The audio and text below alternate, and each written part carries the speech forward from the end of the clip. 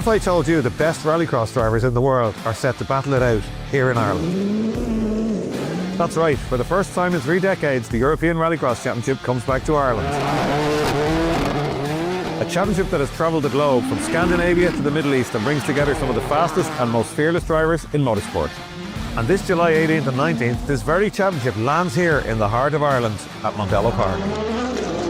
Rallycross is known for its down-to-the-wire battles, look at Anderson and the Jacob Murray so close, razor-thin margins for error, oh, it's a spin down the hill, and hard-racing finishes where everything can change in the last corner. so here we go, oh look at this, 3 abreast down into turn 4, this is what it's all about. Half dirt, half tarmac, standing starts and cars that are capable of accelerating from 0 to 100 kilometers an hour in under 2 seconds.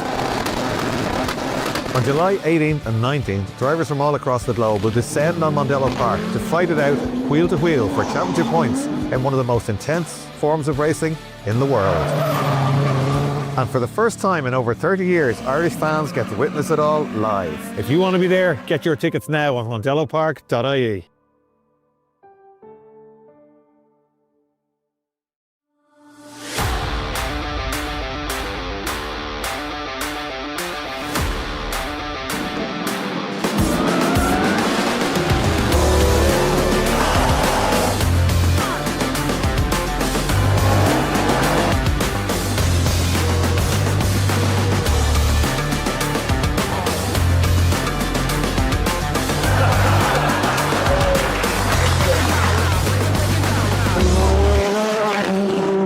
What if I told you the best rallycross drivers in the world are set to battle it out here in Ireland?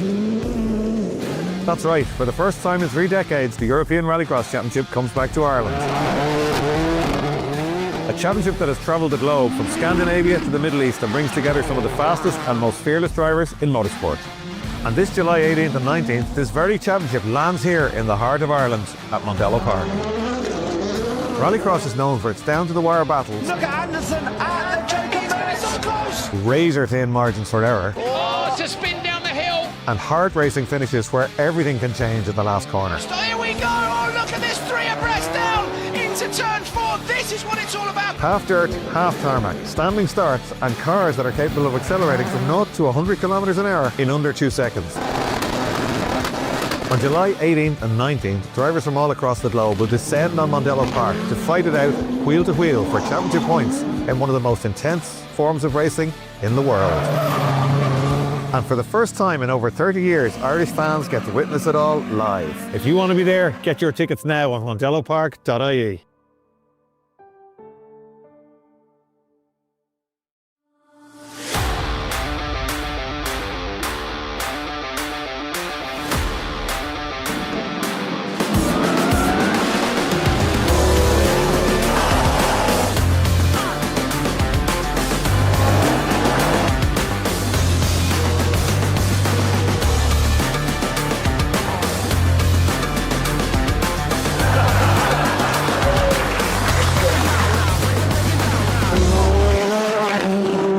What if I told you the best rallycross drivers in the world are set to battle it out here in Ireland? That's right, for the first time in 3 decades, the European Rallycross Championship comes back to Ireland. A championship that has travelled the globe from Scandinavia to the Middle East and brings together some of the fastest and most fearless drivers in motorsport. And this July 18th and 19th, this very championship lands here in the heart of Ireland at Mondello Park. Rallycross is known for its down-to-the-wire battles, Look at Anderson and the Jacob Murray so close, razor-thin margins for error, oh, it's a spin down the hill, and hard-racing finishes where everything can change in the last corner. so here we go, oh look at this, 3 abreast down into turn 4, this is what it's all about. Half dirt, half tarmac, standing starts and cars that are capable of accelerating from 0 to 100 kilometers an hour in under 2 seconds. On July 18th and 19th, drivers from all across the globe will descend on Mondello Park to fight it out wheel to wheel for championship points in one of the most intense forms of racing in the world. And for the first time in over 30 years, Irish fans get to witness it all live. If you want to be there, get your tickets now on mondellopark.ie.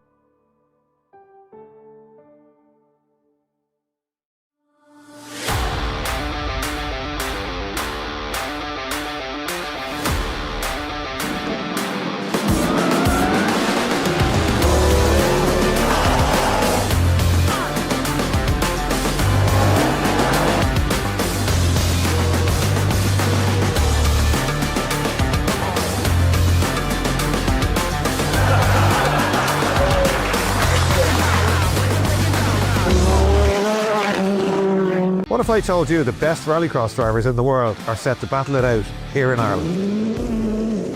That's right, for the first time in 3 decades, the European Rallycross Championship comes back to Ireland. A championship that has travelled the globe from Scandinavia to the Middle East and brings together some of the fastest and most fearless drivers in motorsport. And this July 18th and 19th, this very championship lands here in the heart of Ireland at Mondello Park.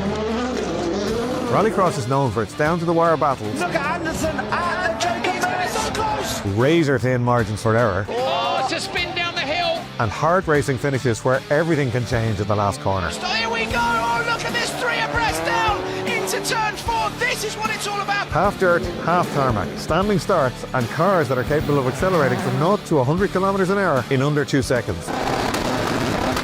On July 18th and 19th, drivers from all across the globe will descend on Mondello Park to fight it out wheel to wheel for championship points in one of the most intense forms of racing in the world. And for the first time in over 30 years, Irish fans get to witness it all live. If you want to be there, get your tickets now on mondellopark.ie.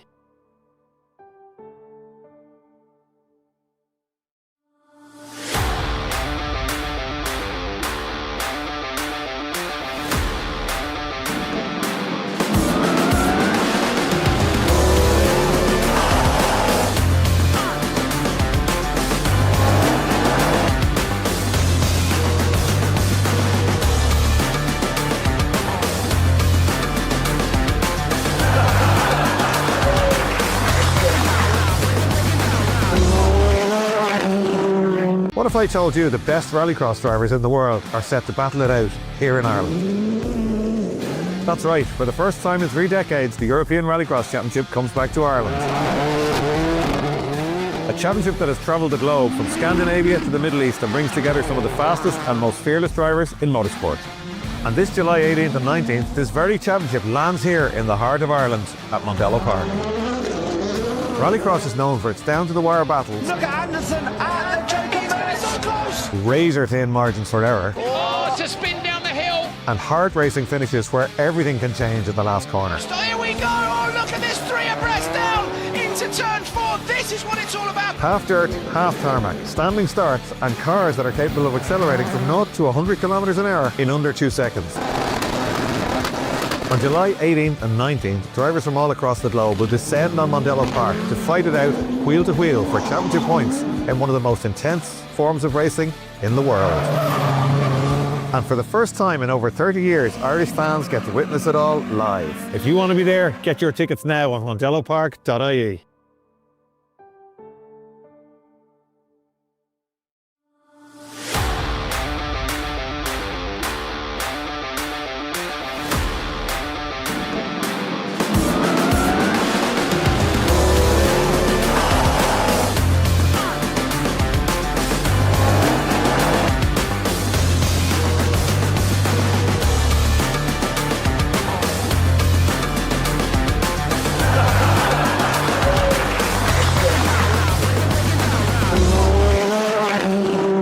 What if I told you the best rallycross drivers in the world are set to battle it out here in Ireland?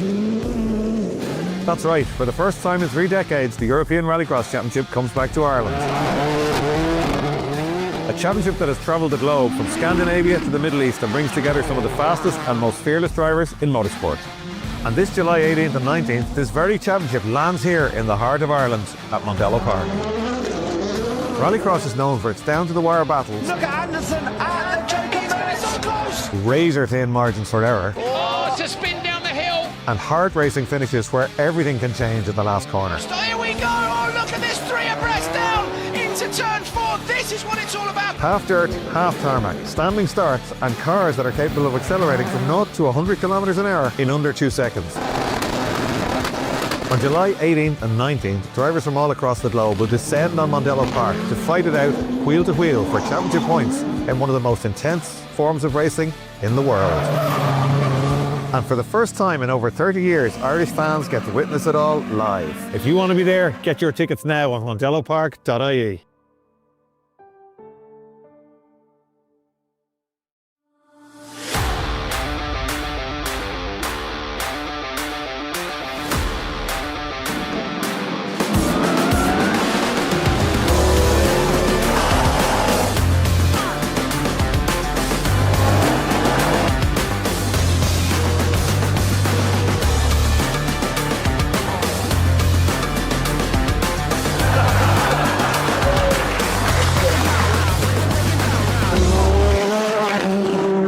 What if I told you the best rallycross drivers in the world are set to battle it out here in Ireland? That's right, for the first time in 3 decades, the European Rallycross Championship comes back to Ireland. A championship that has travelled the globe from Scandinavia to the Middle East and brings together some of the fastest and most fearless drivers in motorsport. And this July 18th and 19th, this very championship lands here in the heart of Ireland at Mondello Park. Rallycross is known for its down-to-the-wire battles, Look at Anderson and Jacob, it's so close. razor-thin margins for error, Oh, it's a spin down the hill. and hard-racing finishes where everything can change in the last corner. So here we go. Oh, look at this, 3 abreast down into turn 4. This is what it's all about. Half dirt, half tarmac, standing starts, and cars that are capable of accelerating from 0 to 100 kilometers an hour in under 2 seconds. On July 18th and 19th, drivers from all across the globe will descend on Mondello Park to fight it out wheel to wheel for championship points in one of the most intense forms of racing in the world. And for the first time in over 30 years, Irish fans get to witness it all live. If you want to be there, get your tickets now on mondellopark.ie.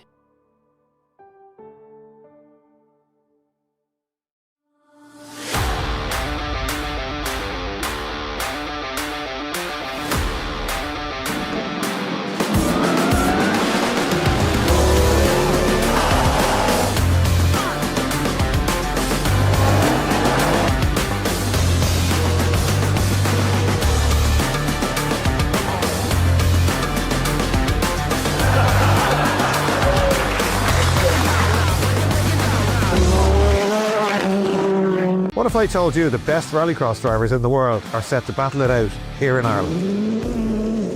That's right, for the first time in 3 decades, the European Rallycross Championship comes back to Ireland. A championship that has travelled the globe from Scandinavia to the Middle East and brings together some of the fastest and most fearless drivers in motorsport. And this July 18th and 19th, this very championship lands here in the heart of Ireland at Mondello Park. Rallycross is known for its down-to-the-wire battles, Look at Anderson and Jacob, it's so close. razor-thin margins for error, Oh, it's a spin down the hill. and hard-racing finishes where everything can change in the last corner. So here we go. Oh, look at this, 3 abreast down into turn 4. This is what it's all about. Half dirt, half tarmac, standing starts, and cars that are capable of accelerating from 0 to 100 kilometers an hour in under 2 seconds. On July 18th and 19th, drivers from all across the globe will descend on Mondello Park to fight it out wheel to wheel for championship points in one of the most intense forms of racing in the world. And for the first time in over 30 years, Irish fans get to witness it all live. If you want to be there, get your tickets now on mondellopark.ie.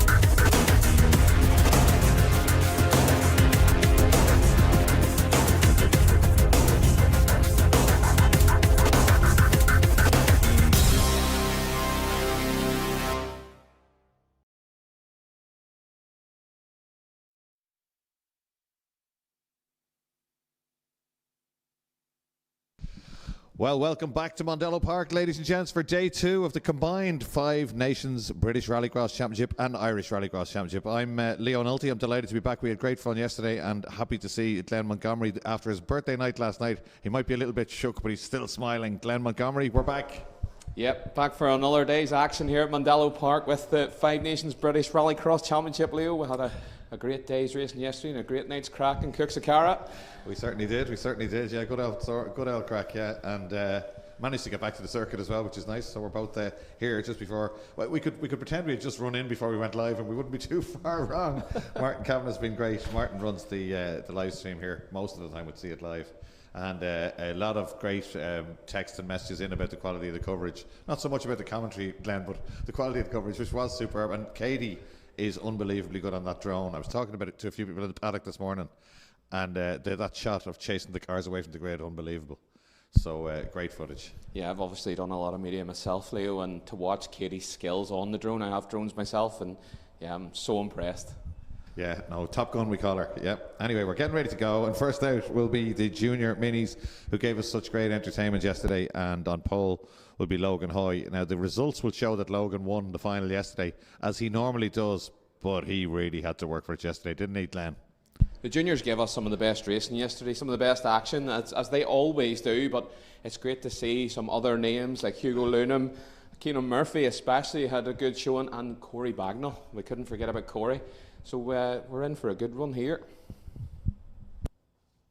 Yeah, Corey Bagnall went really well. I didn't realise that that's the academy car he's driving. That's the car they're putting young kids in all the time. And generally it's people getting their first go in the car, whereas Bagnall's got quite a bit of rallycross experience. So he showed that car is as competitive as anything out there, which is great to know. So if any young kids are getting a spin and they're getting a race in it, they'll know. They're getting a fair chance. Exactly. Logan, an undoubted talent. He's in circuit racing and in rallycross. He's always very, very quick. He's got great racecraft. He just sometimes wins in the front. He's got something written on the side of his car. I'm sure we don't want to read what that is on the side of it there. And he's going to start this one from pole position. Keenan Murphy from Cork, very, very quick yesterday. And Owen Dooley will try his best to hang on to the minis in his Fiesta. I don't know if there's any malice in what it actually says, but it actually says Owen is faster than me. Well, I wonder who wrote that. Yeah, so the FPS Fire Protection Specialist, they've supported Logan for a couple of years now. He races in Rallycross, obviously, where he's a double champion, and he's always at the front in the Patch Tire Equipment Junior Mini Challenge as well. That's the circuit racing version using these Mini R50s. They're a great base for a racing car. They don't give much trouble. When he started racing, the first third gear was giving a bit of trouble on them playing, and they discovered, I think the news came from the Scottish counterparts, that if you take fifth gear out, it takes the stress off that shaft. Apparently in third gear no longer gives trouble. As a result, they've been incredibly reliable. They handle really well. There's not much body roll in them. Even though they don't run racing suspension, they run a controlled spring and a controlled shock, but the shock is road spec. But as you see yesterday, beautiful four-wheel drift, especially through what's now turn one, Campion Corner. They handle really well. They're great to teach young drivers. And former champions from the race series have gone on to do GT4 racing and into rallying successfully. It's great to see. Here we go then. First race of Sunday, and we're go. Logan always gets a good start, and indeed he does again. Murphy trying to stay with him, but Logan just always gets an excellent launch off the line. Dooley trying to get defensive there, but he's going to get swamped. I think somebody else, McAdams, has that gone by him? I think it is, in the silver car. So he's still hanging on to fourth place. Oh, he tried to have a look up the inside there, didn't quite get it done. This is where the Fiesta suffers. So about a 40 brake horsepower deficit to those 1.6 minis. They've got about 125 horsepower. He's got about 80. So yellow, is that a yellow? No, green flag being waved there, yeah. Green. It's like a NASCAR race. We're going racing. Go. Yeah, so Logan Hoy going late in the brakes, back at the car, dancing around. He gets it turned in now to Southside Motor Factory's corner, then comes off the lock and gets on the power and down the hill here. This is what they were all talking about yesterday. If you weren't watching, it could be a little bit gravelly here, which we love. The drivers were a bit circumspect, but the car, it can be kind of hard to get the car slowed, even though it's not a 90 left or a square left, as they say in rally. It's a kink to the left. And then that beautiful drone shot of them just coming across Rallycross 2, Bridgestone. Oh, that's a great shot here, Leo. Yeah, this is a new shot for us, yeah. I like this. We're going to get to see a lot of suspension geometry moving around with that shot. Yeah. Look forward to seeing maybe the buggies and stuff. But here go our juniors. That's Harry Whelan in the Z-Tech, a new name to us, and he a couple of spins yesterday, but in the last run he was getting close to the pace, and he is not far off Owen Dooley. Love to see Oisin Clark there, the 142, the Ignite car, trying to get that late apex as they're all trying to nail to get as much speed up the straight. Here at this new layout, very fast. And at the moment, fastest is Logan Hoy out front. Oh, big sideways moment for Keenan Murphy as he turns in through Nordic Spirit. Doesn't bother these kids. That was actually, he gave it a little bit of extra luck because he was going left. It's quite a bit turning to the left there to come off the main racing line and take the Joker lap. Take a note from practice this morning. It was a bit of super final action this morning, and the 208, the parts for car 208, turns lovely across Nordic, but Tommy Graham was having to really try hard to get the Fiesta just to turn in. I noticed that, but I was out there as well, and Tommy was hanging on to Derek, which he wasn't doing yesterday, so I went looking for him. and asked him what did he change on the car, and I'll put up the interview later, but he said he had 15 pints and went to a disco. But actually what he said was happening was he's not used to having to nip the handbrakes, what you spoke about yesterday, to get the nose of the car in. He said the previous McCluskey and those that had the car before were, and he was trying it yesterday, and he's just not right there with it yet. But he looked very much quicker this morning than he did yesterday. Yeah, he looked more at home this morning, Yeah. definitely. The car looked a lot more settled. Yeah. DC down the inside of Whelan. Whelan's found a lot of pace since yesterday, hasn't he? I'm very impressed with him. Yeah, Whelan was, but you've got a yellow flag. You've got a yellow flag. I don't see. Cars Two off. cars. Moment down here. Into the tyres. Is that Murphy? Yeah, it is. It's Keenan Murphy off and almost collected there. Oisin Clark as Yeah, well. Clark went in there relatively high speed. They're both okay, but lucky those two cars didn't connect. There was one car already off down at the end of Nordic Spirit. I'm sure Red that'll be a red flag, flag. right? Yeah, Yeah. juniors. There's always a red flag in juniors. Yeah. Look how quick the recovery unit is there, the snatch unit. Yeah, just waiting for word to get Yeah. on the track. Great to see it. Track Marshall's team are already there. over with those two young drivers. They'll be fine. In fact, the cars will probably be fine as well. The tyre wall moves back a little bit and takes. We got great aerial shots yesterday of that shunt where the tyres, the Clio went into the tyres absorbed up. When it came back out, still four wheels, still all pointing forward, and it was a relatively fast shunt. So those two cars, well, the drivers certainly be fine. There's Babs over there. Yeah, looking for a thumbs up from the driver. Yeah, that was Keenan Murphy as we seen coming down the tunnel, as we call it, down Rallycross 3 and turning left onto Nordic Spirit with a bit of opposite lock on the previous lap, and unfortunately it's caught him out on the next lap round, Yeah, as great to well as see Oisin Clark. Look at the car back out. That's incredible, isn't it? Those tyres just do their job. They've got a bit of movement behind them. We saw that yesterday, and they just absorb the energy when a car goes off down there, and the Oisin Clark Mini just reversing out under its own power, so that'll be back in. I think at the very least it might need to be tracked, but hopefully they'll be able to fix anything that needs to be fixed on them. We need the quarter panel with a boot in it. Yeah, just well, to pop it back out. It's tracking straight, it's driving away. Murphy's car went in at probably a slightly worse angle in terms of the front left getting a hit, but let's see. The wheel looks, from what we can see from the drone shot, the wheel looks upright anyway, so hopefully it's okay. You've better eyesight than me. Yeah.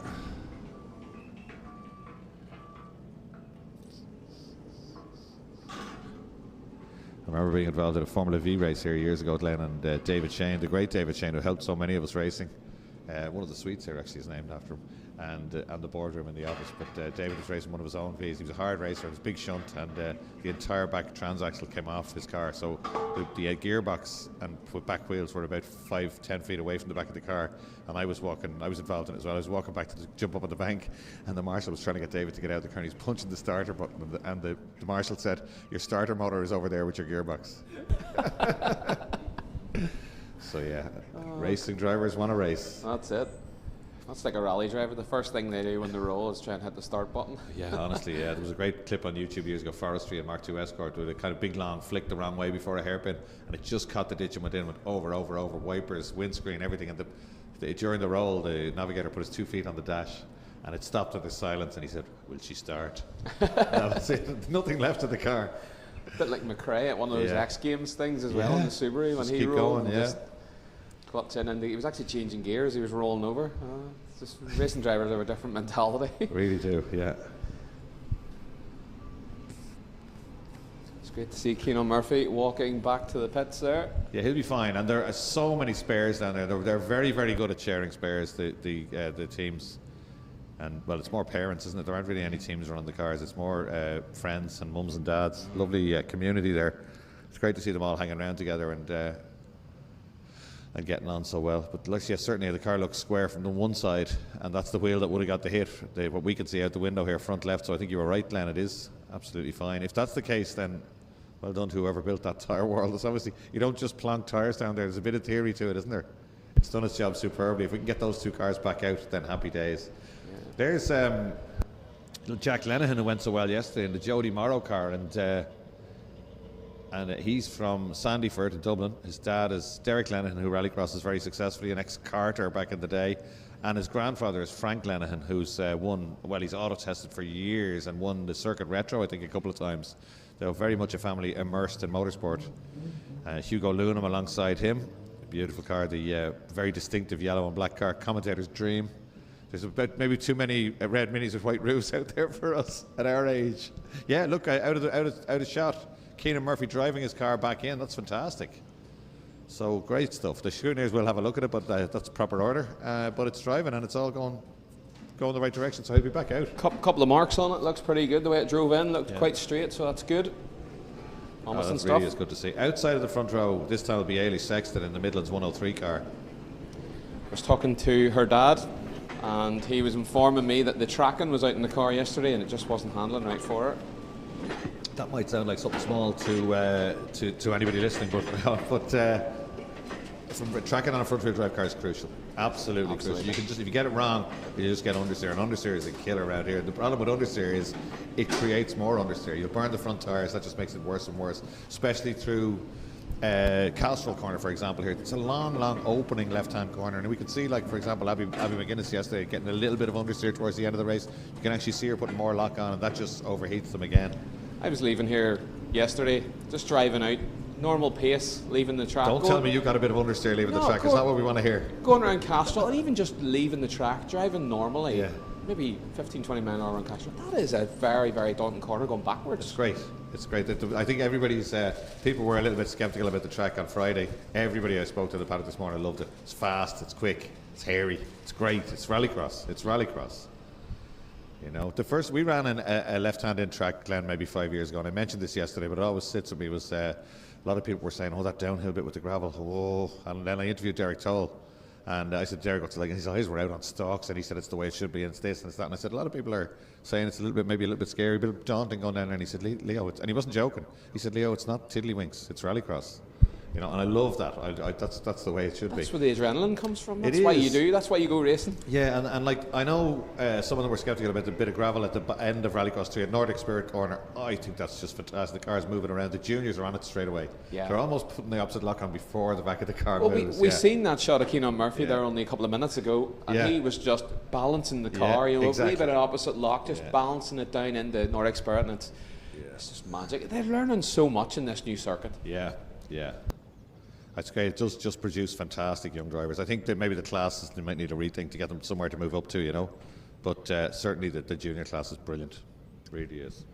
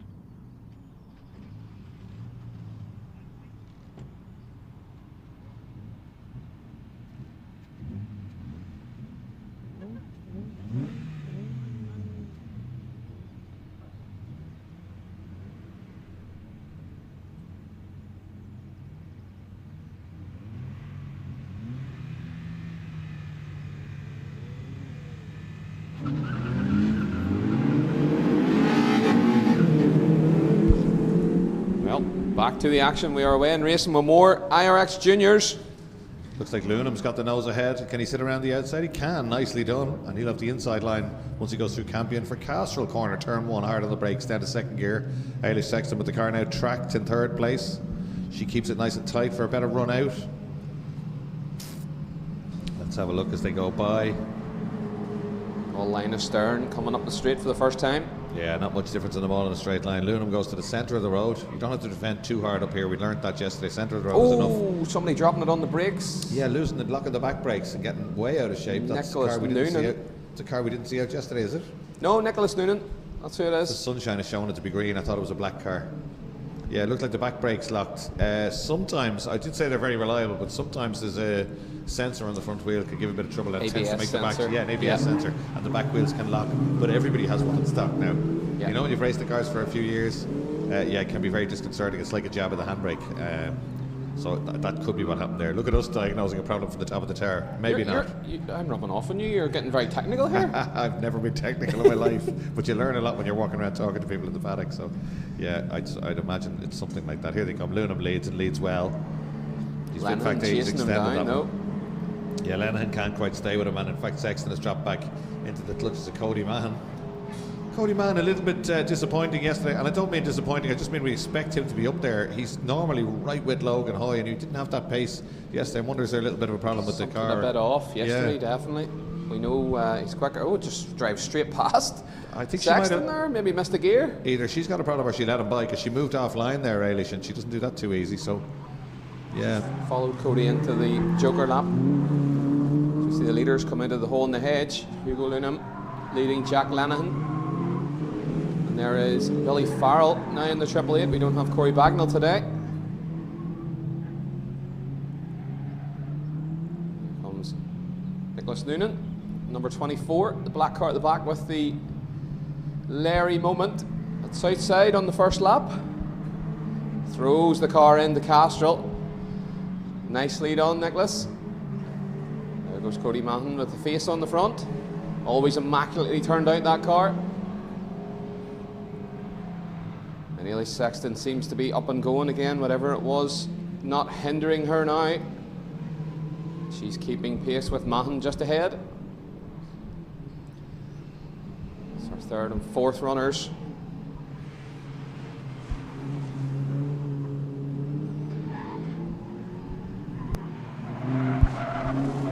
Lenihan gets the Joker done and out ahead of Cody Mahan. This is a great showing from Jack Lenihan once again. Showed great pace yesterday. And back again today with more of it. Just one car to do the Joker, and it's Hugo Lunam, our leader.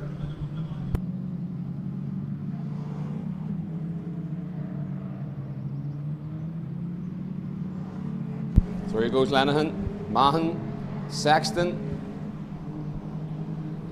And then it'll be Noonan and Farrell. Cody Mahan starting to close down on Jack Lenihan as they come down the gravel on their final lap. Jack Lenihan making great progress, isn't he, in terms of pace? We said that yesterday. He's definitely getting the hang of it here. The back wheels lock up as he bounces over. Oh, he's quite late on the brakes. He's brave and he's lost it. Oh, he's lost it. That's a shame, a commentator's curse. Something up there, Glenn. He lifted the back wheels and it locked. That's not a braking area. I think the back was just very light over that bump, maybe. Sometimes, we're getting technical again, sometimes in rallycross you can get a bit of dust and dirt in there and it can clog them up a little bit and the calipers can drag, but that was definitely odd. This is certainly a checkered flag, and it's going to be Hugo Lunam from the front row of the grid. He goes through.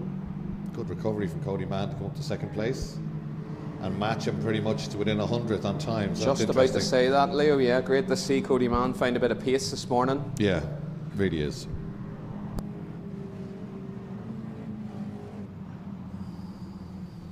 Jack Lenihan gets the car to the checkered flag, which is good to see. He will be frustrated, no doubt, because he was going so well running second on the road there. It seems quite a tricky part of the track. It's been catching a lot of the minis out. We obviously seen testing on Friday.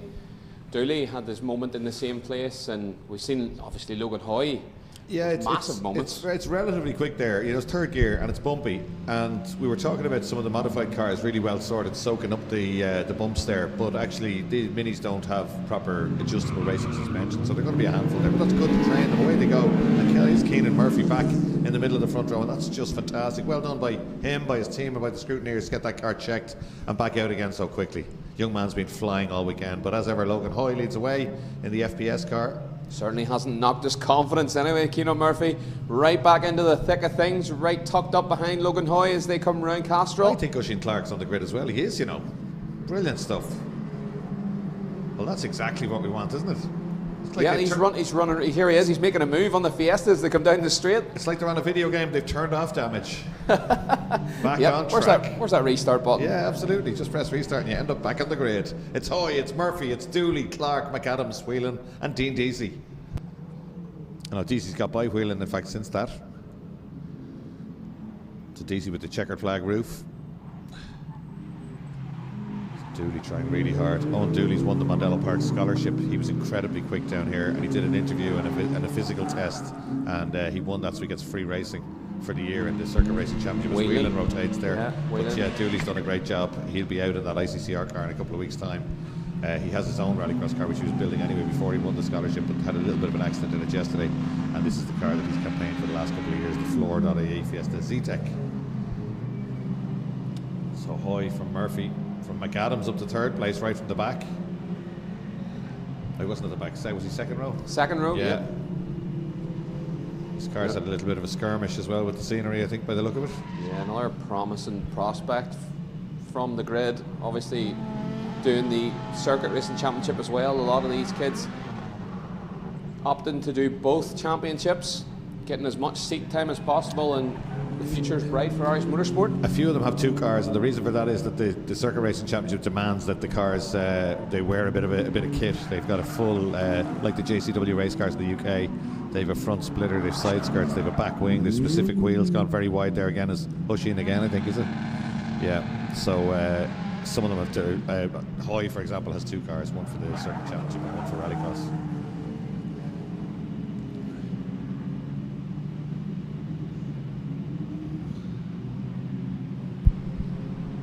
Yeah, Leo, we see Keenan Murphy is definitely not knocked his confidence. He's actually got the fastest lap so far of this one. Yeah.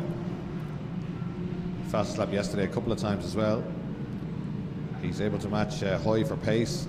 He'd probably be hoping Logan has one of his big sideways moments, but Logan's got the car way out of shape on a number of occasions over the weekend, but got it back beautifully and not cost him any time, so it's not going to rattle him too much, certainly. Very equal as they go through there, both nice and tidy. Logan, the Joker. Logan definitely a wee bit more flamboyant, but Keenan Murphy, just watching them as they went through the Joker, very neat and tidy. It's going to be checkered flag time, is there? Or one more to go? One more, I think. One more, yeah. The last lap board. Everybody has their Joker done. Board is out. Logan Hoy leads them on to the final lap. Keenan Murphy just 1.4 seconds behind. And it's David McAdams in third place. 4.7 further back. Hoy, the car dancing around under the brakes again as they head into Nordic Spirit. They bounce across over towards Bridgestone Rallycross 2 and down in the braking zone. Hoy sideways, both of them flick it into the hole in the hedge. This is wonderful stuff from our juniors. Get the cars rotated, obviously no understeer there for those two men as they head round Campion for the final time.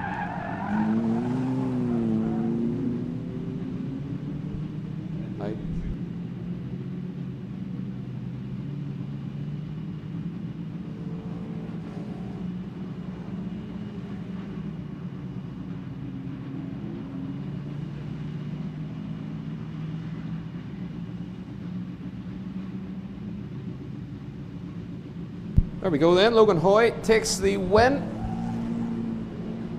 from Keenan Murphy. Logan setting the fastest time on his last lap with that big charge. A couple of comments in already, Glenn, on YouTube. We're going Europe-wide, which is not without irony, considering we're getting the European Championship here next month, or in just over a month's time. So Yuri Bruschi, ciao from Italy. Well, tutto bene is all we could say for that. I hope he doesn't answer because I've Tutto no more bene. Italian than Yeah. that. Tutto bene, yeah. Ciao.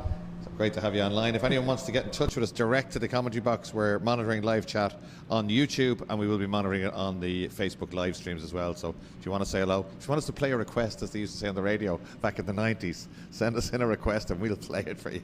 Or if you're supporting a driver, even better, let us know. If you think you know who's going to win any of the finals, let us know. It'll spark a little bit of debate in the on the live stream here. We're having great fun. I hope you're enjoying it as much as you did yesterday. Wonderful. It was Glenn's birthday. We went out for a meal and a pint or two last night, and the messages coming into us were people were really enjoying the live stream, and that's exactly what we want.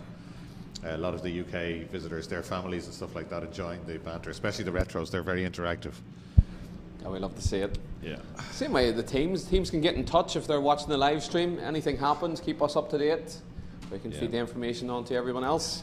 Keeps it very interesting. Or if you're in the paddock and you want to send any notes up to us, just write it on the back of a €50 note and drop it in the door. You can email us the €50, a scan of a €50 note. You know, the bribery department will be on to you. Yeah, absolutely. Yeah. A bottle of water is what you'd want these days, isn't it? We have You're right, plenty of especially that. the heat up here today. Yeah. That's the thing about the commentary box in Mondello. It's a little bit like a greenhouse, so it's freezing in the winter with rallycross, and it's absolutely overheating in weather like this. But we have got the door open, and the heater well and truly turned off. We've got Supercars on the grid now again. Great to see them. And it's Tristan Ovenden who went so well yesterday. Then Derek Toll. William Carey unfortunately missing from the front row of the grid. I hope there's no problem for William Carey. He's very quick and always great to watch. Then John McCluskey in the Murray Motorsport Civic with his teammate Gary Donoghue alongside. Those two cars, beautiful.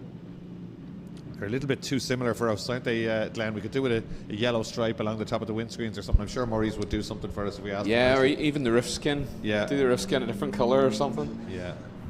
They are different. It's just they look similar from a distance. From a distance, that's it. Yeah. I think talking to a couple of people in the paddock, William Carey had a transmission failure yesterday, so maybe ironing out some problems there. And they did get a new transmission fitted, I believe, so he was out in practice this morning. Great.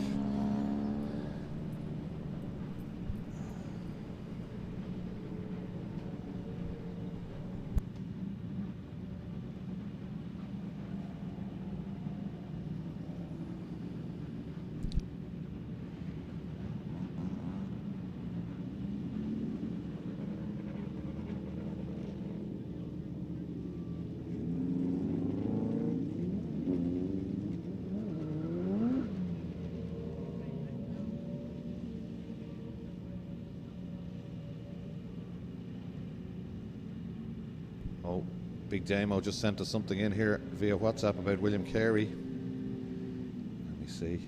Everything open on the phones because we're trying to monitor all the chats. Oh, they're still working on the car. Thanks, Damo. A lot of people working on the car down there. Well, if they weren't working on it, Glenn, we'd be worried. If they're working on it, there's a chance we get There's it back hope. out. There's hope. Let's hope we get that Carey car back out. He's a great addition to Irish Rallycross. Of course, the Carey name, huge history in Irish Rallycross. Thanks for that, Damo.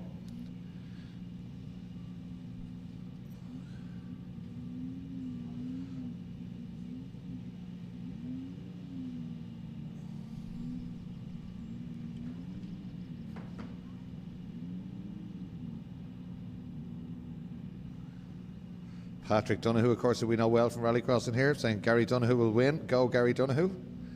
Well, he's on the grid here, Patrick, so let's see how he gets on. He went very well yesterday. Great to hear Pat in the chat. Pat in the chat. Haven't seen him in a long time. No, he was very quick in a 205 back here. Came up the through 205. juniors in a mini, then into 1.6, maybe briefly, stock catch 8 valve, and then into that 16 valve. Beautiful car, very quick. Yep. I've actually had him down at a Peugeot corporate event here, giving hot laps, frightened the life out of half the staff in Peugeot Ireland and a few dealers as well. Yeah, That's he cool, was eh? brilliant a couple of years back. Yeah, he could fairly pedal. Great man, the tractor too. Learnt a lot of stuff, I'm sure, on the farm. The He's tractor. on Yep. social media, he farms and farms. Yeah, loves it. Billy Coleman job, yeah. Citroen C2R2 messaging us again. Great job at the commentary yesterday, lads. Some great racing and fantastic weather. Best of luck to Stephen Lipset again today. It is. Ken McGrath, who should be out there. Yeah, the car's still for sale. I got sent it the other day when I said I would love a C2R2. I just want it for a collection. I'm going to build a collection of Citroens. Are you? If I had the money. You spotted one here yesterday, didn't you? A low I did, edition yeah, down a at low turn edition. one, I yeah. did, yeah, hiding somewhere here. That's And the Gold Routes project. She's going to get that done up, she says, for the summer, yeah. yeah, there's Audi R8s and there's a Ferrari and everything, and I see the C4 Loeb. Well, funny, we were, it sounds like I'm a jet setter, I'm not, but we were in Portimao and Nicole was racing last weekend. Her dad, Owen Drought, brought all the staff across. He closed the garage and we had a great weekend down there, a great bunch of guys. But we're sitting at the back of the bar having a coffee, and the cars were all going through scrutiny. GT4 Astons, there were like McLaren Spain had 2 McLarens, the Porsches all coming through, and 2 Civics came around the corner, and 2 of them stood up that quick they knocked the table over. They got an EP3 came around the corner, and the 2 guys were all over it. It's great. Like, some people just have a passion, you know. That's it. Yeah. But at least they're real about their car choices. Yeah. Well, I suppose it's more chance to get hold of one. Yeah, absolutely. Yeah.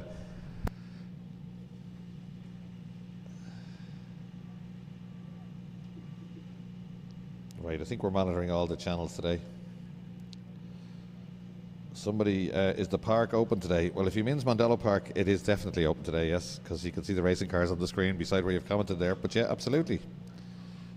The Mondello Park very open. The museum possibly, some people ask us about. I don't think the museum is open today, but it's open at most of the meetings. It's well worth a look the next time you're down here.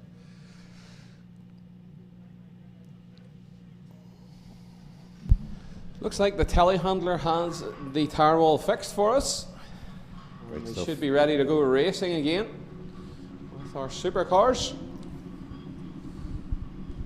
Mark Byrne photos. Mondello's looking great. Credit to the team there. Looking forward to the European Championship, making a visit as well. Hopefully they'll be coming for years to come like they used to.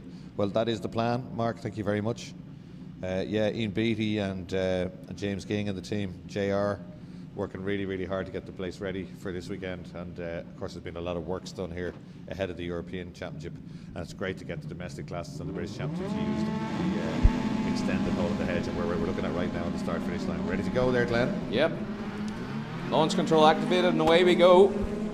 It's a good start by Donoghue on the outside. The 2 Civics showing the power. They've got their closing the gap though to Toll. Toll stuffs it down the inside of McCluskey into Campion. Oh, there's big contact from McCluskey. They half spin. Oh, Toll comes right out across the track again. Will they get going again? That was forceful That's the from second JMC. Second time they've come together this weekend, down into Castrol Corner. Toll's limping, but he is going. Won't be happy with that at all. That looked like the car pendulumed back the other way, didn't it? Yeah, it looked like JMC was looking to force it down the inside into Castrol maybe, and Toll was having none of it. I'm not so sure. It looked to me like he got it really sideways out of Campion, and it kind of straightened itself up a little bit quick and connected with the back. I don't think it was even a territorial dispute. But kind of the same thing yesterday too, wheel on wheel sort of contact between the I'm two sure cars. like the driver in front will always feel aggrieved, but maybe when you look back, yeah, I mean, it's not nice to be hit anyway, and it's not. I don't think it was the intention, but yeah, I won't remove any cars from the running for us later on. Other than there with that peculiar line that he uses, very tight line into Castrol Corner, but it was working for him yesterday. As they go by, great sound effects from the Murray Motorsport Civic for Gary Donoghue. Emma Donoghue commenting there as well. Go Gary. Well, she was right, and so was Patrick. Yep. He's out front and he's absolutely flying in this one. Already leading by 2.3 seconds after a lap and a half. Yeah, the folk in the chat were right. They have foreshadowing. They seen Donoghue going to take the win in this one. Kenny Nixon, great coverage, guys. He has a song request, as much anti-lag as possible. But we should just stay quiet for this one then, because that's all we can hear in the commentary box. The Goody Donoghue a bit car. late on the brakes into the hole in the hedge there. He's a bit wide, but he gets it gathered up. And it looks like Owen is definitely maybe closing the gap here. Owen very quick through Campion, but does sacrifice the line a little bit into Castrol, but it does seem to work for him, I think. Let's watch the Let's difference lap as times. they come across the line. It was 2.3, it's now 1.4, so that mistake from Donoghue costing him nearly a second. Yeah, it cost him 9/10. The gap down to 1.412 of a second now as Owen begins to really get going in the Goody demolition car. Fastest lap by McCluskey. It hasn't been damaged, that car. It's still tracking straight and absolutely flying at the hands of John McCluskey. Unlike Toll, they're out the 48.8, so Toll in big trouble there. Owen now taking the Joker lap. Nicely done by Tristan. There's McCluskey in the one Sonic car. Chasing him down. In fact, he was slightly quicker than him in the last lap, but I don't think he's going to have enough. Last lap board should be out this time round. There we go, last lap board is out. Donoghue to service Joker. The gap 4 seconds, 3.999. Big bangs of anti-lag as Toll heads up into Southside. Here we go, the leader is in the Joker. We see Ovenden come through Nordic Spirit. There we go, great drone shot giving you an overall view of it all as it happens. Ovenden is close. Ovenden's close as they come round to the merge, but it's going to be Donoghue. Tristan right underneath the back spoiler of the Donoghue Civic as they come into the final corner. Donoghue's a bit wide, there's a bit of dirt in the track, they're sideways a little. They head to the checkered flag and it's going to be Donoghue from a great drive from Ovenden also. McCluskey third and Toll brings the parts for cars 2-away at home. Not sure if you spotted that, Glenn, but as they were fighting just at the apex of Castle there, just coming through, Campion was told with plumes of smoke behind him. He's probably got bodywork rubbing off the back of the car or something. The one thing is, great team. Most of these supercars have great teams behind them, and whatever it is, it's going to be fixable. And he did get to the end of that heat, which would be crucial. But it delayed him a lot, and McCluskey a little bit. But as you said, if McCluskey's car's tracking did get knocked out, he'd be leaving it at that setting for the rest of the day. Yeah, stick a wing on it. Great stuff. Let's go. Here's Drew Furlong with some championship standings. Fantastic. In the unlikely event we get some downtime on the live stream, we'll go through them later on. Oh, great stuff. Couple of champions already. I hope they've been highlighted, or else we'll need a calculator. Thanks, Drew. Drew Furlong doing a great job as ever.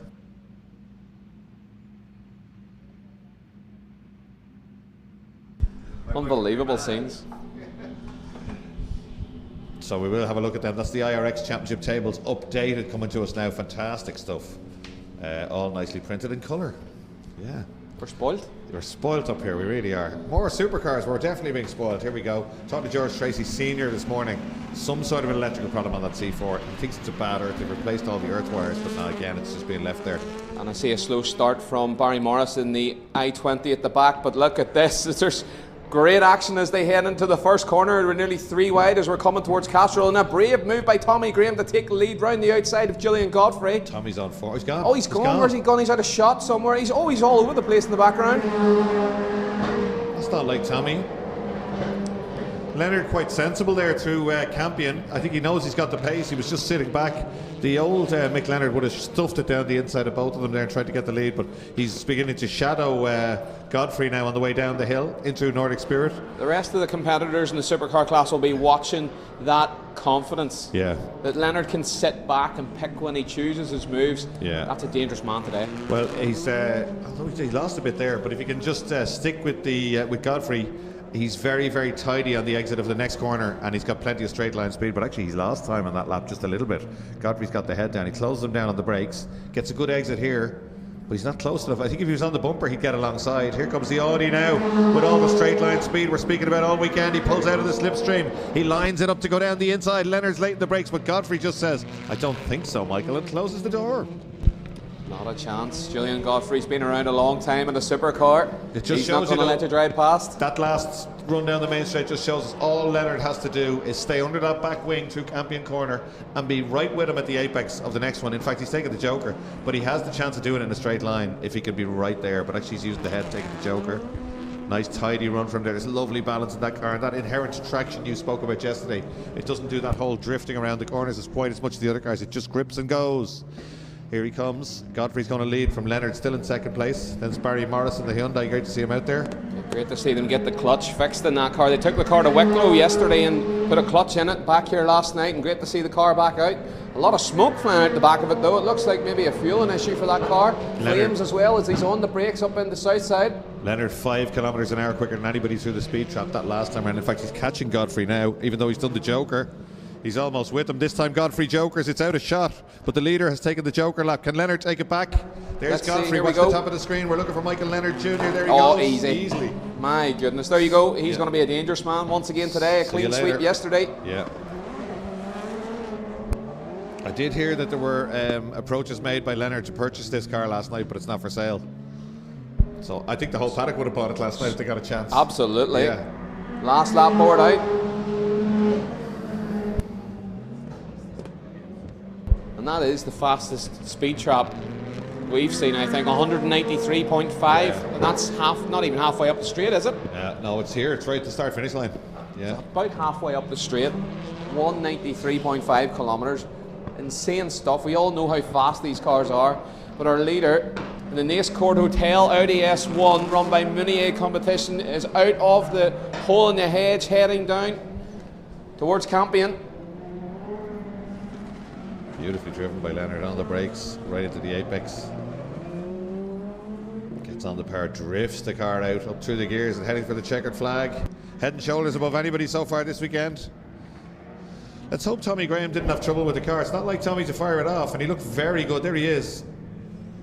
And I spoke to this morning. He's a very funny interview with him this morning. He was it's on the Mondello Park socials, but he's in top form in the paddock, and certainly in practice this morning, very, very quick again. So I don't think that's representative of Tommy's pace, his finishing position there. We'll keep an eye out for the Graham Sand and gravel cars today goes on. There's George Tracy Jr. in the Citroen C4. They're still working really hard. Apparently in the paddock, the car is running absolutely fine, and then as soon as he put it out on track, it's down on power and it's misfiring. So they were replacing earth straps, all the earth straps on it apparently last night. That's right. I was talking to George Tracy Jr. late last night as he was helping the Bleasdales repair Darren Bleasdale's turbocharged VX220, but he was saying they did try an earth strap on. It didn't seem to make any difference, so there is some sort of wiring issue within the ex-Olivier and Citroen C4 Supercar. Right, we're back to the I've got a new car that we didn't see yesterday. Clubman Modified. Eric Byrne in the centre of the front row in a new car. I would think he used to have a 106. Haven't seen him in a Mini before. A supercharged Mini seems to be the way to go in this series now. So it's Thomas McManus in the Motorworks car, the local garage dealer DNC on the side of that car as well. Same car his daughter Leah is using in the UK so effectively in the BTRDA Championship. She'll be back out there again shortly. Don't damage me car, Absolutely. Yeah, I heard that last night.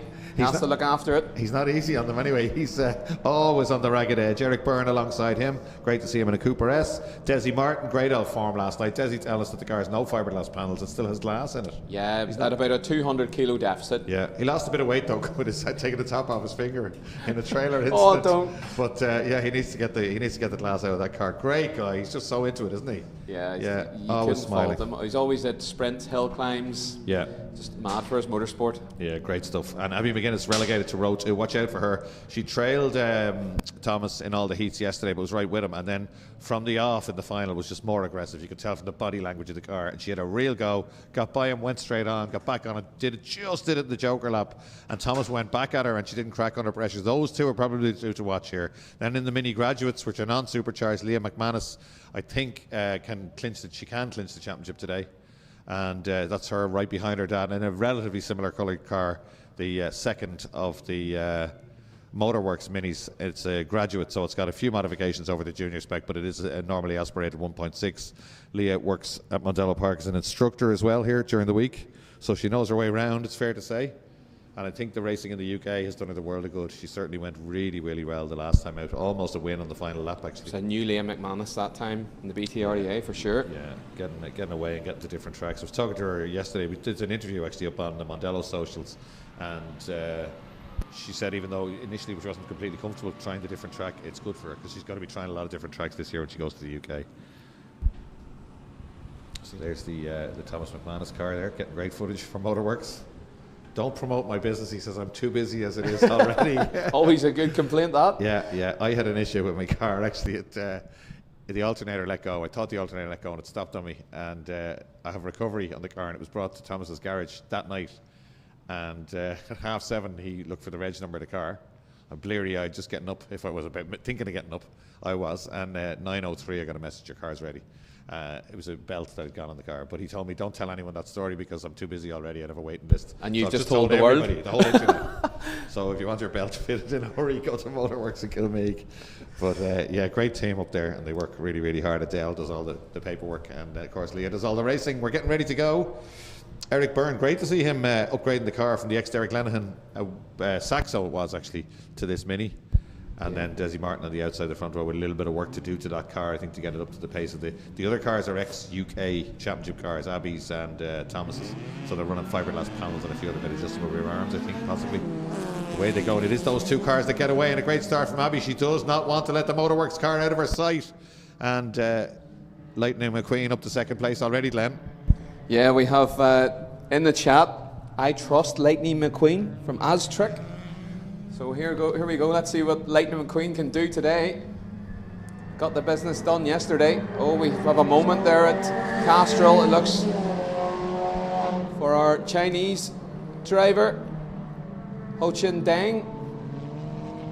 But he's going again, thankfully, in the Suzuki Swift Sport. It's Nicholas Gallons who's up behind the Mini Graduates, and he was showing some great pace yesterday and got ahead of the Graduates in the final. It is Thomas McManus out front from Abby McGuinness. Good start, McQueen coming up on the live chat there. A very good start, but Thomas beginning to inch away around the track, so she'll have to come back, and it's just been dampened down a little bit as well. There's Eric Byrne going through, getting used to his Cooper S, and Desi Martin just behind him. There's the leaders, and McManus has got away on that first lap. He's pulled 3 or 4 lengths on Abby. So if you weren't watching yesterday, 2 completely different driving styles here. Thomas is wild and great to watch and loves getting the car out of shape, whereas Abby is silky smooth. And the lap times are always very, very similar. But yesterday she had a real go, and she was quite obviously pushing the car very hard. She slows the gap down a little bit again on the second half of that lap. She's almost back up with Thomas. It was here he pulled away last time, but the gap was just 0.8 when they went across the line. Let's keep an eye on them here and see what happens as they keep going. They're down through that gap again. There's Abby in the newly liveried Lightning McQueen car. She's definitely closer than she was last time around. It's visible now. She's caught Thomas on that lap. Yeah, she's shadowing the Motorworks car here. Oh, he got a great exit out of there, but she didn't lose. Maybe lost a length, that's about it. But she's getting it back, certainly, in certain parts of the track. It's ebbing and flowing is what it's doing. Down towards Castrol Corner now. 2 different lines there. Thomas over to the right to get the best line he can. Abby prefers to carry more speed through Campion and puts her slightly offline, but it's at such a long open corner. I'm not sure you get persecuted for it. She's very quick on the way out, and once again she's a tenth quicker. She gets fastest lap 52.382, and she's now 0.7 of a second. You don't need a stopwatch, you can see it. She's on the back bumper almost of the Motorworks car now as they come through the gap and down the hill. Yeah, and the chaser is always at a disadvantage when they water the track, Leo. Obviously the spray will be kicked up from the leader, and the wipers are going flat out on the Lightning McQueen car. McManus sideways as he comes out of the hole in the hedge. Might have lost a bit of time there. He definitely lost time there. That'll scrub off a little bit of speed. Clinical from McGuinness as she comes out of the Joker. And look, we look back to see the 3rd place battle. Byrne versus this is a good scrap here for 3rd place. Desi Martin to be loving this one.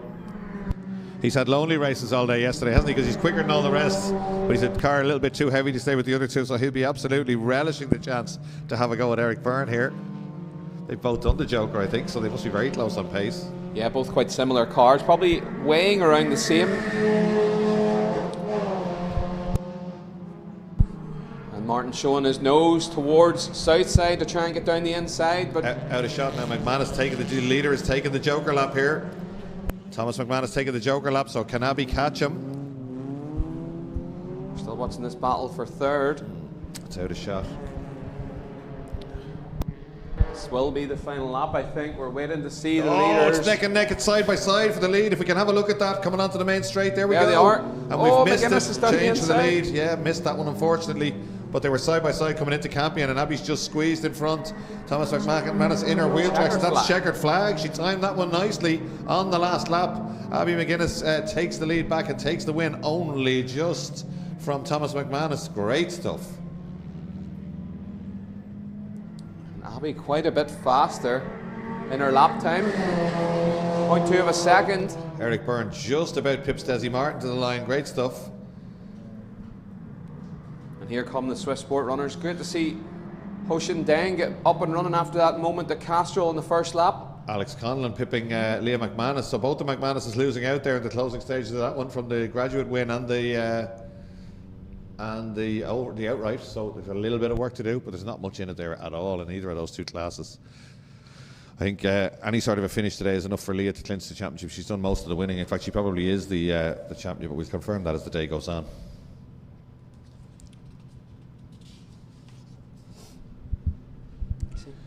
Mel McGuinness, oi Abby, you're doing a great job. Ciao. All the one-liners coming out there, so she's got great support. Great to see Matt Cake in the chat as well, obviously running a DS3 Supercar from Tristan Ovenden in round 1. Yeah, Lydden Hill. very quick driver, yeah. Done very well in the Supercar lights, also at Tirp in the Rally X. Yeah, I was talking to his dad. Difficult enough to drive, apparently. They've got a lot of grip, but not much, not in relative terms, not much power. So he did very well over there. Yeah, and away we go again. And some new runners. Rally cars, yeah. We have a Subaru joining the rally car class Wayne today. Keogh, we know Wayne, of course, he's rallycross regularly. He wasn't here yesterday. Oh, Vijay kicked in, a bit too much, and he's off on the outside. The K24, is it? K24. K24 power 206 goes off. So watch out for that silver car with the black bonnet. Here he comes again on the main straight. Just look at the power of this car with the new engine. Drives past the other 206 and chasing down the little C2R2. He's looking to have a go. He gets alongside. The straight's not quite long enough on this occasion, but Mulligan showing notice of his intent. Can he catch that Subaru, do you think? I think so. He looks the very C2's quick. already under the spoiler of the Subaru, so I would say that Keogh might get disposed of by both of these front-wheel drive cars just behind him. But let's see what happens. That second 206 going very well. Is that possibly Thomas O'Rafferty? No. PJ Doyle, maybe? PJ Doyle, that's who it normally is driving the car, yeah. Oh, they're all together. Subaru goes around. No help, I don't think. This is going to be interesting. There's going to be some drag race here on the main straight. They're all together coming towards us now. It's side by side for the lead. The C2 doesn't back out and hangs on, but I think it's a stay of execution. Watch the big Honda getting going when it picks up its skirts and starts to run. Here we come. Castrol corner. Mulligan's going right. Now I'll put the power on. Second, third. Here we go. Mirror, signal, maneuver. Down the outside it is. C2's not slow, Glenn. Definitely not. He's got it on the brakes in the corners. The little C2's very nimble. He's going to stuff it down the inside. He's going to hold it on the brakes great stuff. in the south side. This is great stuff from Stephen Lipsett in the little white C2. Yeah, going to be a rethink for Shane Mulligan. That's great stuff. They're both good drivers. They were so late on the brakes, both of them there. Not giving an inch. And Mulligan says, right, joker lap for me. Yeah, I don't know if that'll play out for him. He might actually end up, see the times. Peter Quigley coming around in the Fiesta ST will get out in front of him okay. That will work out for him. There's somebody going for the wall in one of the 120Ds. It looks like Paddy Bateman. It is, and Pat Masterson.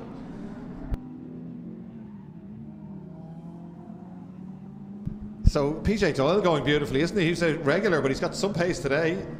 Pat Masterson holds it around the outside of Paddy Bateman. Good scrap here. Out of that corner they go. Let's see who we got. Peter Quigley, PJ Doyle coming up the straight. Yeah, two very different Third cars, an and fourth. ST150 and the little 206. Oh, PJ so late on the brakes and takes it back down the inside. Brave stuff. It is brave stuff because that's high speed. Like it really, they get getting up to some speed when they get up that hill towards Southside.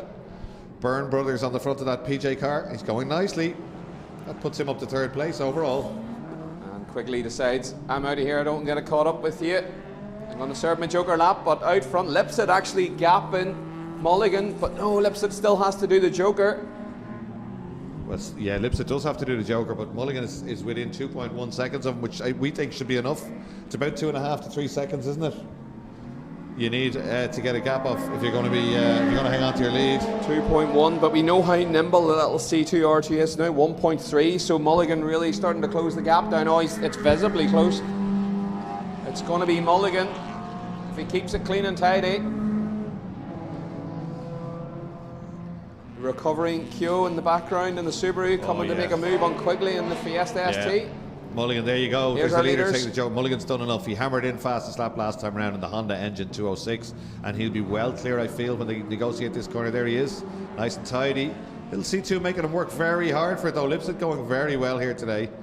Those C2R2s, great little cars, but that transformation of Mulligan's car, he was already very quick in that car, but now with the Honda lump up front, he's going to win this one and win it strongly in the little 206. Here he goes, blast down towards the checkered flag. Shane Mulligan Fantastic stuff. wins Q1 of the IRX Rally Cars. Lipsett in second in the C2R2. It's going to be PJ Doyle in third. Tom Graham messaging us there that 206 was seriously quick yesterday. It was, Tom, and it's seriously quick today as well. Great job drive by PJ for third. Masterson first of the 120s in fourth. 120D winner, Purcell heading for the checkered flag. But it was Pat Masterson driving his own car today. Takes the win in 120Ds.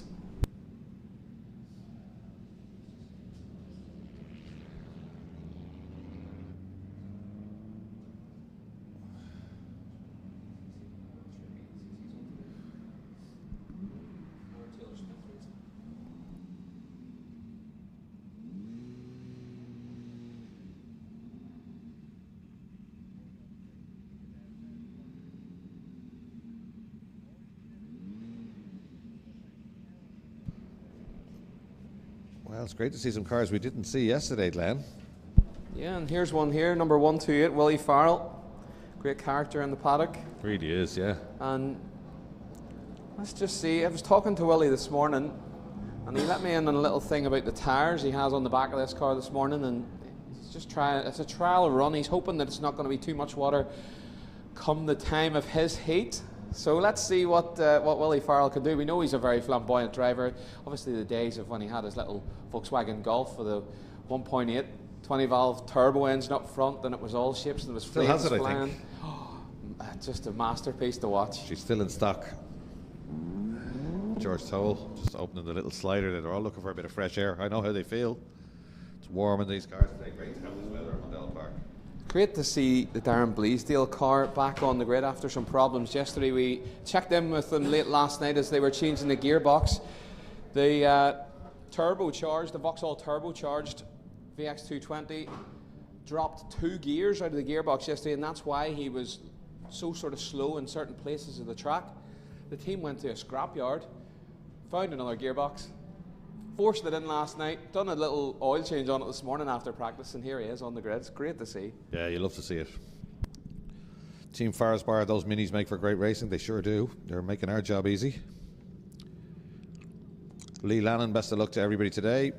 Watching from Cardiff, also best of luck to Irishman Aaron Taylor-Smith today in BTCC. Aaron's already had a win this year, as you were just saying. Great to see Aaron take a win at Brands Hatch in the BTCC. First win in 10 years, and he was very emotional after it. Great to see it, yeah. Yeah, real likeable character. Huge support for him in the touring cars. He's done a great job on his marketing. Phil Lawless says, good morning, Leo. Oh, great to have Phil. I wonder, he should be on the grid, really, shouldn't he? Absolutely. But yeah, Phil was full-time with us at Mondello for a long time. We miss him, but he still comes back in for some of the big events. Great guy.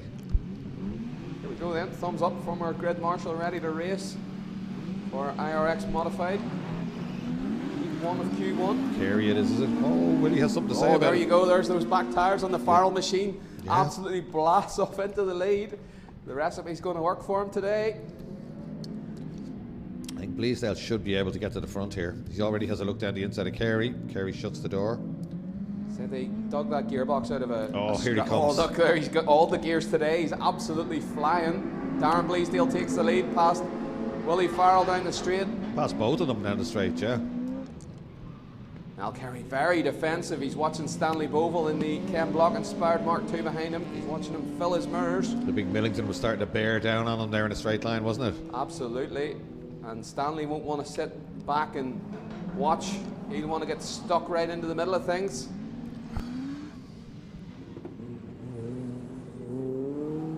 That's Michael Coyne in there too, in the Citroen car that he's developing all the time. Hugely experienced, very quick driver. Always very well turned out. Duffy sponsorship on the side of that one, local Citroen dealer.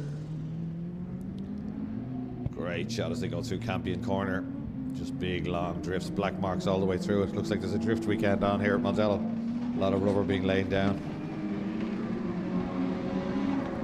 We see it's the first lap and a half complete, Leo, and a 4.8 second lead already for Darren Bleasdale. There's absolutely nothing wrong with that scrapyard gearbox. It's absolutely flying out there in that VX220. Willie Farrell coming down towards Nordic Spirit, turning left over the bumps. Now Carey in chase. He goes to his Joker lap. Carey goes to the Joker lap. That frees up Stanley Bovell. And of course, Michael Coyne, who's already done his Joker. So Bovell and Coyne going to be the ones to watch for second place here. Bleasdale a mile out front. He's just out a shot up already up at the end of the straight as the rest of the runners come across to complete another lap. Dry track and the car absolutely flying. He's heading for supercar times. He's way ahead of anyone else. 47.783 his fastest lap. 51.5 is Willie Farrell's best in the Fiesta, even with the special super sticky tyres on the back. And he's got a look in his mirrors now because Stanley Bovell in the Ken Block inspired Mark II Escort with the 2.5 litre Millington engine up front is bearing down on him now. Driving this car very well all weekend. We were chatting to him last night, having great fun driving it. Keeps lifting it inside front wheel. Great to watch. Farrell into the Joker lap. I think those tyres maybe are starting to overheat on the back of that car. He said they were like chewing gum. So maybe just getting a bit too hot by the end. Oh, we have a car stopped on the outside. Is that George Toll? Stopped on the outside of Castrol. Yeah, I think it Oh, is. right on the line too. I think that might give us a red flag. Let's have a look. It's definitely in the firing line there, isn't it? See the yellow flag waving in the background, so there'll be no pass at the last corner, so they have to get their moves done. Our leader is in. The Joker lamp will lick a flame from the VX220. The Z20 LET engine in that. And there is Toll's car sitting on the racing line, the outside. Hopefully the Bleasdale sees the yellow flags. Comes round. Just going to complete. Take a win here in Heat 1, Q1 for the IRX Modifieds. George just getting out of the car now. Oh. Not sure about that one, to be honest, but final lap. There's Bovell. Stanley Bovell takes second. Looking at the times, Leo, two and a half seconds. Of an advantage per lap. Seconds Yeah. per lap. Bleasdale has in the VX220. They're very, very quick, both of the Bleasdale's cars, beautifully turned out. Very welcome visitors here at Mondello Park. They've come here a lot. They did the Irish Championship previously. Great to see it. Just getting news in on the Citroen C4 Supercar of George Tracy Jr. They are starting to investigate a wiring loom problem. Running new wires, trying to diagnose that. There's Bleasdale coming back in, the auto transportation car. Toll's car will be hauled back in. Unusual for that car to give trouble, but it must be relatively high mileage now for a racing car. That's always been out for years and years. And George going very nicely in it, especially last year. Went really well. Something wrong, rear wheel, rear suspension, is it? He's pointing it out there to Olan, one of the Mondello Park team there. He's just radioing it back. Yeah, might need a lift. Front corner, it looks like. It's hard to see from here. The wheels may be pointing different directions, Leo, are they? Look and see if there's fluid on the ground there, but anyway, they're not putting a rope onto it just yet, so I'd say that car will be lifted back in by the teleporter. Yeah, say JR's going out for another lap.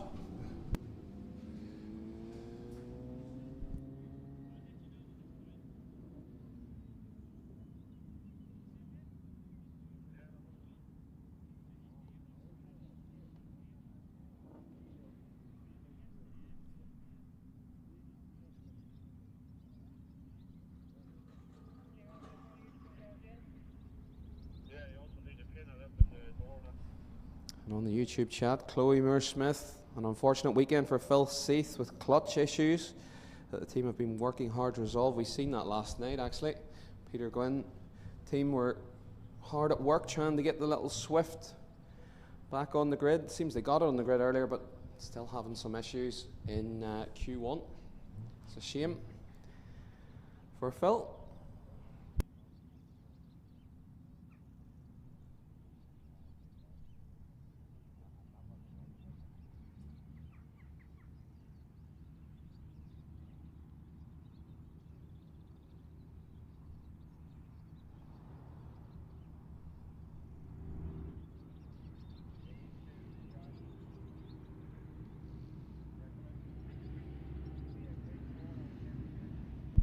Telehandler just arriving on scene to recover the parts for cars, BMW Compact.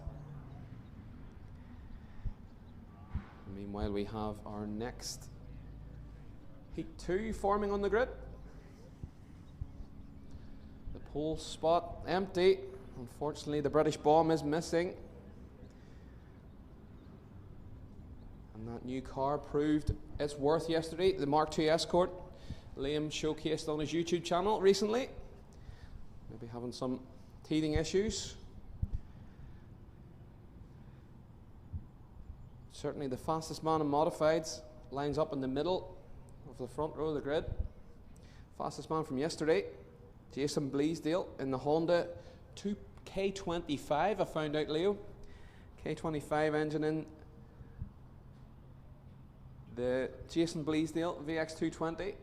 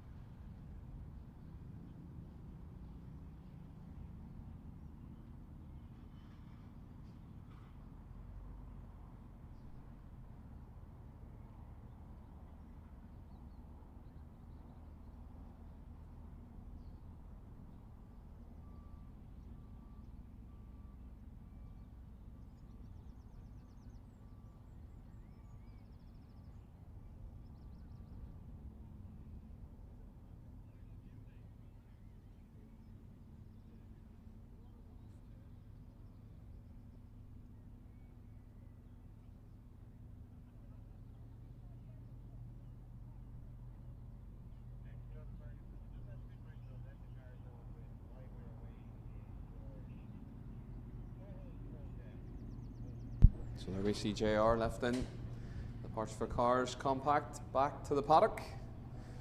We're going to get ready to go racing soon. Here is the grid again.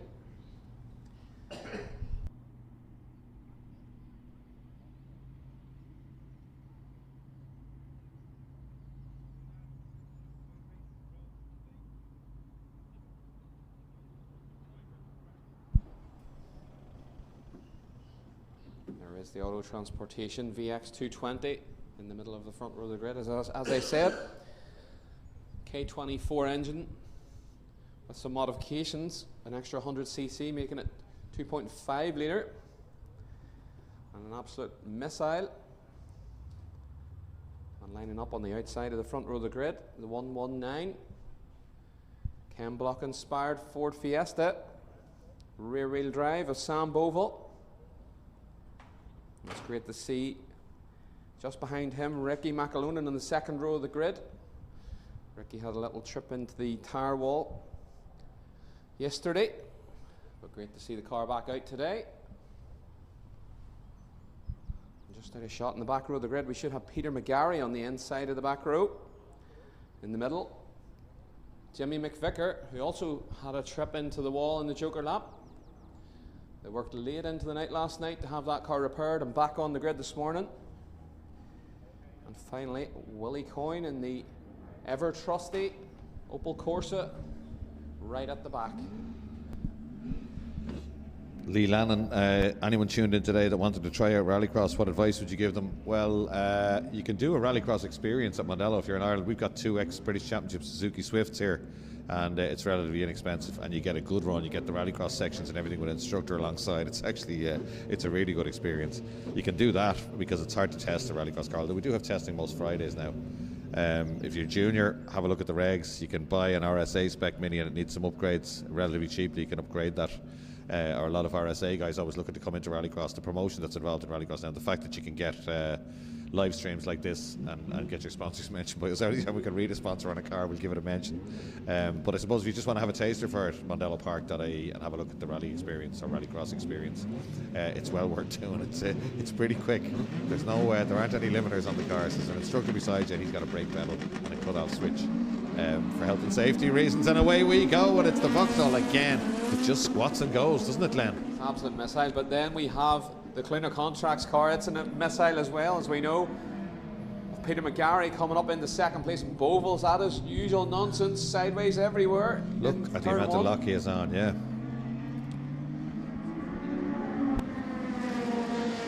Yeah, Bovell can't get the car turned in. It's by the nature of the car, despite it's been converted to rear wheel drive, I suppose.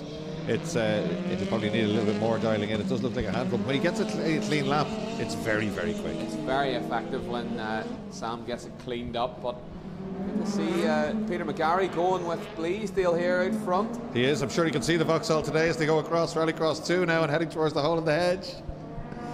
Out they come, 2 very different cars with very similar results in terms of lap times. There's Willie Coyne in the Castrol car sniffing around the big back wing of the Ken Block inspired livery of Bovell there as they head back down that short straight now to the right-handed Campion corner. Somehow the Vauxhall's got away through that stretch. Peter McGarry looked quicker, didn't he? He got a great run down the hill towards Nordic last time round. Let's look at the speed trap as they go by. 171 and 177, so McGarry quicker, but only by 6 kilometres an hour. The rest on 155, 162 for Willie Coyne. McGarry car is no slouch, and McVicker trying to make a move on McAlonan. Look at this as they head up into Southside, just outside our window. We're seeing the battle for third place though on screen between Bovell sideways out of Nordic Spirit. Great shots, and look, Willie Coyne decides to go for the Joker. Usually he goes in lap 1, Leo. Yeah, he generally does if he's not leading and then just reappears, but he's very calculating, Willie Coyne, very clever. He's ahead of Ricky McAlonan there, who went so well yesterday. And McAlonan also served the Joker already, so it's paying off for Willie Coyne. The leader's just gone by us there. It's interesting that through the last section of corners, certainly the VX220 gets away, but through Southside, through the gap and down the hill, McGarry is so committed and so quick, and he closes right back up as they get to Nordic Spirit. Now, he hasn't quite closed the gap at this stage, but he's certainly shortened it as the two leaders split now for the Joker lap. There we go, Bleasdale at the bottom of your screen. McGarry at the top. Can McGarry get round the outside here? Oh, it's going to be very close. I think he can. Oh, Bleasdale lifts the inside front wheel, and out they come. They stay apart and head down towards Campion Corner now. So Bleasdale, this is where Bleasdale is quicker, I think, through here and onto the main straight. But watch McGarry through the next set of corners. A clean exit, that's exactly what he gets. Let's watch the speed of the Cluna construction. Polo, look at its gap, and there's about 2 or 3 car lengths up the straight. But when we, as you say, when we come to the corners... Oh, he leaves the door wide open. Have a go if you want, but he's so late in the brakes. There's nobody getting beside him. McGarry, this is where McGarry's so quick. He's really committed through here. His car's dancing around under him. Look at the gap opening and opening. 2, 3 lengths. Look at that, how much he's done just on Rallycross 3 and through Nordic Spirit. He's opened that gap right up. He needs to, because the VX220 through the next section is so quick. Now he jokers. The VX220 round the outside. Yeah, and it's gone, isn't it? Yeah, Bleasdale has it done, yep. Very little in it in terms of pace between those two, though. The smooth parts of this track suit the VX220. They do. The Polo just absorbs all the bumps down the back. Yeah. Maximum commitment, but just round the lap in this dry weather. I suppose the Foxhall's going to take the checkered flag, and indeed it does. Good drive by McGarry to second place in the Cluna Contracts car. And then they've left the rest behind, haven't they? Absolutely. Here comes Willie Coyne, look.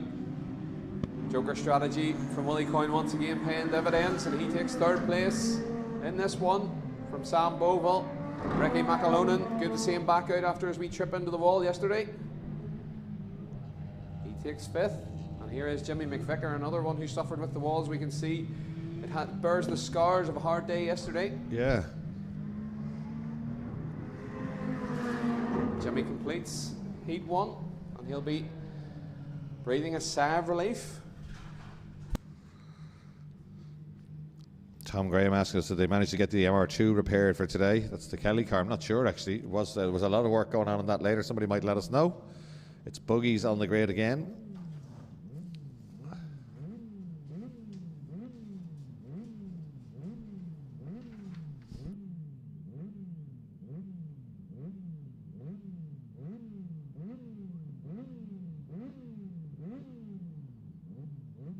James Constantine on pole for this one. Will Ovenden alongside him. We're not missing Ben Hardy, I think, from the outside, are we? Then it's Bradley Turner. Yeah. Watch out for Bradley Turner. He went so well here yesterday. Stephen Jones in the RX 150 was absolutely flying by the end of yesterday when he got used to the track. Teddy McPherson, great to watch as well. And away they go. And Bradley Turner gets alongside Ovenden for second. He's got enough done for second already. Look at that, down the inside. Ovenden trying to sit around the outside of him. Oh, runs out of tarmac just a little bit. Still having a look though, and looking around the outside now is Bradley Turner. He's very confident, isn't he? Very confident. He was showing unbelievable pace yesterday, but it was great to see Ovenden come back in the final and really stick it to him. And it's good to see Constantine with a bit of pace this morning. They get up in the Southside Motor Factors corner at the end of the straight, and Constantine gets it slowed down and turned in. It's great to see Teddy McPherson at the back there in the TN11 with no tyre smoke. As yesterday, every single time he came up into that corner, the front wheels were locking. He's looking very he might have wound it a bit too much to the back there, didn't he? When he got on the brakes, it's skipping around. But it's very hard to balance that, especially on a loose surface. Great shots. He's definitely wound the brakes here to the back, hasn't he? Yeah, the back of the car very skating around a lot under brakes now. Yeah, still trying to find the balance with that chassis. But it is Constantine from Ovenden as they come around to complete first lap and a half.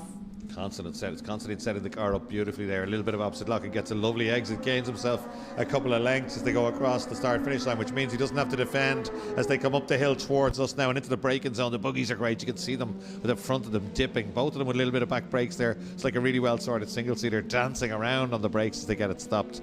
And then straight away back on the power down the hill again. You can see them getting a bit skittish when they brake again. They really are pushing the limits. These guys up the front, Constantine, Ovenden, McPherson.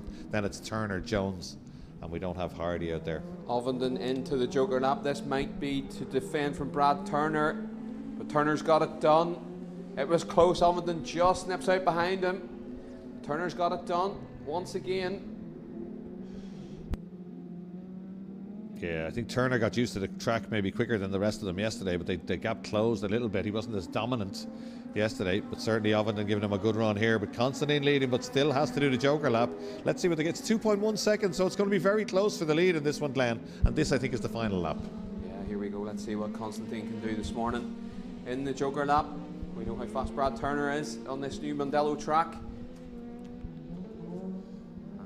Turner car definitely looks a lot softer. Spring rates look a bit softer. Maybe the dampen's a bit softer. It moves around a bit more on the bumps, but it seems very effective. Here they come through the hole in the hedge. Where is Constantine? He's maybe made a mistake in the Joker. He's way back. He's fallen into the clutches of Stephen Jones in the RX 150 in the background. But it is Brad Turner now in the lead. This is like a replica of our final from yesterday with Ovenden, Hassel and Turner. Stephen Jones in the RX 150. Now third on the road with Constantine shadowing him as they put another lap in the books.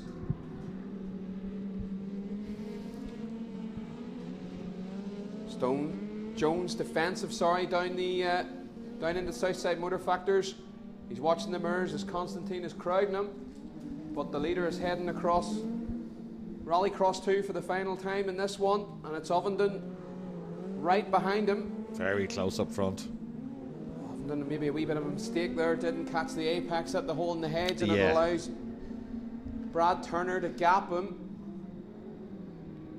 into the final corner. Ovenden very clean, closes right up again, but Turner has a late apex and gets the drive down towards the checkered flag. It's going to be Bradley Turner taking Q1 of our MSUK cross cars from Will Ovenden. That's interesting. Yeah, you had it spot on there, Glenn. It's very interesting at the last corner in that Turner was braking and getting the car turned and rotated, and Ovenden's still coming at him on the brakes, and it looks like he's going to have a go, and all of a sudden Turner has the car ready to go. He's on the throttle earlier and he gets out better. Their lap times are very, very similar, but he's setting the car up sideways, a touch of opposite lock, and he gets such a good exit here on the run to the flag. But great to see them so close together, and more action now, and look what's on screen. Glenn's smiling already. Yeah, hard to beat the Retros. We had a quick chat with Pat Duran last night.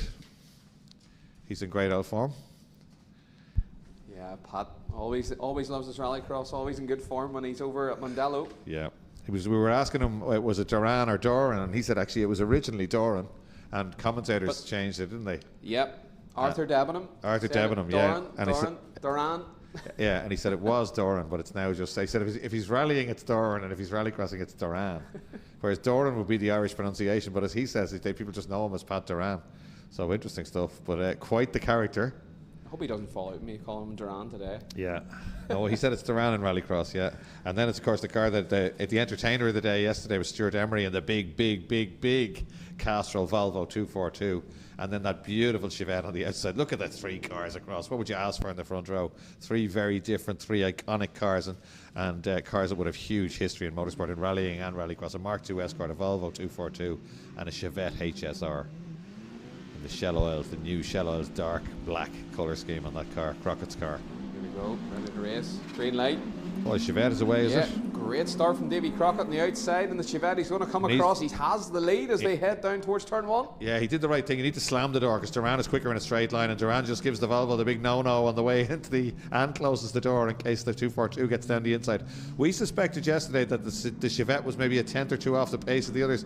Oh, the Volvo goes sideways, and the whole track goes dark as they come out onto the main straight. He almost blocked the sun out there as they come down the main straight for the first time. Duran being defensive, which he didn't have to do yesterday at all, and the Chevette HSR cocking an inside front wheel as he tries so hard to hang on to the Duo Mark II now as they come onto Rallycross 3, Glenn. Yeah, Duran blast past Crockett up the straight now, has the lead as they head round Rallycross 2, but Crockett not going to give up without a fight here. Duran sideways on the brakes in through the hole in the hedge, but gets rotated and gets good drive. So does Crockett. He's right with them as they head round to complete the first lap and a half here at Mondello Park on this new layout. And Emery going with them in that big Volvo. 300 brake horsepower, 300 pound-foot of torque, and he uses every single bit of it.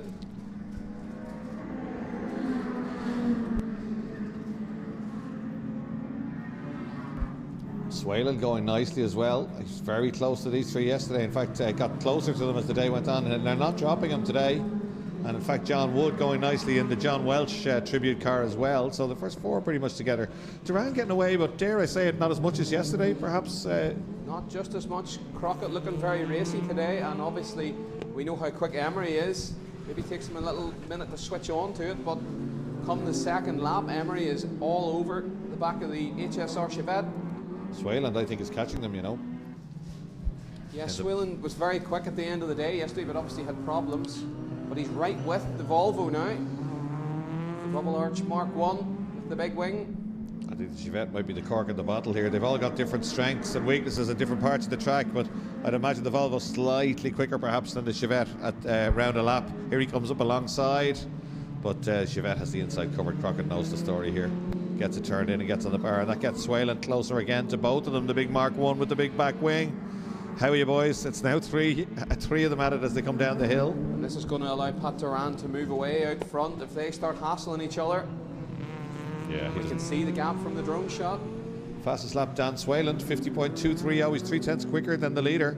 So Swayland starting to get the head down in this Mark 1 Escort. And that Mark 1 Escort is no slouch. It's the fastest through the speed trap also. Yeah, which means the Volvo better watch out. He needs a good exit here. Another sideways moment like that and he could be in bother. He's defending now. Yeah, he's costing himself time and it's allowed Crockett to get away a bit. Lovely exit that time, not too much opposite lock for the Volvo. Last lap board being shown. Oh, here comes the Mark 1 up alongside the Volvo. In fact, not only does Emery manage to defend, but he closes in on the Chevette again. So still three together as they bounce their way onto Rallycross 3 and down the hill onto a little bit of gravel. The high-speed left-hand corner of Nordic Spirit. And then across, bouncing the tarmac briefly up onto Rallycross 2, where we get a great shot of the suspension working so well. Considering that the Chevette is defensive, I would have expected Pat Durand to drive away more than this. He was strong. He left them by bigger margins yesterday, Glenn. Yeah, the lap times are so close. They are, yeah. But again, Swayland showing the fastest pace here, but obviously getting caught. He's caught up behind everyone. But it's going to be Durand as he heads down to take the checkered flag. Q1 for the Super Retros. Durand dips into the 49s though on the final lap. Three of them doing personal bests, but fastest lap to Durand, a 49.9. And that, in fact, is half a second quicker than Emery. Emery puts in a quick one at the end, second fastest lap, sort of 50.7. So almost a second slower than the leader at the end is Dan Swayland, 9/10 maybe, as Vince Bristow and the mini cab goes through. It's a pity this circuit layout doesn't seem to suit the BMW, because he was right in the mix and giving us great entertainment last year, Vincent Bristow, which is not quite on the pace of these guys. Plus, the pace up the front is so hot in this class all weekend. But they're giving us great entertainment and the cars are absolutely beautiful. Interesting to see. I think there's a bit of damage on the Alan Tapscott Mark II Escort. Something maybe happened out of our shot, but Alan usually a lot quicker, and certainly at Lydden Hill at round 1 he was right in the mix, but I think he's just not going his way this weekend at Mondello.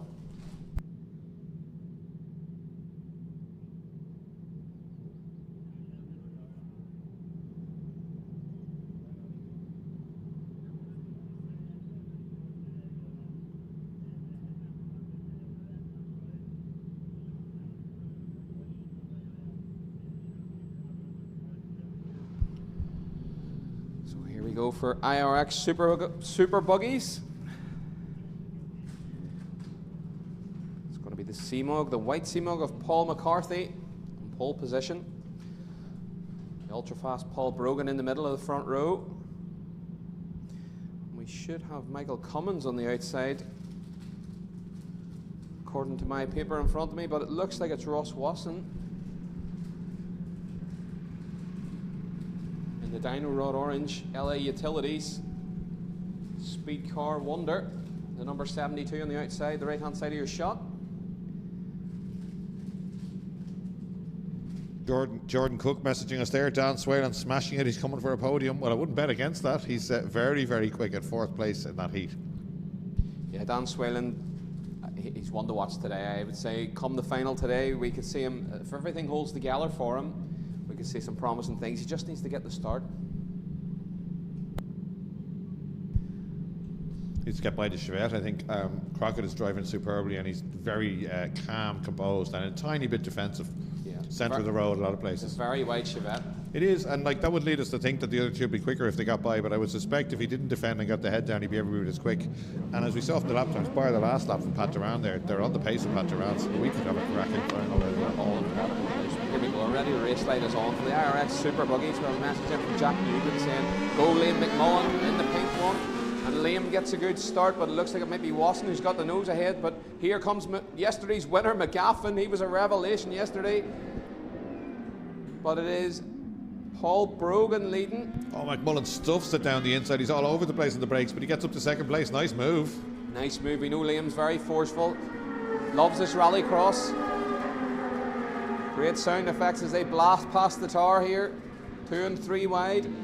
They sort themselves out as they head up the south side. So it is Brogan from McMullen. And it's McGaffin, yesterday's winner. The number 28 in third place from McCarthy in the white car. Right behind him, McGaffin goes to the Joker. How will that play out as we have a big grid of buggies here? He thinks he's fast enough to get out. Comes out with Kieran Green in. Let's see what happens as they come round. He goes round the outside of Kieran Greenan. Matthew McGaffin, very confident in that MV. Michael Cummins in the grey Labias. Our leaders. Let's go out a shot. That's McCarthy in the white one. And Wasson in the number 72. McGaffin, the man to watch surely in this one. Let's see early Joker lap, how that plays out for him. We'll watch the times on the timing screen also as they come round on their first clean laps. Wasson goes to the Joker lap. It looks like McMullen's already in to defend from McGaffin, and he's out clean. So McMullen showing great pace this morning. He didn't have the legs of the two MV machines. The speed car struggling in a straight line. He was messing around with the gear in here and testing on Friday. There goes McCarthy, McMullen and chase. Of course, McMullen has the Joker lap done. McCarthy still to serve his. Cummins at the back along with Sharkey. Sharkey usually up at the sharp end. Seems to be struggling with that Speed Car Ireland UK Wonder at the back, the black and the yellow machine.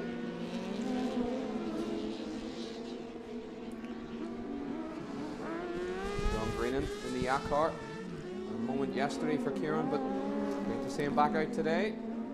Ross Wasson. Yeah, a bit of a breakthrough weekend for Kieran. I think we've seen pace that we didn't see. I was expecting that to come. You know, he's driven many other cars and he's always been quick. He's been out of racing for a long time, but you just don't lose it. It's just a matter of getting back into it. And he's starting to go well in the buggy.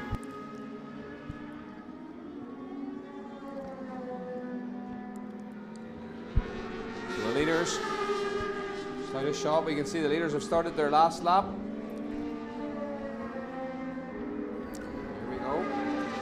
Wait to see what Brogan can do in the Joker lap. He's still the service Joker on the last lap. He does have the fastest lap though. The gap was 4.6. I'd say Brogan has this all sewn up according to the timing screens, and it's strange we haven't got the same pace from McGaffin this morning.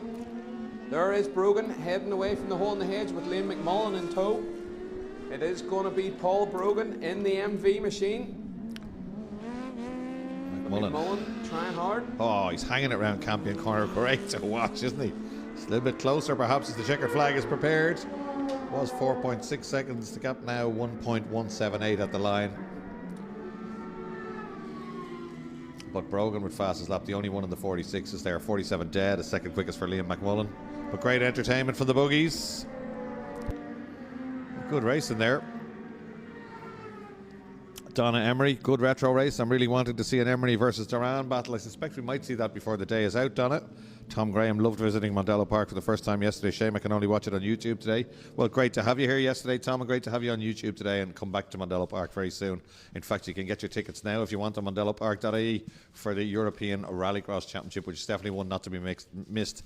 That'll be streamed, Glenn, but there's a lot of other stuff happening. It's still being finalised, but I got a quick look behind the curtains during the week, and there's going to be a fan zone down outside Turn 1 with loads of different activities, competitions, driver signings, stuff we've never had at Mondello Park before.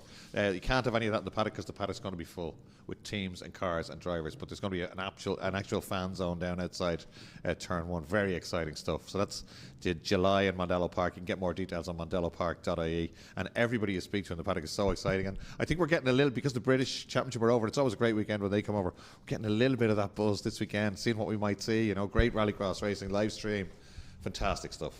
Yeah, it's exciting future for rallycross on the island of Ireland. It really is. It's a good time to be alive. Absolutely. Yeah. Especially if you're a rallycross fan. Yeah. Phoebe Cake gets the rises the nose as she drops the clutch, and I think she's going to get ahead here, just about, from Ethan Hooker. Oh, Ethan trying to sit around the outside. Thinks the better of it. It tucks in behind Phoebe as they come through Campion Corner for the first time. The junior crosscar juniors. She gets into the apex, stands on the power and gets away. Out onto the main straight now. Not much in it between the two of them. In fact, Hooker looking like he can get alongside. He's happy to pull out from the slipstream. He's looking down the inside on the approach to south side. Phoebe says, I don't think so, and just turns in a fraction early to let him know that that's not going to happen. And she maintains the lead now as they head down Rallycross 3. I wondered, did Phoebe watch the live stream from yesterday? We were commentating on the different lines from her and Ethan.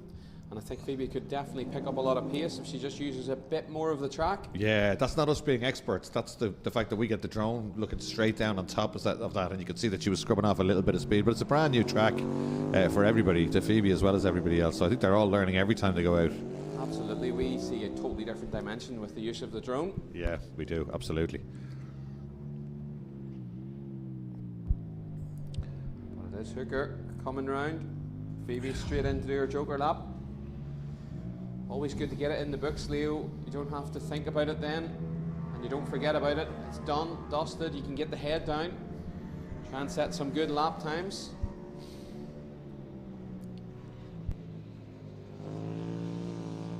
You can hear, because there are only 2 cars on track when they open the commentary box, and hear Phoebe there on the brakes and down 3 gears as she gets on the car. The crosscar junior slowed down to get into Southside Motor Factor's corner.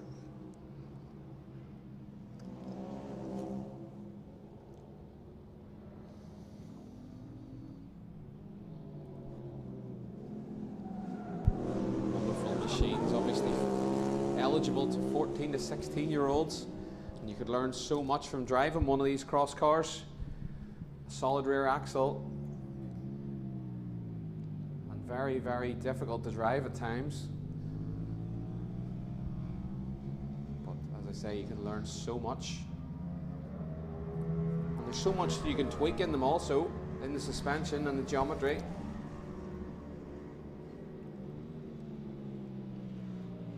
Great step into rallycross for youngsters.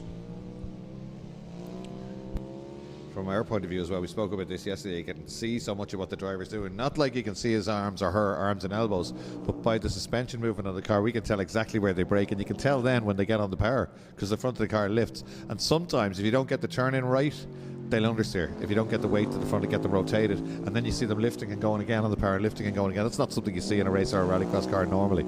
Although supercars tend to be a little bit soft, you see the braking points, but it's accentuated on any of these cross cars or buggies, and it's great to watch. Gives us something to talk about. Obviously a lot of the weight towards the rear axle in these, and they're quite skinny front tyres, Leo. Yeah. Seen a lot of drivers come through sort of national level with these cross cars. They're very popular in Ireland, and a lot of people struggle with them, struggle to switch on to them. Yeah, they do. Any car that, a lot of motorbike engine cars, a lot of different race cars that don't have differentials as well. People, you've got some weird techniques to get them turned in. We see it on a lot of kit cars, and some of the single-seater race cars that are sports cars that are bike engine and don't have a diff. It's just completely different technique. You've got to roll them in as quick as you can, or chuck them in, or try and lift an inside rear wheel like a racing cart to get them rotated. So yeah, you do see a lot of different stuff, and that's why you can see them sometimes on and off the throttle. Looks like they're a bit settled. If you don't get it right on the initial turn in, you've no choice but to keep stabbing it and try and get them back out. And you wouldn't believe how good they are in the brakes. You look at those front wheels, they look very skinny, like a wee old mini wheel. Yeah. But you can really stand and lean on those front wheels, and they will stop. They'll Yeah, you've driven them and driven them well. It's supercar pace for tiny money as the checkered flag is ready, and it's going to be Ethan Hooker taking that one and taking fastest lap as well with a 53. There's Phoebe. No, she hasn't been off, but she's lost a lot of space. Lost a lot of time on that last lap. She goes through there 8.5 seconds behind. They were closer than that yesterday, so a little bit of work for Phoebe to do, but that's why she's here. Always learning.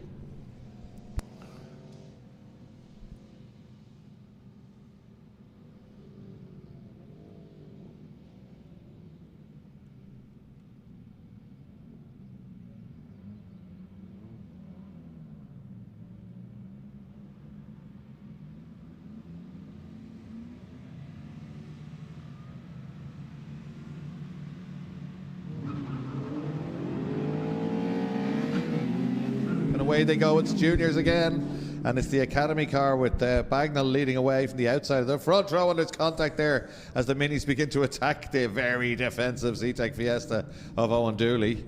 Somebody right around the outside. Is that DC? It is DC. Yeah. I've said this, and you've said it before as well, that DC car looks like it's got no front shocks. it's understeery and it's bouncy and it's softer than the other cars, and it has been for a number of rallycrosses. And that kid can drive. I think if you change, well, look, maybe not shocks, but it's something in the front suspension of that car. If that car was stiffened slightly like the rest of them, I think he would absolutely fly. Have you heard yourself? You're getting technical again? Well, I don't mean to get technical, but it's just we can see it. We get a better view than anybody else from up here, especially when we're streaming. And the car looks bouncy and understeery, doesn't it, Glenn? This is what I tell people. With commentary and doing media, you micro-analyse races without even realising it. And we are micro-analysing every move. As Jack Lennon has a bag of opposite lock as he comes across Nordic Spirit. He heads for his Joker lap. But here we have the DC car on screen at the moment. The silver one, the blue bumpers. The body roll. Front suspension, the body roll. It just doesn't look very comfortable on the track. No. And that Jack Lanahan there, that was an involuntary Joker lap. He held on to that moment beautifully. By the time he caught it, he was pointing for the Joker lap and said, look, I might as well. But Jack Lanahan beginning to push quite hard. But as you say, Dean Deasy, very capable young driver. He is, but we he just really don't is. think the car is underneath him. I would be of the same mind, and I know we sound way too knowledgeable saying stuff like that, but I mean, if we can see it, it must be accentuated very badly. The rest of the cars are all pretty stiff, pretty neutral handling, and you can watch it there again. It's dipping on the brakes like a buggy. Look at the body roll when he turns in there to turn one. Yeah, Oisin Clark just behind him in the Ignite car looks a lot more balanced, a lot more settled. Yeah. Dooley here in the Fiesta Z-Tech, the trusty old Z-Tech, fighting hard with these more powerful minis. DC goes to the Joker lap. DC being very wild in the Joker lap. Let's see if he can clean it up today. That's much nicer today from Dean DC in the Joker lap. Comes around right with Lanahan. They're right side by side. Lanahan takes to the grass slightly, but carries the speed, takes the place away. That's a great showing here. We have Billy Farrell in the scholarship car out front, the 888 car, the white one. Oh, it's Billy Farrell today. It's not Bagnall, of course. Yes, he's going nicely, isn't he? Great job by Billy Farrell. Good lap times coming in as they complete the first flying lap. There's Lennon, who seems to have the quickest lap so far, showing the pace. Has the Joker lap done and is already out just at the top of shot there, the black car, the HD tinting car. Bearing down on the lead three. Lanahan won the watch again. Looks like Farrell has done the Joker lap. Farrell in the Joker lap out behind Lanahan. Let's see where he is in relation to DC. Dooley leads it in the Fiesta Z-Tech at the moment. And Farrell just out ahead of DC in the background. There's a bit of contact. The two black cars make contact at Castrol. It's Lanahan down the inside of Oisin Clark. I don't think he needed to do that. Clark obviously still to serve the Joker lap, but Lanahan isn't hanging around for nobody. Not today. No, he's got quite aggressive, but he loses out there on the brakes badly. Maybe handed the place back. Maybe he thought he was a bit forceful. That was very gentlemanly. Was. From Lanahan. Or is there a problem? He's peeled off, Leo. There might be a problem with the car. I don't see him on track. He is. He's just heading down the escape road at the end of Southside.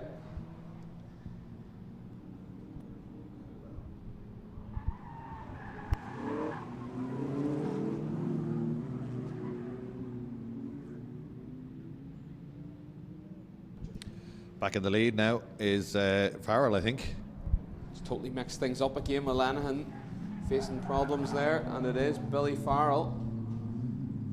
But looks like Dooley doing a great defensive job against DC and Clark. And it is checkered flag for Billy Farrell. A great heat race win for Billy Farrell. With Dooley in second, DC third, Clark fourth. And it's going to be Harry Whelan completing in fifth place. Unfortunately, Lennon hitting trouble. Well done, Billy Farrell. New name to us. Very, very, very impressive drive there, beating all the regulars. As Whelan goes through in the little Z-Tech Fiesta.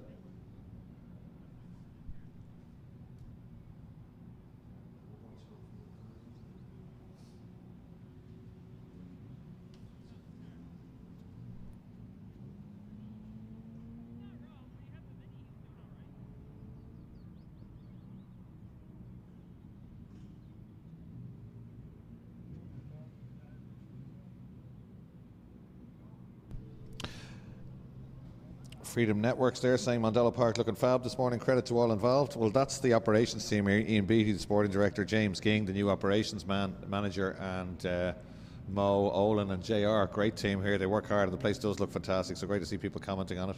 A lot of work done here over the last few weeks.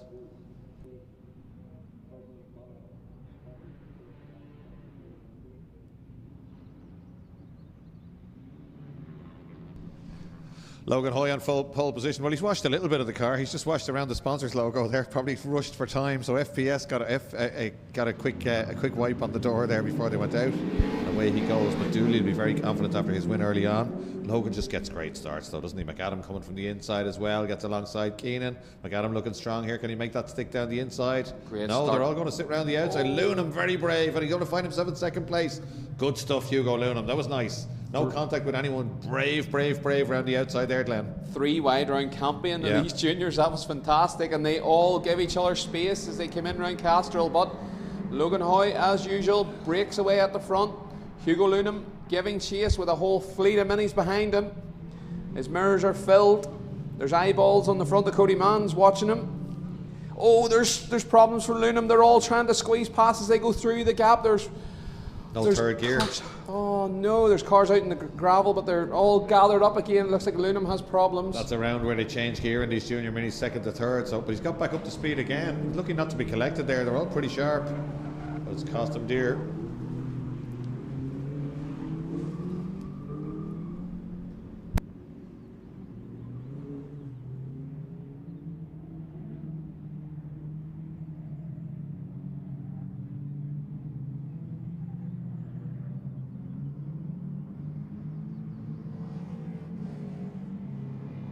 So Hoy leads. Keenan Murphy second place. Cody Mann third. McAdams in the silver car. And the only one to serve their joker so far, Eilish Sexton at the back. Let's see if she's got the car underneath her today. And Noonan makes a move on Nicholas Noonan. Yeah. Noonan made him work for that when he tried to sit right around the outside, didn't he? He wasn't giving it away. Yes, and the track narrows as they head down onto the gravel then. Oh, but Noonan loses it, just out of shot. We hear it in the background. There he is. Tire smoke trails from the front left arch. That's frustration. That's how you learn in motorsport, isn't it? Somebody quicker than you just try and stay with them. You tuck in behind them. It's what you do in testing. It's what you do in a heat. What you do in a race. And I think he was doing the right thing there, Noonan. Whoa, sideways stuff from McAdam there. But overdriving there. Yeah. Cost himself a lot of time, obviously, you know, limited slip diff in these cars, and just the cars will sit and spin the inside wheel and won't drive off the corner if you're sideways. So you want to try and be as neat and tidy. And he's done it again. This is this braking problem. Has to be, yeah. Has to be the ABS problem. Look at that. You don't need to plug it in. We'll tell you in commentary.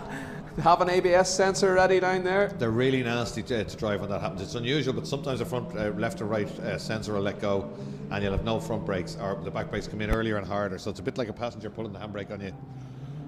You remember that from your McDonald's car park days when you were younger, Glenn? Not at all. Yeah. McDonald's trays? Never seen them. Never seen them. An extremely happy meal for Glenn. So it's Hoy, Murphy, McAdams, Loonham, Mahan, Sexton and Noonan, the order.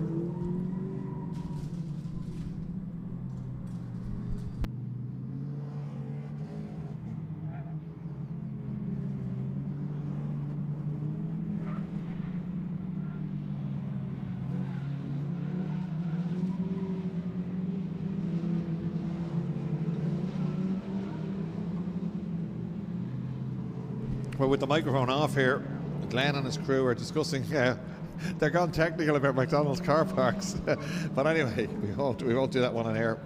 One handbrake once by mistake when parking up while going to McDonald's was as far as it went. There's Hugo Loonham in the Hugo Loonham Motors car going nicely. Juniors just a joy to watch, aren't they, Glenn, all weekend?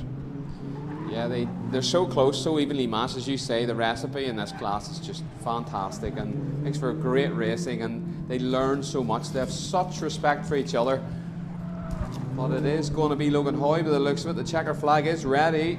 It's the FPS car, Logan Hoy, with Keenan Murphy matching him for time on that last lap. 53.8 for both of them.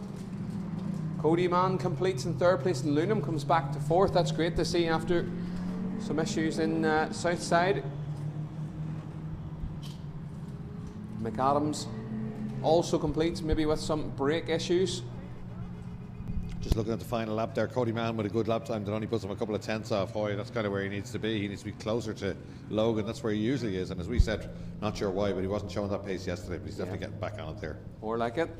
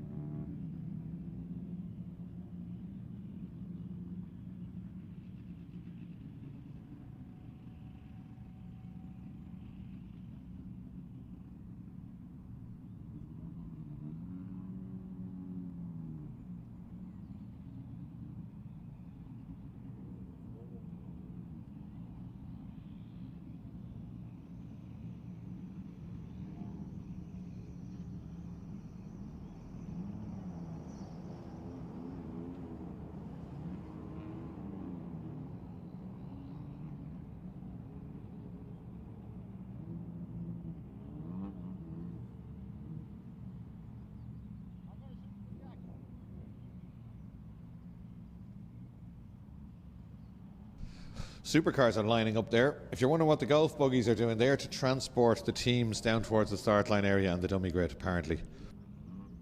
Tommy Graham with the car looking resplendent. Very funny interview with Tommy this morning on the Mondello socials if you want to have a look at it. He's in great form. Great to see Kerry back out there as well. They were working really hard on that car. Damo Phillips had sent us a picture and it's back out, it's on the grid and it'll be right there. Tommy, I think, certainly by his first run this morning, maybe not the heat, he led the heat and then speared off. I don't know if it's something break or whatever, but this morning when he was out first, he was as quick as Derek Toll. In fact, caught Derek Toll in the last couple of laps when they were out for a run. So Tommy's changed something overnight. We did ask him in his interview what he changed, but he responded with his usual hilarity. He's on top form, Tommy, today.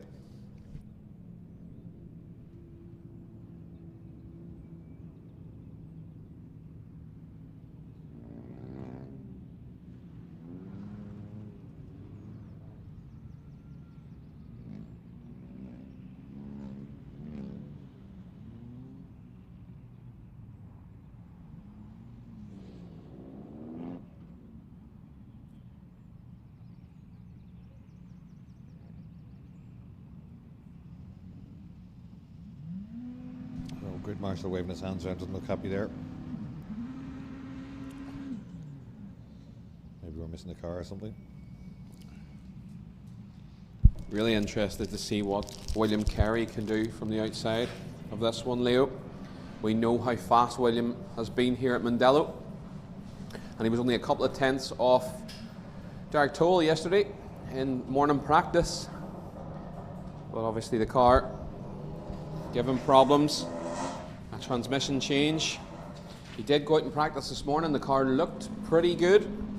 The team obviously not just happy doing a bit more fettling. Once he came back in, he missed Q1, but he returns to the grid, which is great to see here in Q2. And look who's on the pole, Barry Morris, the car that dropped the clutch, blew the clutch yesterday morning in Q1. Question in on the live chat. Are Irish pounds still used at all the shops, racetracks and fairs? Very nice fairs. No, we have the euro now, you've probably heard of it, and we have running water and electricity as well in Ireland now. So, good question though. Ready to race? Getting ready to go with Supercars. Green. Oh, Kerry, my goodness, it was a great Tommy. start. Toll gets by both of them, but the initial reactions were Kerry and Tommy Graham there. Unbelievable. Now this will be interesting to see if Tommy can stay with Derek, because he did this morning. We were out on track earlier. He gets it turned in, none of that understeer.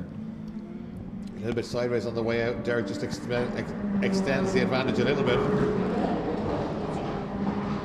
Come thundering up towards Southside Motor Factors. It's Toll in the parts for cars 208 with Tommy Graham Sand and Gravel Fiesta just right behind him. Yeah, very late in the brakes, Tommy, at the end of the main straight. He's nearly home at that stage, isn't he? He is. At the end of the main straight. And Kerry in third place. Good to see the car back out, and he heads straight to the Joker lap. And a great showing here from Barry Morris. Barry Morris not that far away from the back of Tommy Graham in the ex-Anton Sepp. Oh, it's just as I say that, he runs 2 wheels wide out onto the grass, out of the hole in the hedge. The ex-Anton Sepp I-20 going well here.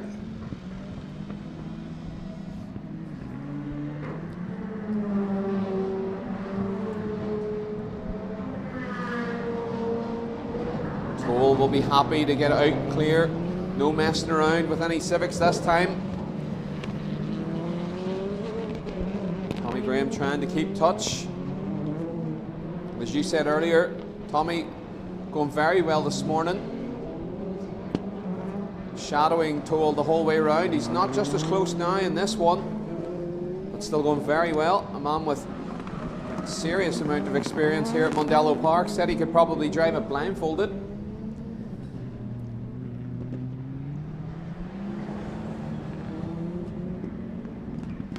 On the exit of the corners, there's Tommy again trying so hard. Tommy's clever, he knows that's where Derek's getting away, so he's trying really hard there. But it's actually coming a traction out of that medium speed or slower corner, isn't it? You could visibly see Derek getting away, whereas Tommy trying really hard now and staying on the brakes to get the nose of the car into the apex, or else perhaps giving it a little nip of the wand. And this is interesting. We see a little battle here for third place. Kerry maybe getting a little defensive, watching his mirrors, just as Barry Morris is really switching on to the I-20. Sideways from Kerry as he goes through. Nordic Spirit's not really like him. He's usually a lot cleaner. Car flames as it heads down towards the hole in the hedge here. There they go. Still that black smoke coming from the back of the I-20 we see.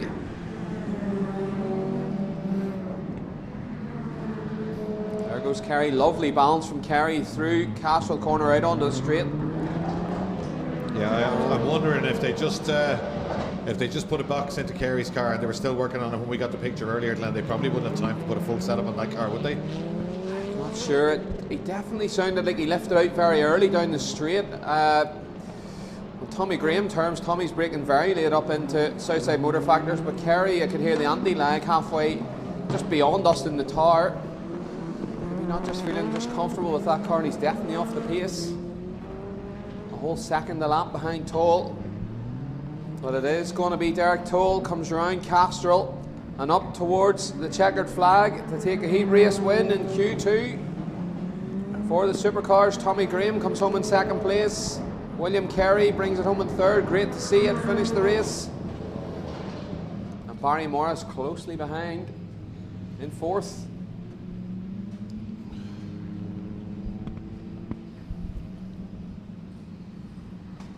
Citroen C4 still nursing problems by the looks of things, not on the pace. No, I was watching that. He's actually firing it around the corners a little bit and having some fun, but he's way down in terms of straight line speed. I was watching the speed trap figures all the way through that one, Glenn. He's some 20-25 kilometres an hour down, so nothing happening there. It's Mick Leonard on pole for this one again, and we're starting to wonder, is he beatable at all this weekend? We've got a lot of talent, a lot of good teams, a lot of good cars out there to take him on, but he's right on it in this Audi S1, isn't he? Absolutely, it's some machine. It's designed at the pinnacle of the World Rallycross Championship. You know, we were heading into the Volkswagen dominance, and yeah, won the championship. But here we go, he's done it again. Leonard with the lead as they head into turn one, getting hassled by Donoghue and Godfrey. Then it's Ovenden and McCluskey as they come round onto the straight for the first time. But look at that Audi just drive off the Castro corner. That's already pulled about a second in two corners, hasn't he? But he's driving it really well, but the car is very capable too. Ovenden going very defensive with JMC at the back, scrapping for fourth place. There is the Goody Demolition red Christopherson Motorsport Polo in the hands of Tristan Ovenden. He goes to Joker lap. Donahue slightly closer to Leonard than he was, certainly down Rallycross 3, but again out of the slow corners, the traction and speed of that car just drives away. But certainly down Rallycross 3, Donahue with a great run was closing back up on Leonard slightly, but here's where Leonard is dangerous. He gets it settled beautifully, he gets into the apex and he just powers out of the corner and away. You see it there again, look at the gap opening visibly from that drone shot. We know that Murray Motorsport Honda Civic with a Mountain engine is no slouch in a straight line.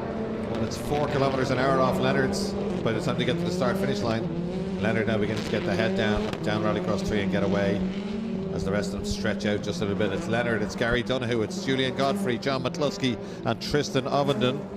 Did you read out the championship results and standings yet? No, we didn't, but we will do the next time there's a delay. Glenn has hidden them there under his folder of information. So as soon as there's a delay or a gap between races, we'll have a quick scan through them, the IRX standings. Ken McGrath said something about dropping us up ice creams if he was here. If he was here, yeah. Why is he not here? Yeah. Oh, Godfrey with a big slide round Castro. That allows Tristan Oven up onto the back of the DS3 in the background. We see background of the shot as they're coming up the straight. But of course, Godfrey defensive. Okay, the first two that have jokered, those two, if you remember. Good going from Godfrey in this one because we know how fast Tristan Oven was in the final yesterday. 44-2. Leonard, let's see what they can do now when they all get a clear run. Getting a little bit dusty out there again, isn't it? Very dusty. Oh, Godfrey. Very wide. God, that's unusual for him, isn't it? He's normally so composed. But a lot of dust down. It's probably hard to see coming across Rallycross 2. And the speed of these cars, you could overcommit in a fraction of a second. Very sideways again. Very sideways again around Campion. And I think he's sideways again in Castle in the background. That's not the Julian Godfrey we know. He's very flamboyant here today at Mondello Park in the sunshine. Two Murray Motorsport prepared. Honda Civics going very well in this one. Gary Donahue ahead of his teammate John McCluskey. EC framing car goes into its Joker lap. They're all in. Leonard way out ahead. Let's watch the merge between Godfrey and McCluskey. It's McCluskey just takes the nose off the DS3. Keeps third place. Look at Julian trying to hang around the outside, but he's going to run wide. He's on 2 wheels on the grass. He gathers it up. But it's Leonard. The checkered flag is out. Michael Leonard. A commanding victory once again. Leonard showing some pace here today at Mondello Park as he did yesterday. Hard to see him being beaten, isn't it? He's Very just, even if he gets beaten off the line, which is unlikely, he's got great pace and great traction out of the slower corners, which is going to make him very hard to hold back if he's behind you. That car's getting more expensive by every heat. It's not for sale, I'm told. Yeah, everything's for sale, isn't it, Glenn? That's what they say. Yeah. No, and Mick is keen to buy a competitive car and do the European round here. And he was in the Polo. I think the engine let go in the Polo last time he was out, so he's ended up in the Audi. He looks comfortable in the Audi, and I'm sure if there was a chance of buying it, he would jump at it. Maybe needs to speak to Rolf Folland and see if there's any more Audis kicking around Europe. Yeah, absolutely.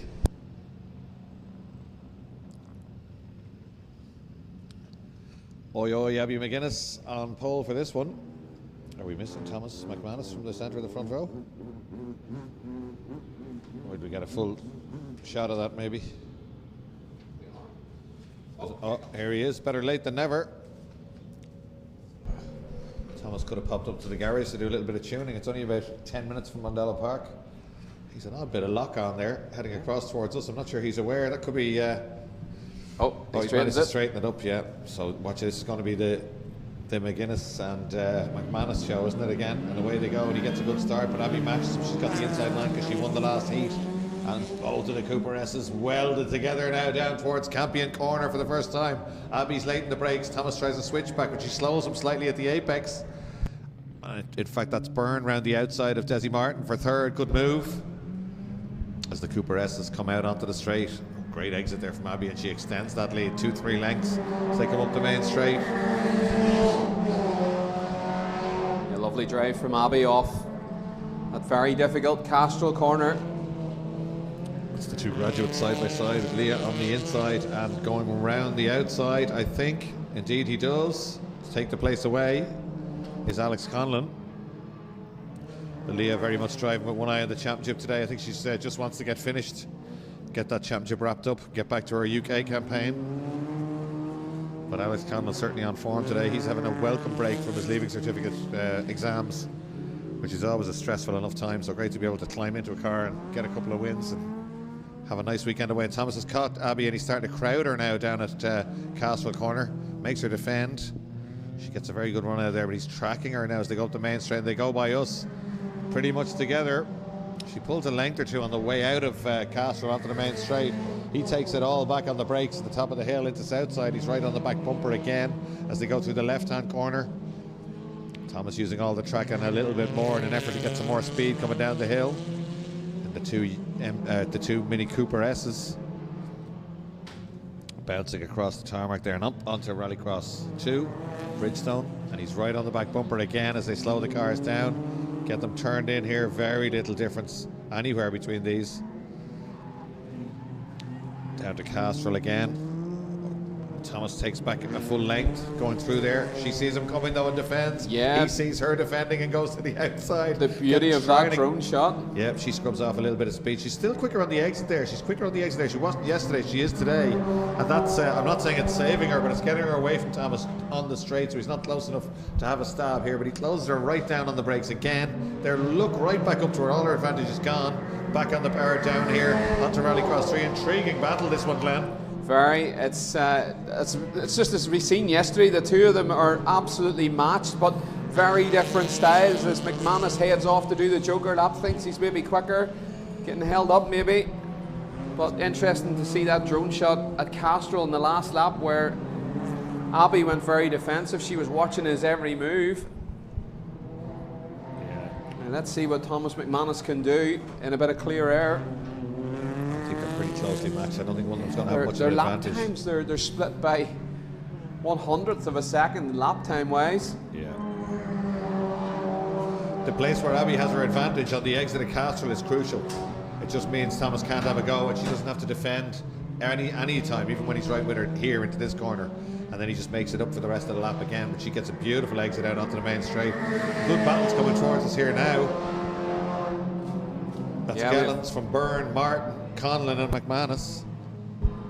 Yeah, Nicholas Gallants, third on the road at the moment, but he has to serve his Joker lap, and we're looking at the mini graduate Alex Conlon there. Here we go, here's the lead. It's going to be McManus. There's contact. Abby comes out and that's damage, surely. That was quite heavy contact as she came out of the Joker lap. The car's pulled off to the side. Such a shame, just a bit of lock on. The car almost bounced up in the air. But that's a shame. I would like to see a race to the line in this one, but Thomas McManus is still going. I don't think there's any problem there, but Abby's pulled in. And that's checkered flag, last lap. It would have been a grandstand finish. Can she get it to the flag? Maybe a drone shot. Oh no, she can't. The wheels are pointing opposite directions. She's head down in the car. She's not happy. And Gallant's hassling the other two Cooper S's, but it's going to be Eric Byrne to come second. With Gallants, Nicholas Gallants, the RX3 driver from the Euro Championship. Third on the road with Desi Martin just behind him. Fourth, Alex Conlon takes the win in the Mini Graduates. Ho Shin Deng just coming across the line in front of Liam McManus, who lost a bit of time in that one. And good to see Philip Seath after the clutch problems in his Swift complete Q2. Abby's out of the car. She's fine. Obviously, with a little bit of work going to have to be done to that car before the next heat. Hopefully just a track rod or something, Glenn, not a broken rack or anything like that, and they'll be able to get that car back up and running again. So it'll be lifted now and brought back in. Such a shame. They were side by side. They were really closely matched in that one.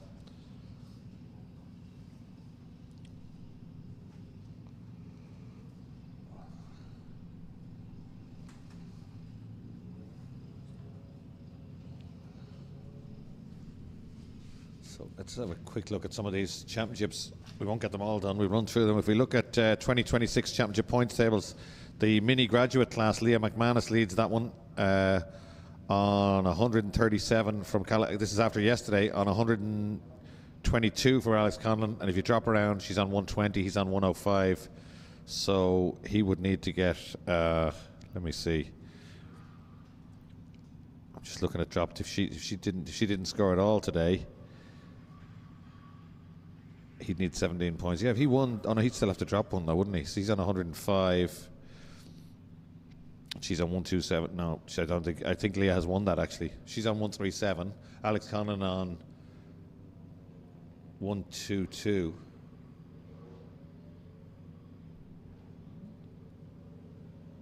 So if she doesn't drop on a stage, I'm going to get my calculator out. Yeah, you need a calculator, don't you? It's 137, and it's Alex Conlon 105 on a dropped round. So effectively, he's on 105, and she's on 137 as she stands. If she dropped today's round, yeah, so he would. No, 20 points won't be enough.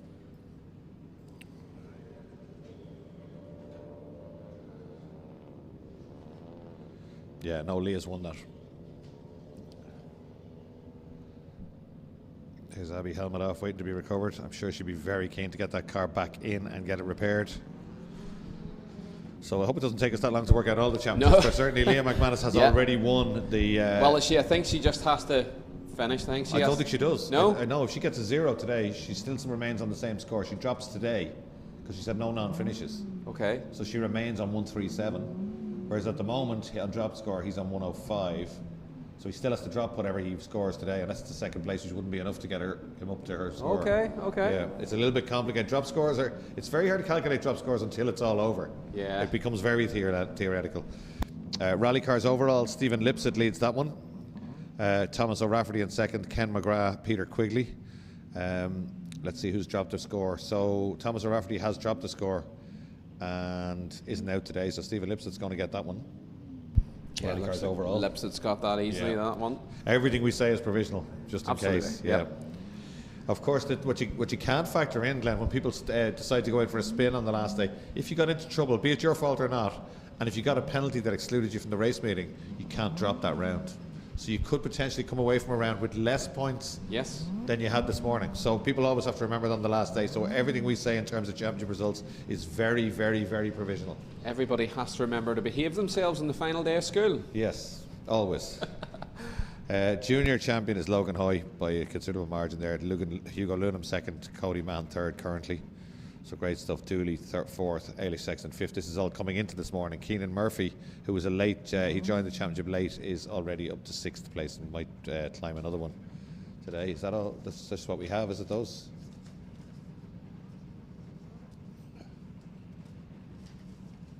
Oh, a heap more. What's the scores on the doors there, Glenn? Jared Toll overall, as ever. Way ahead in that one overall. Modified overall, still very close after drop scores coming into this morning. Willie Coyne and Sam Bovell. Oh, that's why they were battling so hard. On identical points, but look, the danger man, McGarry, just 2 points behind in the championship overall for modifieds. Yeah, he drops very few. He's got a 2, score 2 there, so effectively won't drop anything. So anything he gets today, bar 2, will add on to his 102. Yeah, he could. Gary could be the danger man in that one. He could be if Willie has a really bad day, which is very, very unusual. But yeah, especially with the pace of McGarry lately. And then in that's modified overall. And modified over to 150cc is Peter McGarry from Sam Bovell. We're getting ready to go. It's rally cars, and the VTEC kicks in. VTEC is gone. And look, there's our champion elected Lipset in the C2R2. Oh, he's thinking about having a dive down the inside of the Honda Power 206 of Mulligan as they come around, and he's up alongside. There's a bit of door handles, they're bumping, but the power of that Honda engine sees Mulligan take the lead. Up into Southside Motor Factors corner, it is PJ Doyle in the other 206. The 206s are showing very handy today. There's somebody with a big lockup in the background in one of the 120Ds. There's the Subaru of Keogh in fourth place. I thought maybe we'd see a bit more from the Subaru of Keogh, but just doesn't seem to have the pace of these nimble little French hot hatches out front. No, it doesn't, and you'd expect it to. Certainly he's been able to overhaul them on the normal circuit, but they're very effective around here, and he's being harassed now by 120D. Yeah, Pat Masterson. Pat, very aggressive driver. Obviously I raced alongside Pat in the 120Ds at a time. It was a great crack. He's a very likeable character, very flamboyant. the sunshine. The heat haze starting to build. A wonderful day here at Mondello Park. If you're not far away and you're watching on, get in the car, head down, have a great day's crack, experience the sound, the smell, the shockwaves of the anti-lag. Smell of diesel. The 120Ds. The young lads are all horned for the diesel. We have Masterson there quicker in a straight line than the other 120s. I see 128 as opposed to 118, 124. Rejoining now is PJ Doyle in the little 206. He's got to dispose of the wild Masterson now. He's very defensive, almost stops the car at the apex. PJ will be looking to get by in a straight line. Of course, that's the car Brand Sexton was driving yesterday, and they had clutch issues. They got a clutch into that car last night, and great to see Pat out in his own car today. But looking at the times up front, Shane Mulligan putting on a masterclass in the 206, 49.6. It's a very fast time. Would love to see that car in the modifieds, Leo. Yeah, it's very quick, isn't it? He drives it beautifully.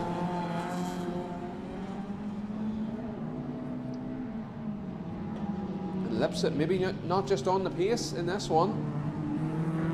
To be 4 seconds off the pace of the 206. He was roughly around a second yesterday off the pace of the 206. So maybe Shane Mulligan's found something. Lipset coming into shot here.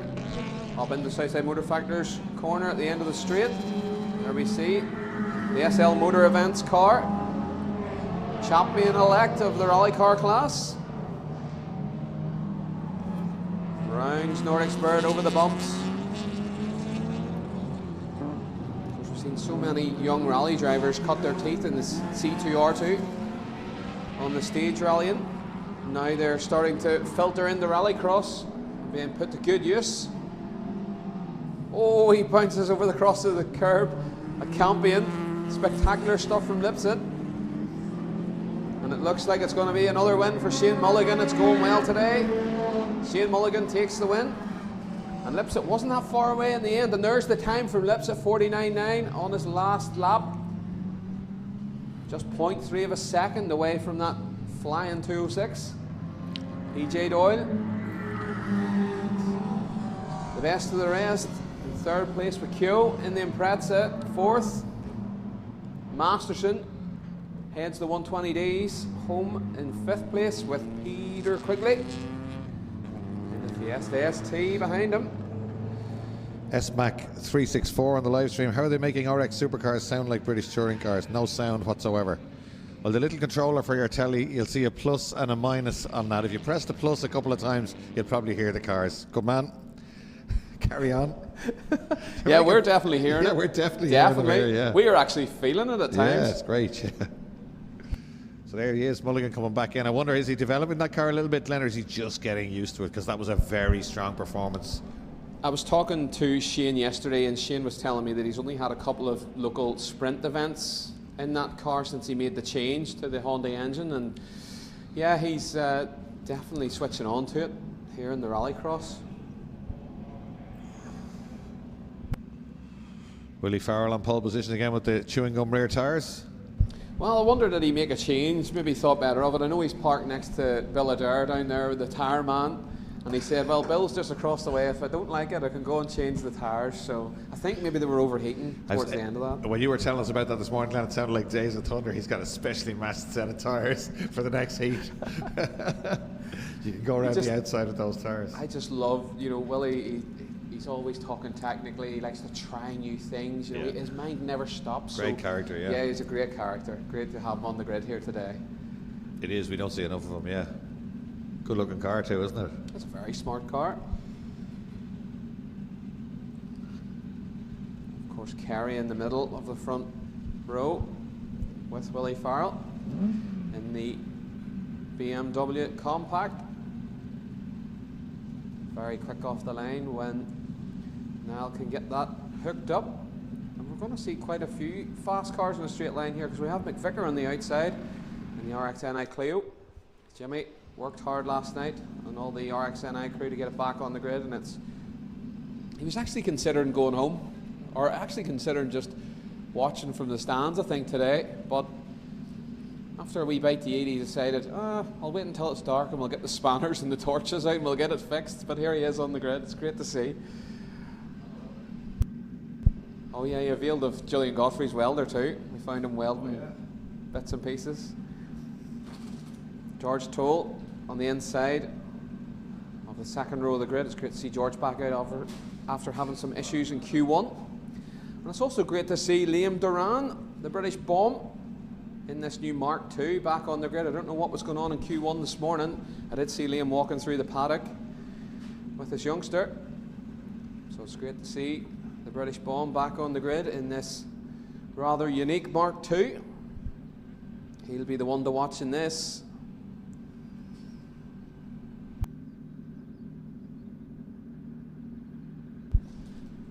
Just have a slight delay as they water the track to keep the dust down. Keep everybody safe.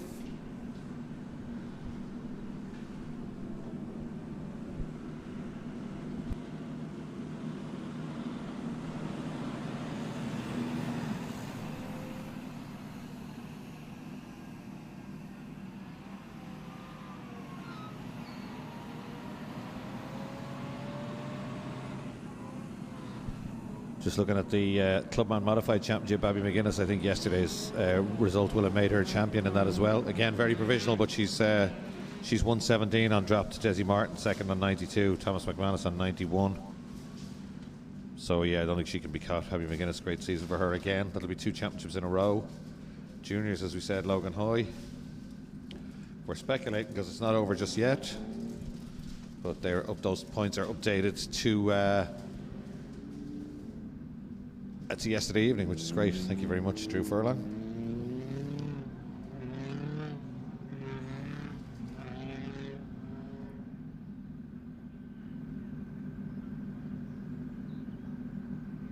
The track looking great, and we're blessed with this weather. It's absolutely fantastic, same as it was yesterday. Slightly cooler maybe today, thankfully. We were struggling a little bit with the heat in the commentary box here yesterday. As you can see, it's a lot of windows up the top of the tower there. Sun always shines on my birthday. 24th of May always shines. Does it? Yeah, we remember that one. We'll have to have another rallycross on your birthday next year, yeah? It was here last year too, but I missed it, unfortunately. Oh, I remember that, yeah. Well, you certainly haven't missed much this time. Definitely We not. even got you a bit of birthday cake last night. That's right. I may have a very good photo of you with the aforementioned birthday cake. It could arrive on the socials later on. Oh. I chose my time correctly, and you were halfway through it and you were discussing I think it was front suspension on a rally car, and you became quite animated, but it looks like you're quite excited about your slice of birthday cake. So it's an aptly timed photograph. This is rarely I'm lost for words. Yeah. No, it's a good night out. Neil Murphy's probably here somewhere. He was with us as well. Siltech Safety. Neil always involved in Mondello and never too far away. He loves his Siltech Fiestas. We're getting ready to go. We're ready to race. Who's going to lead the way? Green light. Oh, Duran's not moving anywhere in the background. Farrell gets it picked up again in Ruby's right Fiesta. That's Kerry. Oh, Duran backs it in. Looks like he's practicing for the drift event next month. The Mark II Escort comes into shot absolutely broadside. He has got it up and going, but it is Willie Farrell to lead up the straight for the first time. And that Duran Escort passes us in the tower. Does not sound itself. There he goes.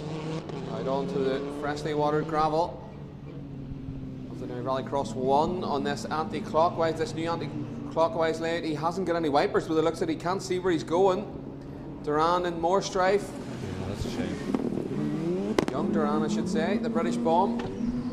There is Jimmy McVicker navigating his way around the hole in the hedge. Oh, it steps out the mid-engine Clio. Very nervous when it goes sideways. Here he comes, around Campion. Into Castro Corner and blast up the straight. This Clio very fast in a straight line. A Sierra Cosworth engine found in the boot of it. Willie Farrell going nicely, 1.1 seconds to the good, and we cross the line. Kerry trying hard. The BMW Compact. There's good pace from Willie Farrell. Let's see if anybody goes to the Joker lap. They don't. Niall Carey continues on the main lap. Sliding around.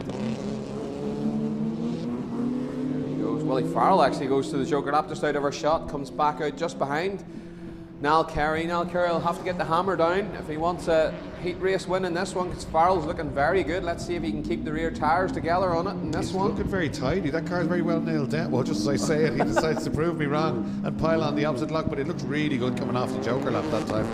Someone looking for you there, Glenn, on the Mr. Martyr on the live stream. Yes, I chatted to somebody yesterday at lunchtime. The twist is a wee bit better today, thankfully. Well, he does mention Orchard Fields there, so that's probably why the twist is a little bit better, is it? He also wants to know what happened to Barrett on his supercar. Well, we lost Kevin Barrett during the week, an absolute gentleman and a huge man in Irish motorsport. Kevin had been ill for a while, he passed away, so great tribute to a wonderful man all week, a sponsor, a competitor, an absolute gentleman, and a customer of ours here at Mondello, so we wouldn't have expected the Barretts to be competing this weekend. But Willie Farrell just getting pipped by a clever Carey there as he rejoins Glenn. Yeah, Carey definitely got the hammer down. He cocks the front wheel as he comes around Campion corner into Castrol, and he just gets nipped out ahead of Willie Farrell. There was a bit of contact, rear wing to front wing. Carey comes out onto the straight, onto their final lap. Here we go. He's defensive as they come up on the brakes in the south side. The car wiggling around underneath them, the both of them trying to get them out onto the gravel as quickly as possible. Nobody with an advantage at the moment, but Carey still leads it. The Duran car goes past the tower here, and it definitely sounds off song. Not showing the change pace, but here are our leaders round the Holden Hedge. Willie Farrell looking very nervous there at the Holden Hedge in the wet conditions. Both with beautifully controlled exits there. The corner, a little bit of opposite locking on the bar. Willie Farrell taking a bite out of the inside curve there at Campion corner as he tries to close. Oh, the back tires definitely going off a little bit, aren't they? Definitely. Same thing as Q1 for Willie Farrell. The back end starting to break away at the end of the race, but it will be Niall Carey. Clinical drive from him, a 51.8 on the last lap, his fastest lap, takes the heat race win. And here comes Duran sliding around in the Mark II. If you haven't seen it, go on to Liam's YouTube channel and have a watch. That's a very unique car passing the grandstand, coming down towards the checkered flag. Shame to see it not on the same pace today. Yeah, you can see he's no washers. Look, the wipers are working, but no washers, so I'm sure they'll be able to fix that relatively easy. Just unlucky to go out in the heat straight after the Bowser was on track, keeping the dust down and wetting the track, I think, Glenn. And stalwart of Irish Rallycross, Jimmy McVicker, comes up to complete his race. And unfortunately, George Toll retired from that heat race. Obviously, still problems with the parts for cars. BMW Compact, and as Leo said earlier, a very rare thing, as that's usually a very, very reliable car.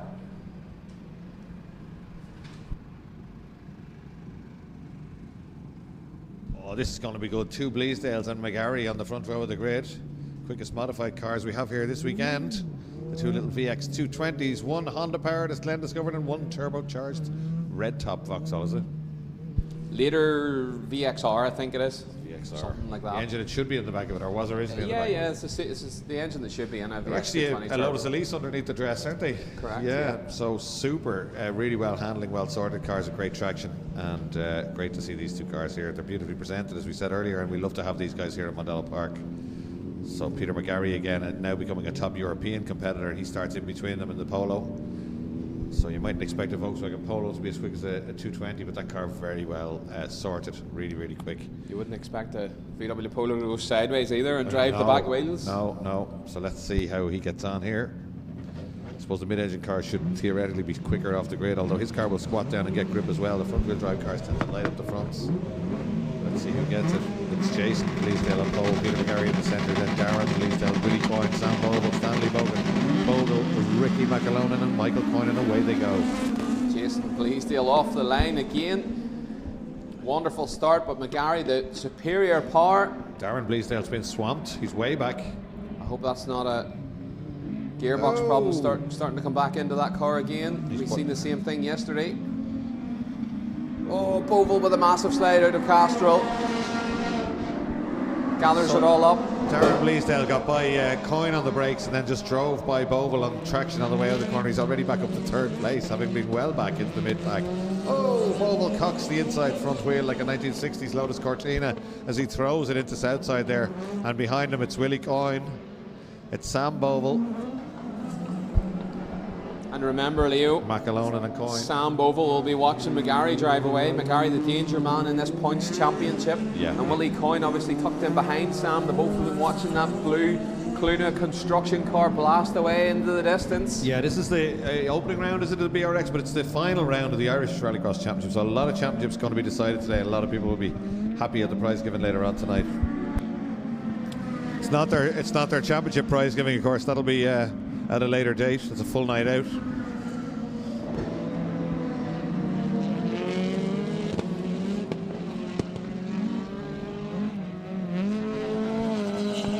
Yeah, McGarry very quick again downhill and very committed. So Jason Bleasdale not able to get away. He wasn't even a full second clear when they went across the line.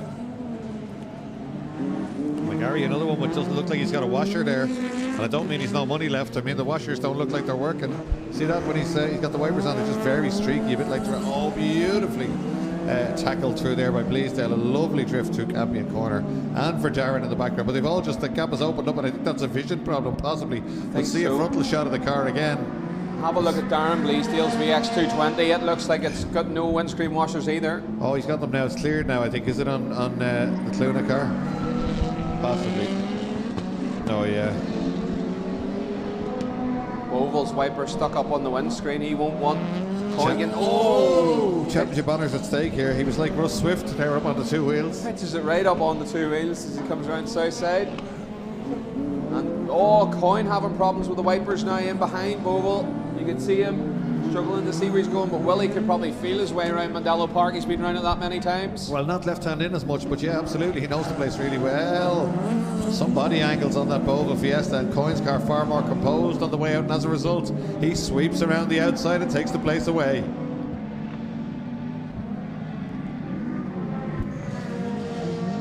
Stanley not too far away now and bringing Michael Coyne with him, who's making small improvements in that Citroen every time he goes out. Definitely looks a lot more healthy at this round of the championship. I wonder when Michael Coyne is loading up that Citroen up in Tala, does he look over in the corner and see this tarpaulin with a blue front wing of a Corsa there and just think about, hang on a minute, I can pull the cover off that car and put it back in the trailer. There's a wee tear coming out of the front of the Nova. Yeah, he was so DS3 quick. was back on the lorry. He was so quick in that Nova. But you got to keep going and keep developing your car. Yeah, you got to move for the times, and we can say that about Peter McGarry. Obviously, he's chasing down his old car in Jason Bleasdale, but McGarry putting this polo to good use. And it's the checkered flag once again, and it looks like Darren Bleasdale's actually got the better of McGarry. Yeah, so that's the Darren he was chasing there. The final corner and round the outside, taking Coyne is Boval. Oh, it's a drag race to the line. Championship contenders neck and neck and door to door. Who's it going to be? Just about Boval. Coyne has to tuck in behind him. Great racing from those two, Glenn. Yeah, worried that it might have been a visibility problem for Willie Coyne. Two Bovals and two Coynes in that four-car group there. That's great to see. Yeah. Two brothers, two pairs of brothers scrapping it out. Brilliant.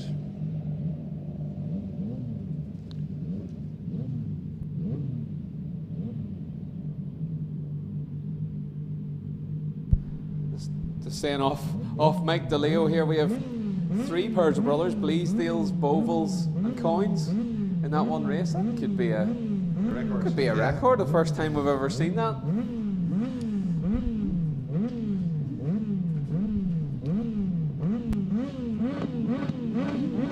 Bradley Turner on pole for this one. He was quickest of everyone here yesterday, but it's closed up, hasn't it? Ovenden very close to him. First seems to have sorted that brakes locking issue that he had yesterday.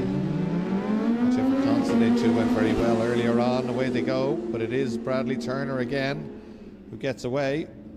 McPherson down the outside of everybody to try and get second place. Oh, armfuls of opposite lock. Gets it done though. Nice move for Teddy McPherson. Constantine back to fourth. Ovenden to third, I should say. Ovenden fourth. Yeah, Constantine's TN11 shining in the sunshine. A really nice wrap on that one. You can see it glinting as the sun hits it. That'll help us. We'll be able to identify him, but it is. Yeah, you have some chance in this weather. Normally in Mondello Rallycross it's held in winter months, and it's always a little bit wet or damp. And what happens is, it's commentators' nightmares, and by the time they get around to the end of the first lap, all the buggies have gone grey, and including their numbers and the helmets. Whatever chance you have. Oh, Constantine there having a go. Ovenden says, I'm out of here, Joker lap. People making late decisions whether to go to the Joker lap. It looked like Teddy McPherson decided not to go and ended up now stuck behind Constantine.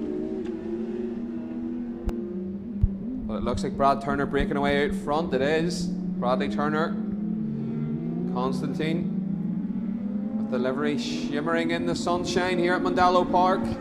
Teddy McPherson putting him under big pressure, and Ovenden has the Joker lap done and is nearly on the back of the two of them already. It's great also to see Ben Hardy back out this morning. Oh, there's big contact of locked wheels. McPherson and Constantine locked wheels on the brakes as they headed up into Southside Motor Factors, and once again we see a TN11 on top of another one. That's probably going to be it. Oh, they've got themselves freed up. I see McPherson's lost the bap a bit there, and he's just accelerated over the top of the front of the Constantine buggy out of our window. Red flags are out. Yeah, red flags are out. I'd say there could be words in that garage. Very dejected. Oh, the arms is up in the air. Constantine very unhappy with that. Very dejected. Of course, damage now to the front of his buggy. He'd been having a good day too. Whatever happened there, it looked like McPherson had to go down the inside. Did he lock their ears? Is that our fault for telling them to wind the brakes back to the back a little bit yesterday, Glenn? I really don't know. This is going to be a Martin Shanker moment here. I don't think so. He's waving about in the middle of the track, but I think McPherson has peeled off just up around the corner. Yeah, he's gone in search of him. Yeah, that's okay. Tempers run high and adrenaline is up. He'll be fine. That car, it's fixable as well. Doesn't look like a chassis damage there. Very easy to work on these cross cars up. Maybe not changing an engine as such, but the likes of front suspension and that will be.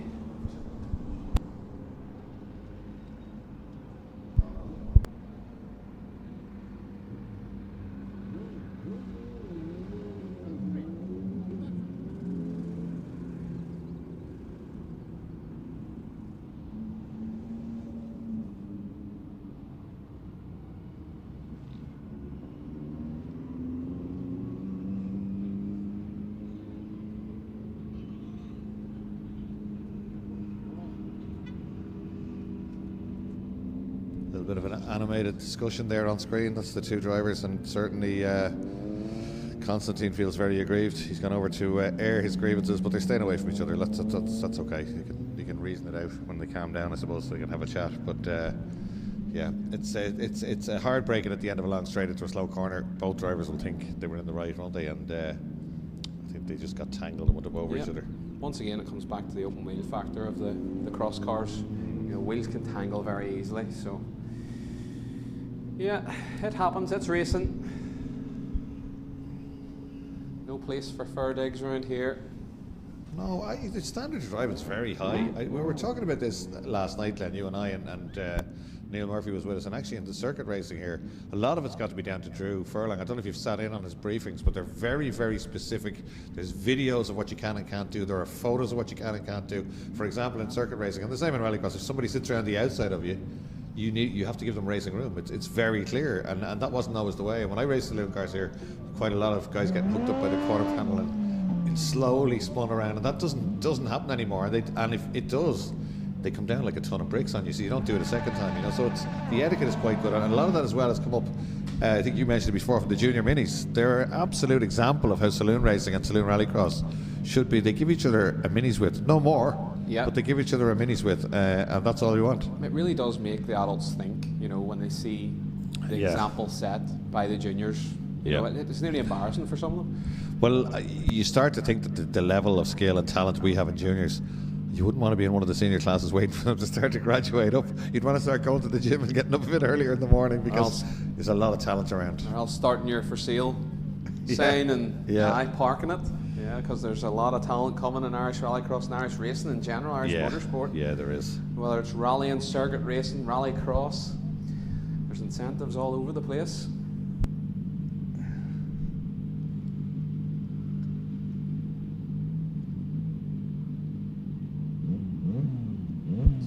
team clearing things up and opting to go straight back to a restart for this one.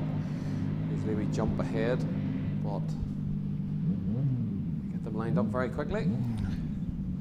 Bradley Turner going very well in the live. I think some of the data supplying these now.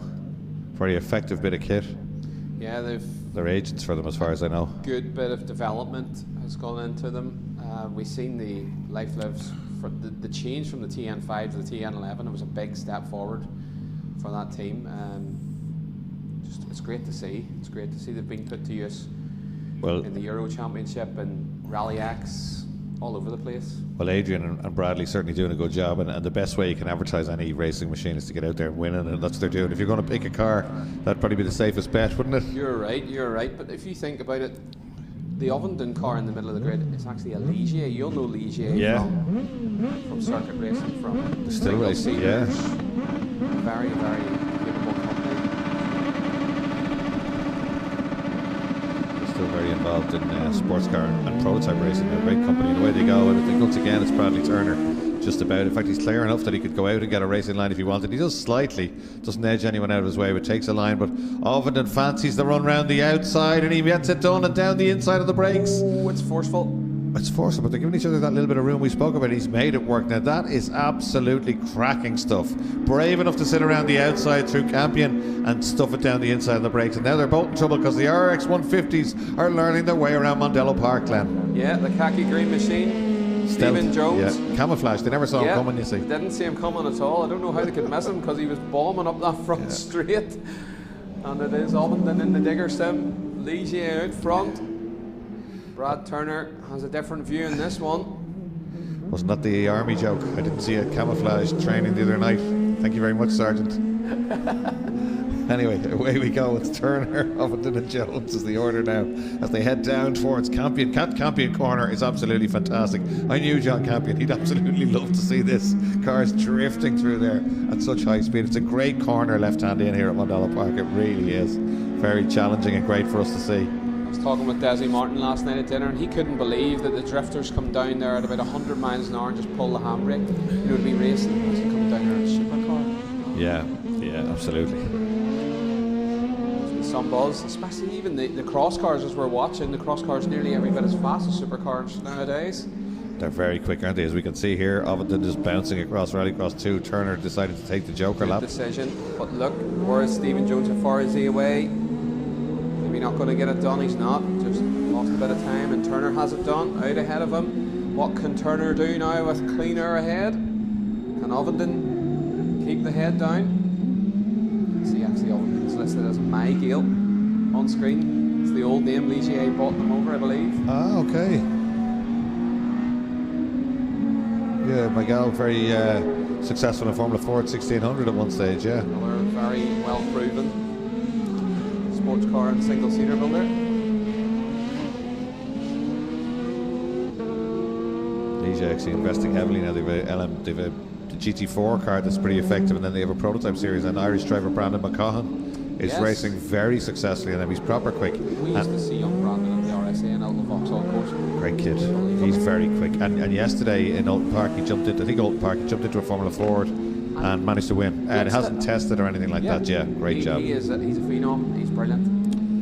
Yeah, good kid. Oh, the rotation on Bradley Turner there, he's just at one with that machine, isn't he? Before the apex, he's got the car turned in. As a result, he's going by out with no lock on when he gets on the bar by the apex and back out, but that's what he needs. Lap. There you go, Leo. You spotted it. Fastest lap by Brad Turner. He's bringing the gap down to 3 seconds. I don't know if that's going to be enough. It's going to be very close. It's going to be, and this is because Ovenden got quicker and quicker and quicker all day yesterday. And Bradley's really got to get the head down. He needs another couple of tenths here at least. Wants that at 2.5 seconds by the time to get to the Joker lap. When they're at the Joker lap now, and it's going to be very, very close, Glenn, as they round the hole in the hedge. What's the digger sim car? Will Ovenden. He does get it done. Brad Turner can only watch on as they approach Campion and into the last corner. Finish line marshal will have the checkered flag at the ready as they blast past the grandstand here underneath the Alfa Romeo bridge. It's going to be Will Ovenden to take Q2 in the MS UK Cross Cars. Great drive, Will Ovenden there. With the form that Bradley Turner is showing this weekend, if you're beating him, you're going really well, and he did there. He drove superbly. First corner really did that from, didn't it? First 2 corners. Absolutely. It looks like Ovenden found something going into the final yesterday, and he's now carrying it into today. Well, I think everybody, Irish or UK drivers, are learning the track all weekend, aren't they? Definitely. Looks fantastic there from that aerial shot. Oh, here we go. It's entertainment time. Not that anything else isn't entertaining, but I Pat think what Duran. we're going to watch in this one, Swayland. Swayland's getting quicker and quicker, isn't he? And or if the Volvo can get ahead of the Chevette, or if this Chevette doesn't have to defend, I think they're all very, very equal in terms of pace. Duran's got that extra bit of poke, and even if he doesn't get a good start, he seems to be able to power past whoever gets the nose ahead off the line and lead into Campion, and that gives him the lead coming out of Castrol and onto the Bahrain straight every time. But let's see if the squabbling, if there's no squabbling, there are 4 cars here could take the win, I think. It'll be interesting to check the lap times again. I didn't see them before they flashed off our screen the last time, and I think there was less than half a second covering those 4 cars. Yeah. Well, Duran banged one in on the final lap, but up until that they were matching it lap for lap. A couple of tenths in it. Ready to race. Here we go. Who's going to get the start? In the Super Retros. Emery gets the initial jump. Can he hang on to it? He can. Emery's going to have have shut it. the door. Yeah, he needs to shut the door pretty quickly here. This is going to be the one. Donna was right. Donna Emery was leads, right. Yeah, through Campion corner, up over the inside curb. Donna will be screaming watching this. Let's go, Stuart. Don't get too sideways on the way out now. Could get the whole track blocked if he goes around. He doesn't. He gets a great exit. Well, this is good stuff. Stuart Emery's on it here. And Duran is well back. He's got to get by that Chevette first. And he tries to power up alongside it, but we know how good Crockett is on his defences. And he goes to the centre of the track early on, and nothing Pat Duran can do about it in the duo escort. This is playing into the hands of Emery. Stuart Emery can get the head down and try and drive away from Crockett if Crockett can keep Duran at bay. Obviously in retros there's no such thing as a joker lap, so it's all about on-track place where you can make your move. Oh, Crockett with a big mistake as he heads into the hole in the hedge, but he gets it gathered up, holds his position. Stuart Emery will be looking in the mirror going, you keep that up now, will you? And I'll be out of here. The Volvo beginning to disappear down the road. Stuart Emery driving superbly. It can get out of shape the odd time, but when it doesn't, it's just poised beautifully. It sits down and gets great traction. The Volvo, that's what it's doing at the moment. Look at that for an exit. Let's watch Duran come up here into the Crockett. Does he move left? He doesn't. He should have defended the inside line because the power of that duo Mark II escort of Pat Duran takes the second place. Now Pat can try and hunt down the Volvo, but that's going to be a tall order. 2 seconds. How fast Stuart Emery is in the Volvo. But potentially Duran is the quickest combination out there. We've seen that, but is he going to gain 2 seconds in a few laps from Stuart Emery, and then still has to get by? Oh, he is. He's taking big chunks out of him already. Look at that. Almost up there with him to Duran, with the head down. Knows Mondello Park well. Perhaps not this layout, but he's been coming here for many, many years. Real character and a man immersed in rallycross. Of course, he owns Lydden Hill race circuit. Pat's hungry for this one. He's going really hard. Let's see what sort of lap time he's going to punch in as they come across the line. It was 1.9 seconds was the gap last time. It's not that much smaller, is it? 1.5? 1.2? 1.2, yeah. Oh, 49.1 from Duran. 0.8 of a second quicker. Look at the speed. Yeah. And now Swayland's woken up. It takes him a lap or two to get the tyres, a bit of heat in the tyres, and they get that Mark 1, and then he starts to march on, and that's what he's doing now. Swayland looking very racy and tracking the Chevette HSR now down the hill and into the left-hander at Nordic Spirit corner. Starting to have a look around.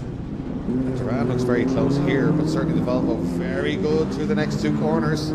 Stuart Emery pushing that. He'd love a win here, wouldn't he, Stuart Emery? Donna would love Stuart Emery to get a win here as well. The biggest fan. Yep. I think, well, besides us anyway, I think I'm going to watch the Volvo and Duran up the straight here. We know how fast the Escort is in the straight line. Let's see how much it closes the Volvo down. It's visible. He's right up underneath the back end, the back bumper of the big turbo brick as they turn into Southside Motor Factors, but Duran wags the tail. He loses a bit of momentum as they head out onto Rallycross 1 into Nordic Spirit over the bump. Emery keeping his cool at the moment. He'll know he's there. Zach Speed, Box Arch Mark II in the hands of Pat Duran. Smoking the tyres, really trying hard here as they're coming round. This is a penultimate corner. Duran always run wide. He's out onto the grass. He's trying too hard. It's going to be Emery. Duran gathers it up. Pembrey with the big wag of the tail. He's celebrating already. Checkered flag for the big Volvo Volvo. takes a win. Fantastic stuff. So we did surmise that maybe he could get a win. Pat around very, very quick, but catching is one thing, getting by another, and a big thumbs up there from Stuart Emery as he comes down towards Southside on his slowdown lap. Great stuff from him. So the Volvo 242 of Stuart Emery takes victory in the Five Nations BRX Retro and Super Retro Q2 from Pat Duran in the Escort Mark II, David Crockett in the beautiful Vauxhall Chevette HSR, Dan Swayland in the Bubble Arch Ford Escort Mark I, then John Wood, Alan Tapscott, Vincent Bristow and Ian Biaggi in the little Clubman. So there you go, Stuart Emery coming back into the bits.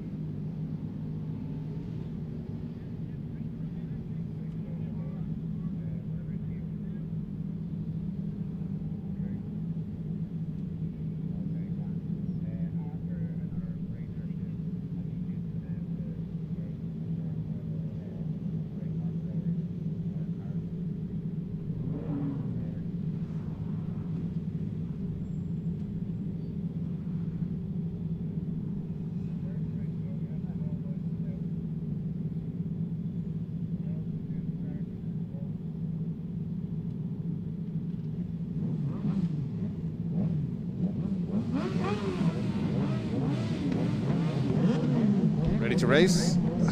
Just discussing lunch options there with Glenn.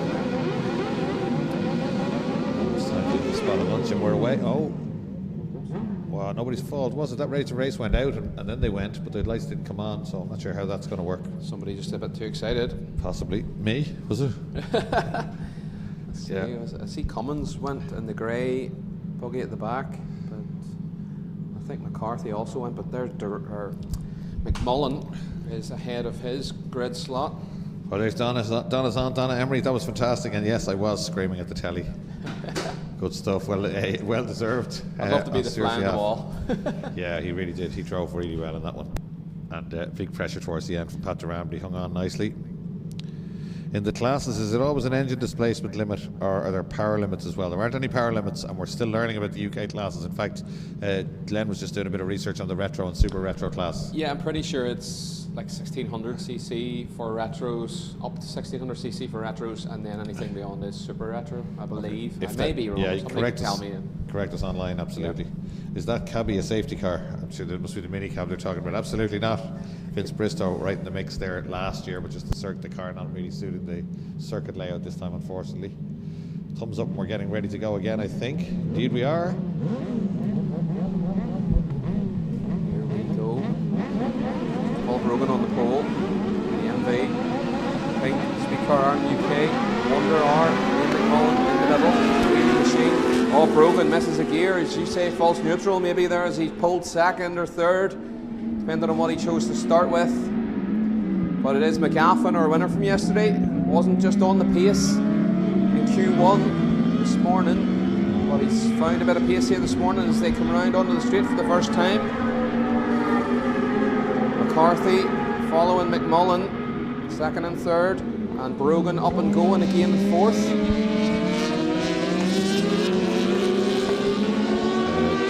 saying there, this looks fun, but the overlay should include a simple lap count. Well, fair enough. Well, it's not something we could fix today. If you want to go on to open another window there, go on to timing.ie.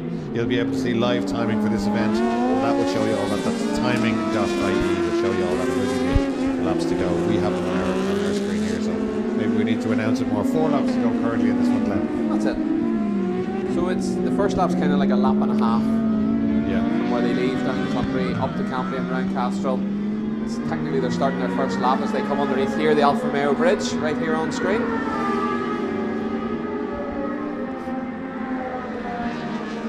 We're on to lap 2. There we go. And it is Matthew McGaffin out front. We just see McMullen go out of shot in the pink machine, and Brogan's up to 3rd place past McCarthy. After that terrible start, looked like he missed a gear as he left the line. Sometimes you can be a little... Oh, but Brogan is in more strife as he spins on the way into the hole in the hedge on the main lap. And he's stuck against the barrier, and because that's not an FIA buggy, I would be very surprised if there's any sort of reverse in that MV. And he may be stuck there. He may have to run that under a heavy yellow, or...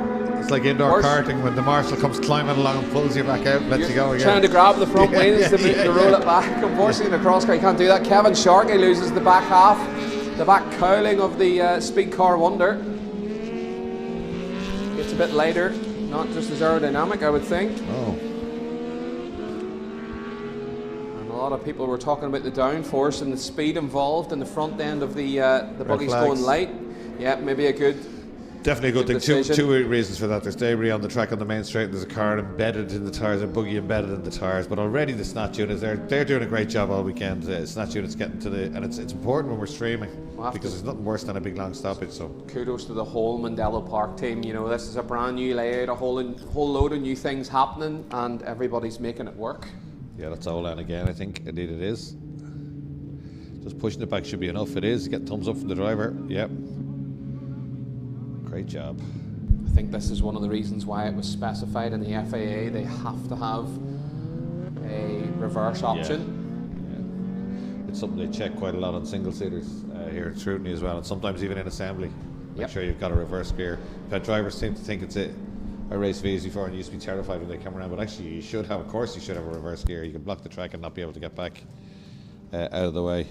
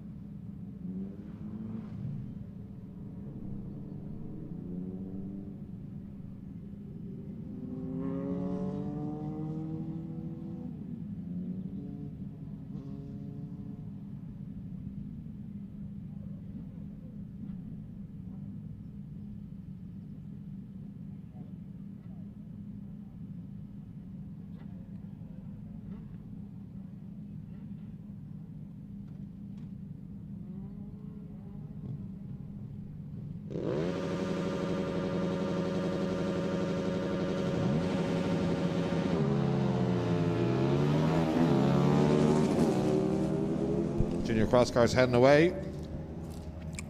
Phoebe Cake just been beaten away there, and she's trying to get in behind them now. So they go through there. Ethan Hooker leading again. She'll be looking to close that gap down. She gets a nice exit, a little bit of opposite lock. She gets a little power as early as she can to try and hang on to Ethan Hooker now as they come down the main straight together. Nothing in it as the two juniors head up the hill now and into the braking zone for Southside.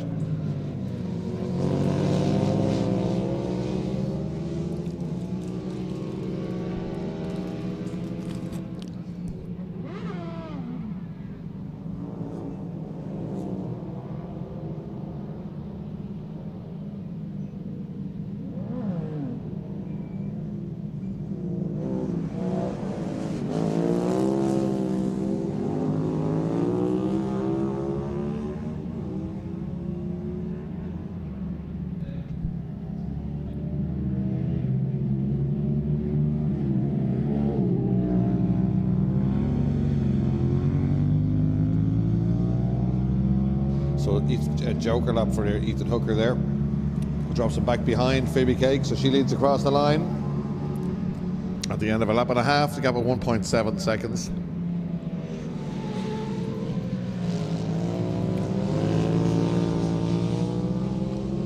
Phoebe definitely getting closer in pace to Ethan Hooker as the weekend goes on. But he's close enough now to take the lead back, I'd imagine, if he does the joker lap. If she does the joker lap, I should say.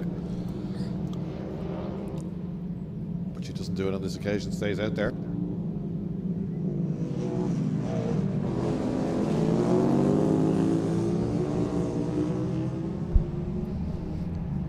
Donna Emery, the biggest fan of the Volvo driver, Stuart. She has to be. She's married to him 30 years tomorrow. Congratulations to Donna and Stuart Emery. 30 years, my goodness. Well, I'm on for 10 next year. They must have been very young when they got married. They both don't look like they're that age at all. Not at all. Not at all. Well, here we are side by side now. As Hooker gets alongside Phoebe a little bit quicker in a straight line, gets the job done 5 kilometres an hour faster according to our speed trap, but that's halfway down the straight. Two of them going in nice and late in the brakes though, and having the buggies dance around just a little bit under them. The crosscar juniors, this is Q2. Phoebe still has to take her joker lap, so it'll cost her a second or two. Here she goes now, she kinks to the left onto what will be the first bit of the S's normally on the national racing circuit. It's a great looking Live Life TN11 that Phoebe has. What a great name as well. Phoebe, I like that. Phoebe Cake. You can see the front of the buggy just moving as she grabs the gear there. She's not showing it any mercy anyway, really trying to close the gap to Ethan Hooker as this weekend goes on. Obviously only 14 to 16 year olds driving cross cars. What an experience for the youngsters.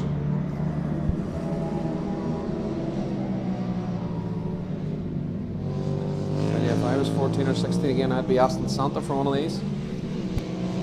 We probably did back in the day. We still wouldn't get one. Yeah, no, it's great to see, especially the next generations of Rallycross families. Always wonderful.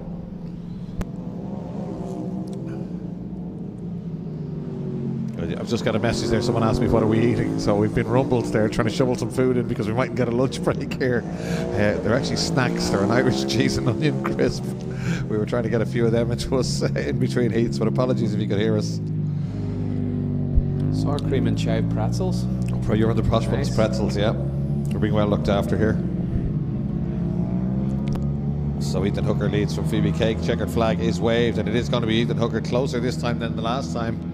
It's Phoebe Cake who's making good progress. She takes second place in Crosscar Junior Q2. Yeah, 6.4 seconds. I think it was more like 8 the previous heat. Say how many? 8.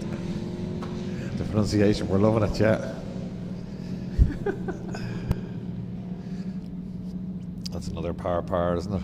Oh, it sure is. 8 and 8 and 8. Oh, like Dublin accent, I'd say 8. Yeah, 8. That's the past tense of eat. Oh, very good, yeah. We're covering it out. It's just as well we're Europe-wide. Somebody will get one of our, be able to understand one of us perhaps. We're going to have translators at the next round. Yeah, well I see we have subtitles already. I think somebody's turned that on since yesterday. Oh, it's buggies again. Getting ready to go. There's a rerun, of course, with Paul Grogan telling us that what they do is because of the layout of the track, they push. There's a red flag. They'll push that class back to behind the class that is already pre-gridded. If I make that clear. Yeah, that class obviously. The next class you see the minis behind will form up on the grid while this race is taking place. So great efficiency once again from the Mondello Park track team and the timing.ie guys. So here we go. Thumbs up from our grid marshal. They look up to the ready to race. Now don't move, boys. Wait for the green. That's what I would tell myself in the grid. Wait for the green. Wait for the green. Go.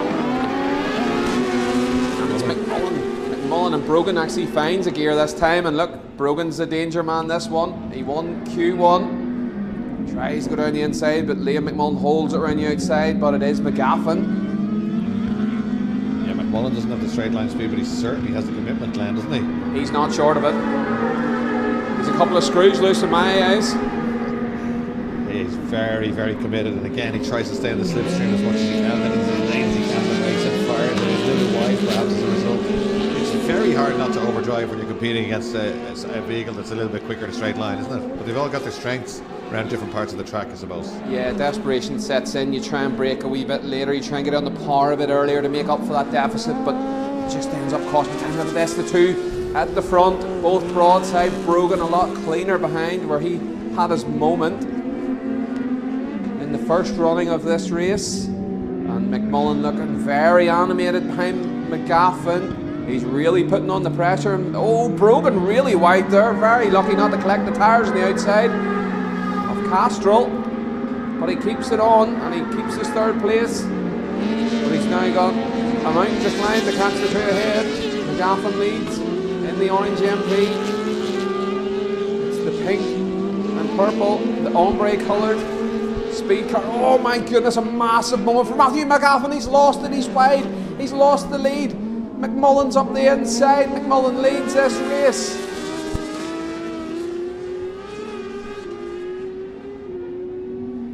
Got a bit of an instant off shot now. Could bring this one to a halt, I think.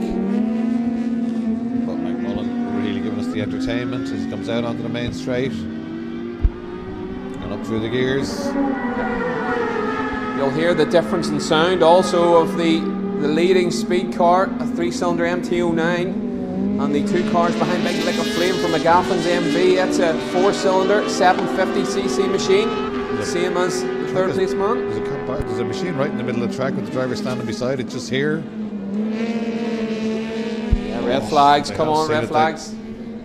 I'm not sure anybody had spotted that. I don't think anybody's seen the red flag just yet. Somebody else off now, so that was a little bit scrappy, yeah.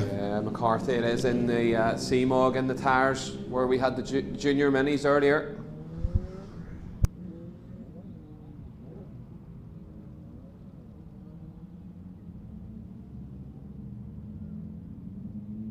Kieran Green, and that's where he went off. Is that where he went off yesterday? I think it is. Yeah, that's near the scene of the accident yesterday as well. Ollie Dunnigan with him there. That's a man that's been marshalling here for almost 40 years, I think, at Mondello Park. Absolute gentleman. If you see a really nice Celica down in the paddock, superbly presented, and you have, that's his car. We were talking to him this morning. Yeah, an absolute gentleman. He's a great guy. He's part of the track furniture. Yeah, he's an asset to us here at Mondello Park. A lot of our marshals are like that. They've been doing it for many, many years, and a role model for younger marshals. So great to see him there. You're in safe hands if he comes to you after an incident.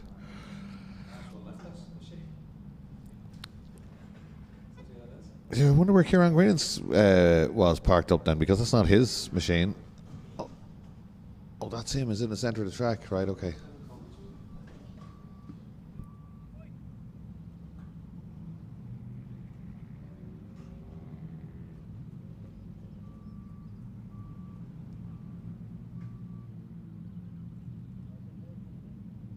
So we're hearing word on the ground. It was a moment for Kieran Greenan, and seems that he may have been collected as he was trying to gather it all up by Michael Cummins in the LA or the La Base machine.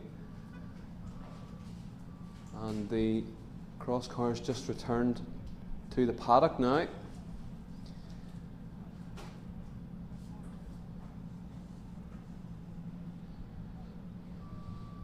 But it is the juniors with the doors open. Try and keep cool as they wait on the grid. To start their Q2 heats.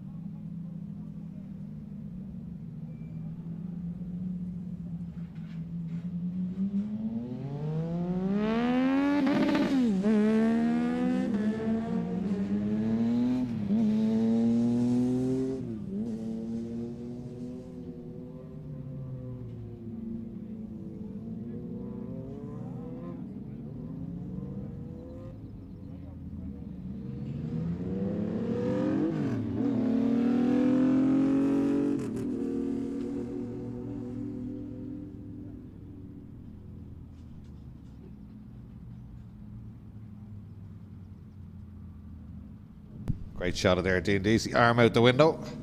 Looks like he's cruising. Yeah. Dean Deasy, one of the up-and-coming young rallycross drivers here at Mondello Park.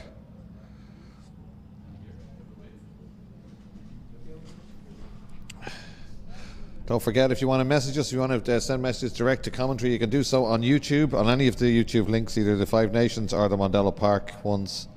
Five Nations British Rallycross Championship or Mondello Park, or the Facebook live streams. I think we're monitoring them all, so we can get back to you or give you a mention or hopefully answer your questions or let us know who you're supporting. Or if you have a wedding anniversary tomorrow, anything like that, just let us know. You tell us and we'll tell them. Floor.ie, the well-beaten Fiesta there of Owen Dooley, 997.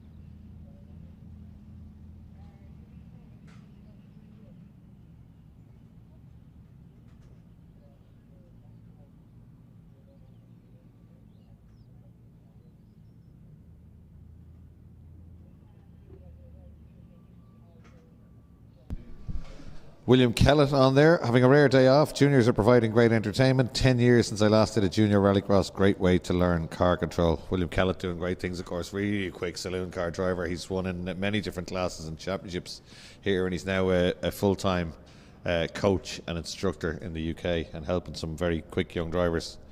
Also working in Bedford a little bit, I think. You see his social media. It's William Kellett.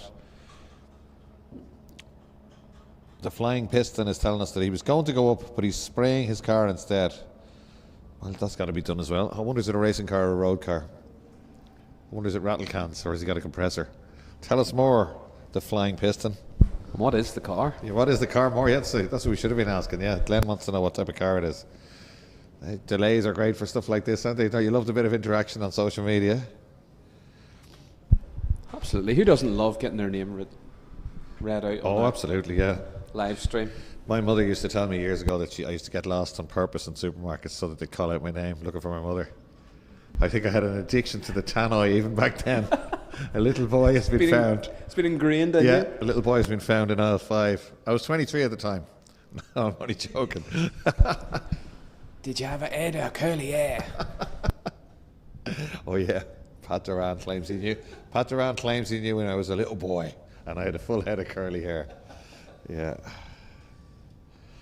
He was on form last night when we met Pat. He always is, isn't he? He's a great character. Yeah, when we met Pat Doran last night. Yeah, and Pat Duran was there too. Absolutely. Yeah. Really, we had great discussions about the surname and the pronunciation. He said it was changed by Arthur Debenham. Legend of the mic in really, Rallycross. Really, yeah. Commentated here a few times as well. Yeah. Do you know that I think I've only read one book, cover to cover, and it was Arthur Debenham's book. Well, I have it, and I'm ashamed to say I never read it. Oh, yeah. You're going home to read that. Well, I'll read that, and you read Tommy Byrne's book.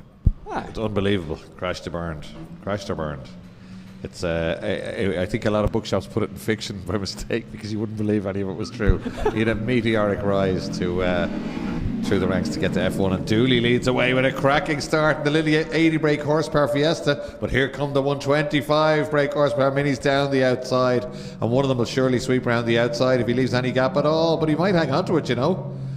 He does, and he's quite gentlemanly. He doesn't slam the door; he just closes it. Brave stuff. But that was a lovely line from Owen, as he was very wide, but he cut back and got that late apex we keep talking about in Casserole Corner. Now look, he's got a bit of pace out onto the straight, but as we see, the more powerful minis all line up to pass him.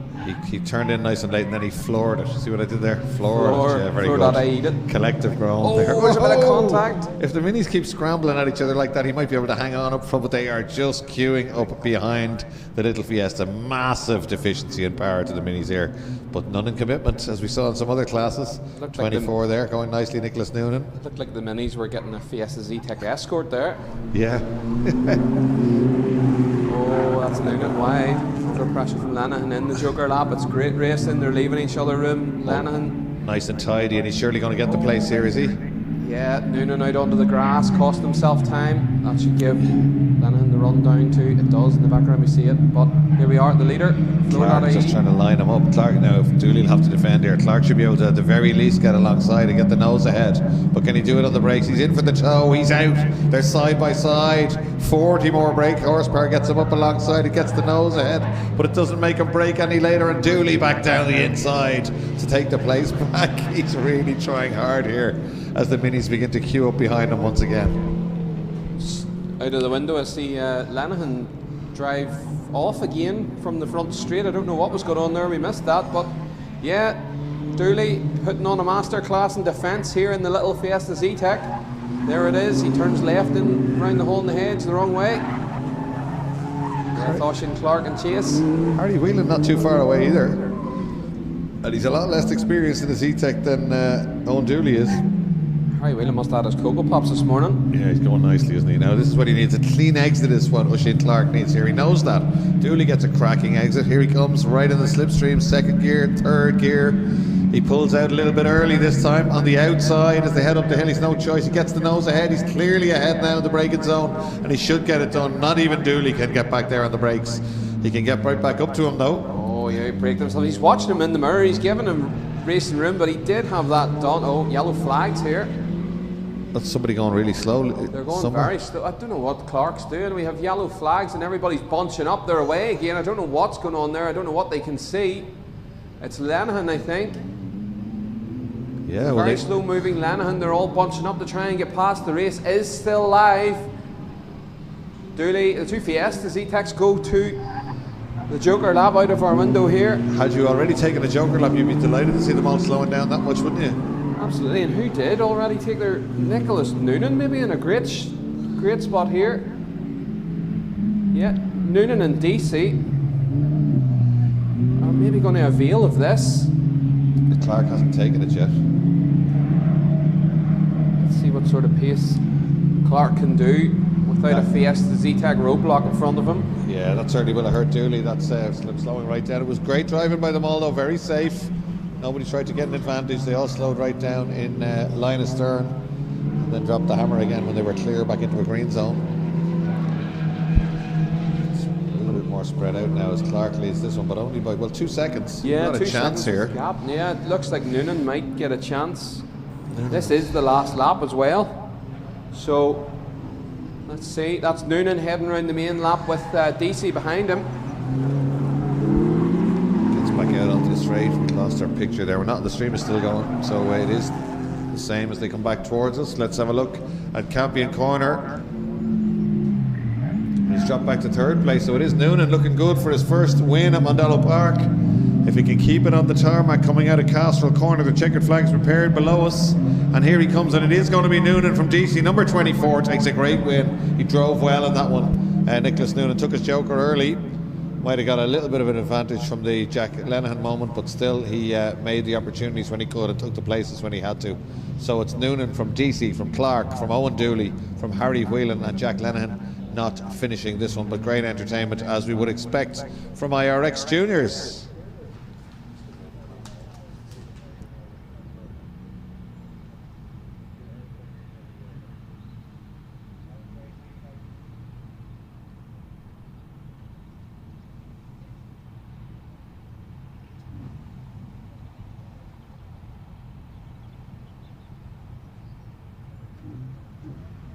Second junior heat, and it's Logan Hoy on pole position with Keenan Murphy alongside. Cody Mahan on the outside, then Hugo Lunham, David McAdams, Billy Farrell in the Academy car, and Ailish Sexton in the Midlands 103 machine getting ready to go.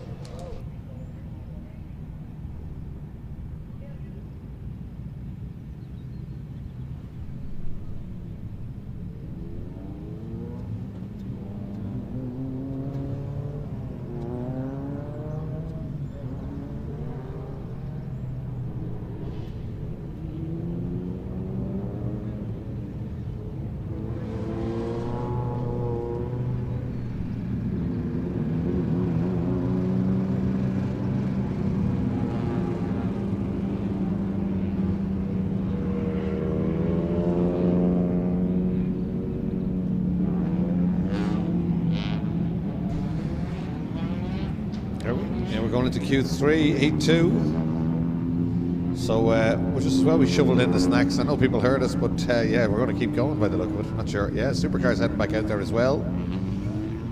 So we might be trying to get 3 done before we stop for a break. You let the marshals come in and get a bit of water and get a bite to eat. Of course, it's more important than anyone else. They need to be fed and watered at lunchtime. Get them back out on station. That's always the aim is always to get Q3 done before lunch, because you think it's just a final for each class, but it's not. There are some semis, I think, for modifieds. The junior minis, if anything, get a little bit too much running. They get they get 2 semi-finals and then a B final and then an A final, which is a little bit of overkill. I think it's great to give the kids extra track time, but I think the 2 finals, two semis and a final probably would do enough. That said, they do give us great entertainment. Looks like a parade is on now as all the cars are streaming out, so there's obviously a decision being made to release all those cars out in one go. They can fill them around the turn 3 loop in the background there from our shot and feed them up grid by grid as we go racing. It gets a chance to pre-grid them just out of our view.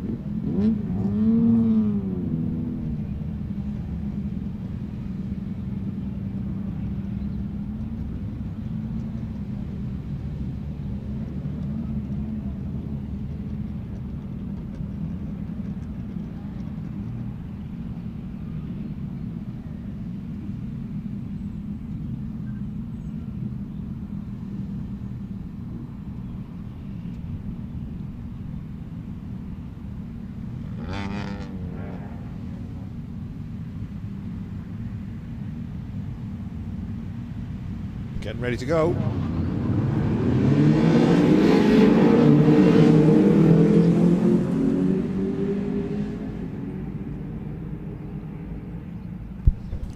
They are away. And there's Logan Hoy once again taking the lead from Keenan Murphy.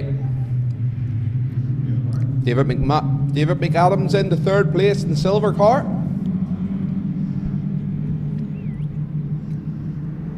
Here they come streaming down past our camera.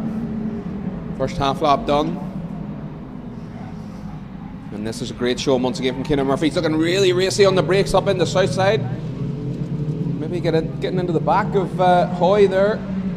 But Hoy holds on. Yeah, he has gone into the back. You can see the front corner of Murphy's car is slightly off skew. But he continues on his way. Young Keenan Murphy means business in this one. Logan Hoy will definitely be driving in his mirrors as Cody Mann has a little moment that's coming through the hole in the hedge and compromises his pace. Oh, it looks like maybe Murphy has a problem. Maybe missed the gear. Oh, he's sideways now. He's sideways at Castrol. It's all gone. Oh, there's a bit of contact side by side with Lunham as they're exiting Castrol out onto the straight. Getting a bit scrappy. Not something we usually say with these juniors. It's usually clinical. Loads of respect between the youngsters. Hugo Lunham lines up a move down the inside. They're all very late in the brakes. But at the minute, Logan Hoy leads. Cody Mann in second. Keenan Murphy third place with Hugo Lunham fourth. Murphy decides to get the Joker out of the lap and is followed by Joker lap out of the way, and Ailish Sexton follows him in.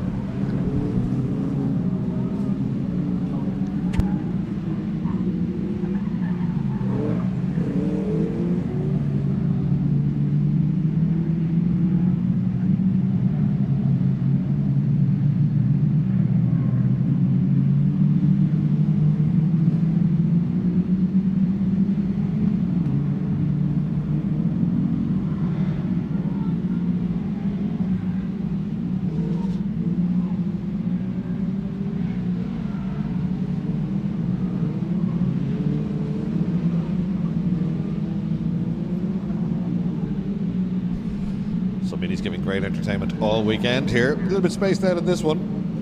The flying piston back on there. It's a Corolla E11 and he's spraying it with rattle cans. It's turned out well apart from some dust trying to sabotage him. The E11 is not in my thesaurus. I'm trying to think what it is. It might be, I think that, you ever see Evenflow? Yeah. I think Evenflow has an old Corolla. I don't know what it is. KE70. KE70. Yeah, I don't know what an E11 is then.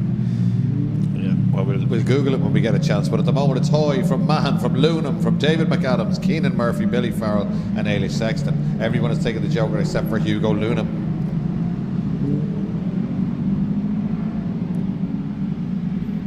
Fastest lap is to Keenan Murphy. He's had fastest lap in the last two heats as well, and he's down the outside to fight off Cody Mahon there. As they come down, Rallycross 3. Pretty quick in these little cars. So impressed by Keenan Murphy Very this quick, weekend. Yeah. The pace from him is he's just stepped it up a level.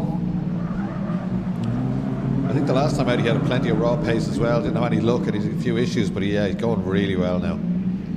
Does some RSA events as well, and I think he's done some hill climbs lately. He's been very quick. Ailish Sexton parked on the outside of the hole in the hedge. That's a shame. It's not her weekend. Logan Hoy again, he gets used to this, doesn't he? It's checkered flag for Logan Hoy. Can anyone beat him here this weekend at all? Doesn't look like it. 3.2 seconds to the good from McAdams, Keenan Murphy, Cody Mahon, Hugo Lunham, and that'll be Billy Farrell, and we won't see Ailish Sexton get to the finish, unfortunately. As you said, she's parked up. Big hello guys from sunny County Antrim. Oil Tech at 3369. Loving the crack and commentary. Great coverage. Thanks, Richie. Thank you very much, Richie. Oh, here we go. An E11 Corolla would be known as a bug-eye Corolla as well. There used to be 10 a penny in Ireland. My dad had one actually in the late 90s and early 00s. Thank you very much, Callum Dunn. So that would be the WRC Yes. Corolla. The Austin McHale Corolla, yes. Yes, cool. They came in Well, really nicely car, those. It's being rattle canned. They came in a really nice G6R. By the 6-speed box and stuff in. Oh yes, really nice. yeah, that's the one. A lot of boys put the 1300 turbo out of the Galanza and the GT turbo into them. And Castrol colours and all on them, you know, the WRC replica kit. Getting excited now. Oh, love it. That's my sort of thing. I do know exactly what it is. He didn't tell us what colour he's spraying it. There's Fergus Brennan. Good shot of Fergus. He's been here many, many years. Marshall, he's doing motorsport paintings these days and doing a great job. There's Ailish Sexton's precision tinted graphics car, parked in along the barrier. That'll be towed back in, no doubt.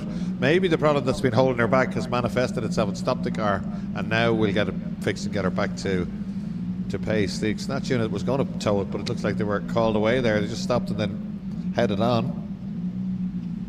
Maybe she doesn't have the right insurance policy in place. Maybe that's she didn't have to take me home. Oh she my has. goodness, Yeah. she's got the JR insurance policy in place. JR gets It's going to lift her to new highs here. Gets the forks in under it. Chris Nugent gives him the thumbs up there. Another massively experienced marshal. Very proud of our marshals here at Mondello Park. It's fair to say they're the best in the world. So you see them they do Grand Prix, they do Silverstone. A lot of them do Canada, which is this weekend. A big contingent of Irish marshals head over there, and you see all the tricolours on the side of the track. But they work really hard, they train really hard, and you're in safe hands if something goes wrong. Same with the rescue crew here at Mondello Park.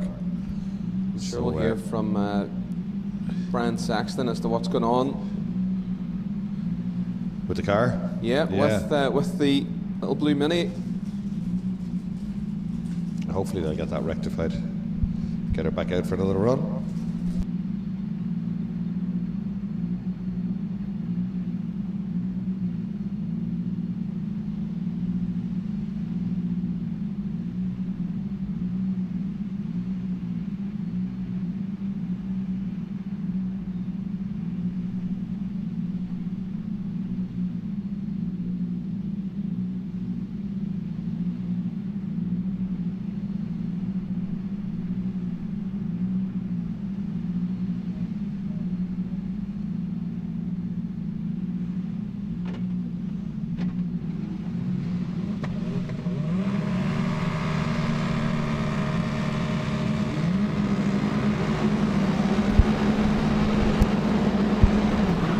Then we're ready to race, and away we go, and it's Supercars at Mondello Park. And who is it? Godfrey. It's Godfrey. I thought it was going to be Kerry. Kerry got the nose out in front, but again, problems. Oh, look at this. They're all piling in. Ovenden keeps Backwards it on the entry track. almost there, yeah, great stuff. Real angle of attack from Julian Godfrey. Is the C4 beginning to run a bit better? No. Oh, it's lost it in a straight line.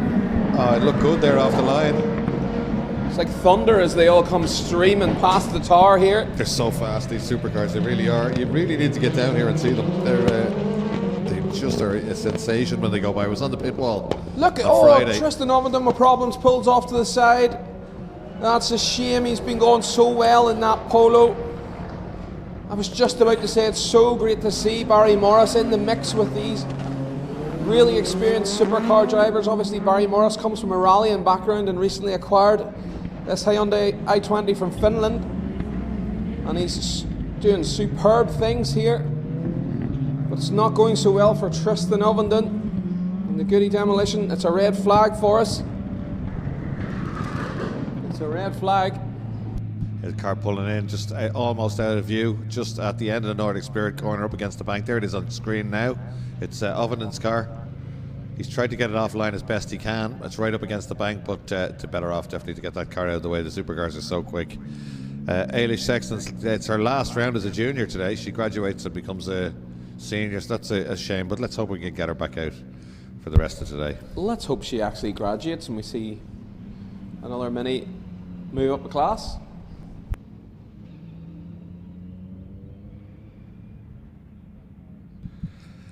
Mick Keogh, who we know well from the Siltec Safety Fiestas on, he's a great casual commentary. You guys work great together. We don't get on at all, actually. We're not fond of each other. We just pretend to when we go on stage. Wind your neck in. Wind your neck in, yeah. No, we're not hungover at all. We didn't go mad. We had a couple of beers and a really nice meal down in Cook's down the road last night, and we all sang happy birthday for Glenn, and we made him very embarrassed. Did you say something about old guys with the young lads trying to be fit? We did. I suppose if you're doing well in a senior class and these juniors are coming up, you kind of half hoping they don't go into your class. But Mick Keogh, an example of a guy that works really hard on both himself and the car, and is running right at the front in probably the most competitive class in circuit racing lately. Good to hear from you, Mick, and always a great supporter of other motorsport, not just the one he competes in.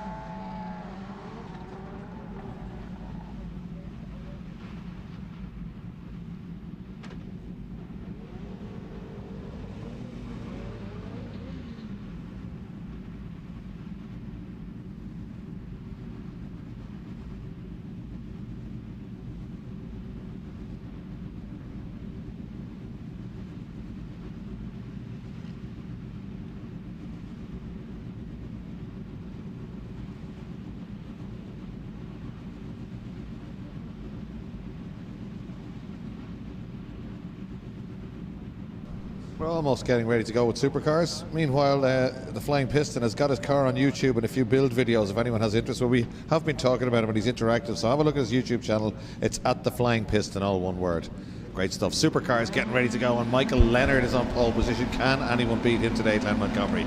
Well, if there's anyone can beat him, it's the number one Parts for Cars 208, but he doesn't get a great start. It looks like it's Donahue again with an absolute blinder, but Leonard, as we've seen all weekend, Leonard in the S1 takes the lead. Oh, and McCluskey and Toll rubbing elbows again. Elbows is out again. They need to tidy this up. They're Tommy costing Graham's got themselves. by Toll as well. Oh, McCluskey locking up on the brakes. Around the outside, Squirrely. Tommy Graham. Tommy's not having any of it. Wants to hang on to these Civics. Oh, look at this. They're giving Leonard a bit of a run here, aren't they? Yeah, that's just a bit of a change of tune. They've been as quick down there all day, but it's a danger time for Leonard is at the exit of Castrol. They can crowd him here all they want, but watch this. He gets an exit. Somebody off? Tommy Graham has gone off. Oh, he is, yeah. Tommy Graham gone off. There we go. He's reversing it out, though he might be okay. Leonard there gets a couple of lengths, but this is where he's so quick. Look at this. Just sets the car up, stands on the power, and away he goes. Red flags are out. The red flags are out. The race has been stopped, but I think Tommy should be able to reverse the car back out of the tyres there. Oh, he's back. He's going again. Haven't seen him on shot just yet, but we can see out the window he is back going again, so we should be able to get a quick restart.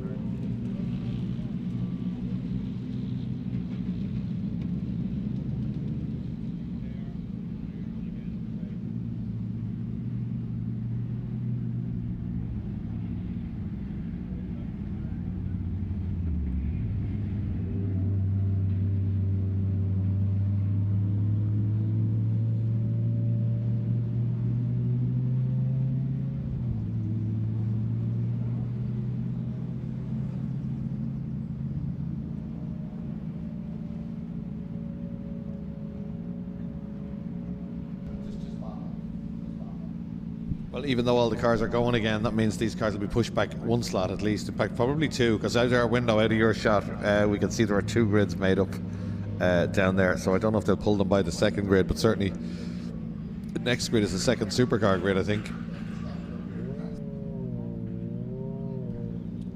Tommy Graham, he looked like he was heading back to the paddock, but he's been waved by the marshals to go back down Rallycross 3. Through Nordic Spirit and around towards turn 3 to rejoin, I would imagine. So good stuff.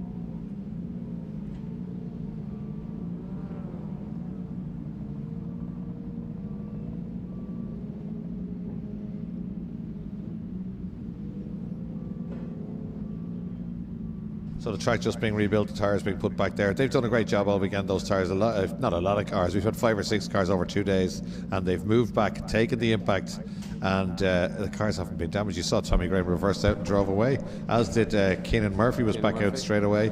Kieran Greenan, yeah. in the buggy. So great stuff.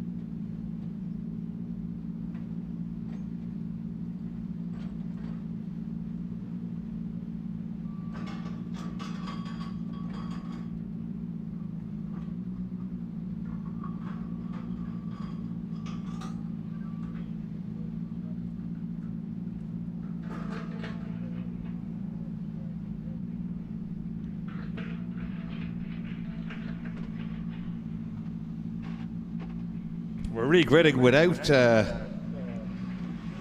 Tommy Graham. Oh no, this is the. Sorry, this is not race Tommy one. Graham's the next one. Yeah, who are we missing? Lost Ovenden. Yeah, it's Ovenden here we we're go. missing. That's what it is. Yeah. And it is Godfrey again in the DS3. Great start. Every time the nose of the C4 lifts, I think and hope it's sorted, but it's not. It's way down on power, poor George. And he's very committed though. He's near almost still with them as they come to the first corner, but once they come out of here, he is. It's great through the first two corners, but just so slow through the speed trap. So it's Godfrey, it's Carey, it's Barry Morris in the Hyundai, getting a little bit out of shape, just clips the grass, coming to the braking zone there, Glenn. Yeah, collected a bit of grass as he was braking and upset the balance of the car in the braking into Southside Motor Factors. But Carey's car definitely not on song. We know it's a lot quicker than this. Maybe actually I might be eating my words as he's right underneath the spoiler of Godfrey's DS3, the LD Liam Duran built car, now in the hands of the veteran of Rallycross, and a beautiful shot there. Wasn't that great to see Barry Morris? Because you Morris. see the car's not quite on the pace and you think maybe he's not driving it that hard, then you see a shot like that. That was committed and really good, really nicely composed through there. Great to see a shot of the Hyundai being fired through Campion corner. Oh, Godfrey looked a bit late on turn in at Southside, and he's a bit wide as they go on to the gravel. Carey closing him down, I think. William Carey beginning to get going. He hasn't had a great weekend. Bad luck and transmission problems. Oh, he's definitely closing him down now. Don't need to look at the screen to see that. He's on the back bumper now. And he's tidier through there and he gets a better exit. And tucks the nose up the inside to try and get alongside. Oh, Carey smelling blood here. Glenn, this is good stuff through Campion corner. Just doesn't look like it has the straight line puff, Leo. And that Carey machine, he's definitely got it in the corners. Look at this. Oh, it gets beautiful rotation.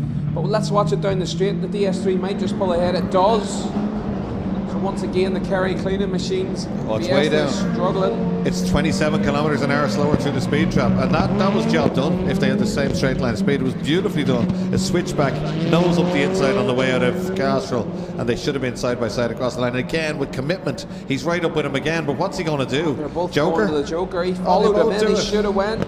He ain't got another lap to go. He should have went in the last lap, and he just didn't split the strategy. The problem there, I think, Glenn, is that it's a high-speed approach to the Joker, isn't it? Here comes the Hyundai. Morris is nearly with them. This is great from Barry Morris after his clutch problems yesterday. Barry Morris really doing a great job to hang on to these guys. And you would have expected Godfrey to ease away. No way. And this look Carey again with that beautiful exit, and he almost gets alongside, but hasn't got the power in a straight line. The Carey Fiesta is based around an S2000 chassis, and I mean that is an old car. What is Julian doing? Does he think it's the end of the race? Julian must think it's the end of the race. He's just slowed down. So did I. Wasn't at all. Maybe he's got problems, I don't know, but Carey continues now in the lead. He's back up to speed, and Barry Morris now beginning to pile a bit of pressure on Carey. Senior moment for Mr. Godfrey. Yeah. He's thought that was the end of the race, but it's not. Oh, this is great to see the Hyundai up there, isn't it? It's absolutely magic. The Ramco Hyundai in the hands of Barry Morris, the rallyman, usually found behind the wheel of a Darien on the rally stages. Going very well here at Mondello, but it looks like it's going to be William Carey, a bit of redemption. The Hyundai a little bit quicker, but not quite close enough to take advantage as they go under the Alfa Romeo bridge and take the checkered flag. It's a win for William Carey.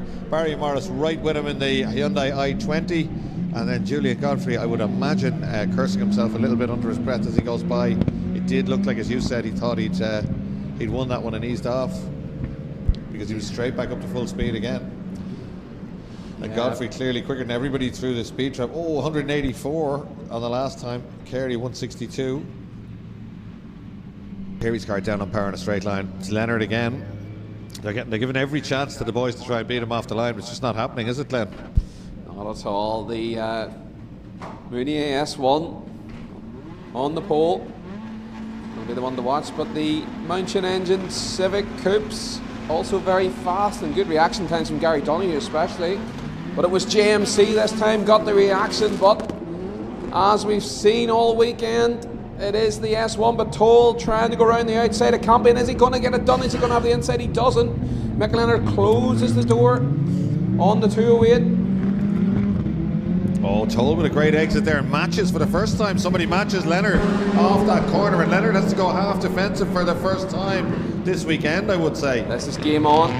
Toll has got away from the Pembrey Motorsport machines, and it's going to hassle Leonard as they come down towards Nordic Spirit. Toll's bonnet is flapping around a little bit. It doesn't normally do that. But he needs to stay close to Leonard down to turn 1, because that's where Leonard is so quick. Certainly on that occasion, he was every bit as quick as Leonard on the way out. Beautiful driving from Leonard. He just got the car rotated early and was able to just feed the power in, missed the wall on the inside at the hole in the hedge. He drove away from Toll. Yeah, that's a good lap. He is driving away. Toll can't match him here though. Look, no, maybe a length or two more from Leonard.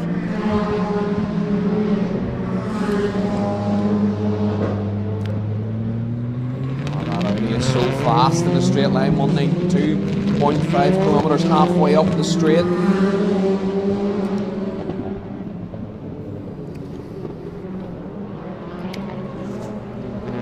1.1 the gap after 1.5 laps as we watch them come around Bridgestone down to the hole in the hedge. A great shot here of them approaching in on the brakes and then turning left. The one Sonic Honda Civic of John McCluskey just trying his best to keep hold of these two ahead.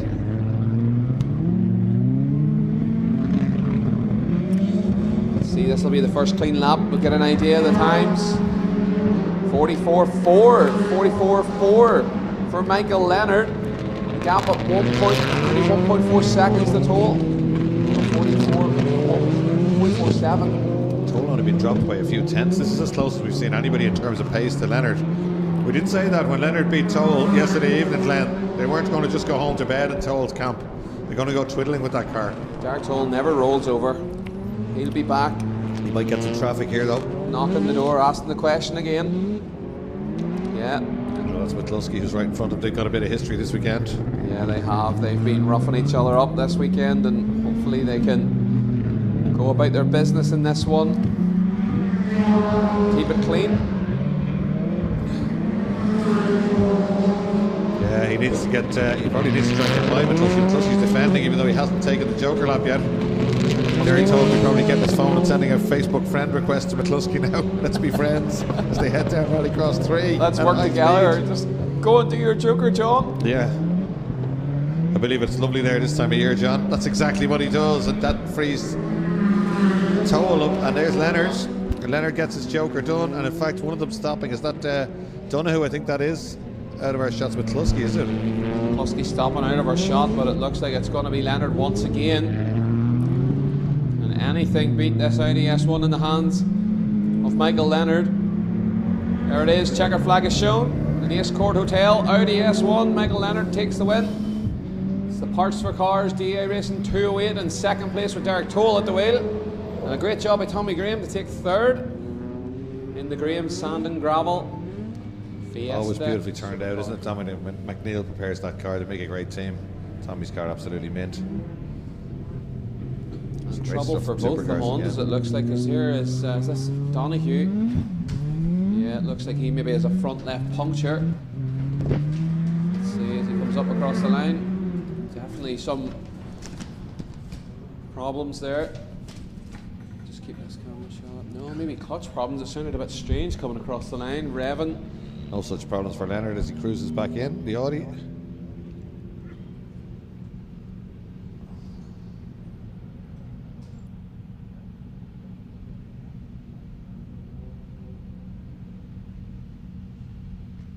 I think I recall Andreas Backerud recently driving different chassis, different supercar chassis to help the FIA balance the Euro RX grids and moving forward to sort of get some scope. And he said that the Audi still was one of his favourites, but you couldn't look past the new KMS Polos, obviously. Yeah. But the Audi's still one of the best chassis out there. Yeah, the chassis looks really good. But it's got everything, hasn't it? It's got the chassis that's very quick in the straight line as well.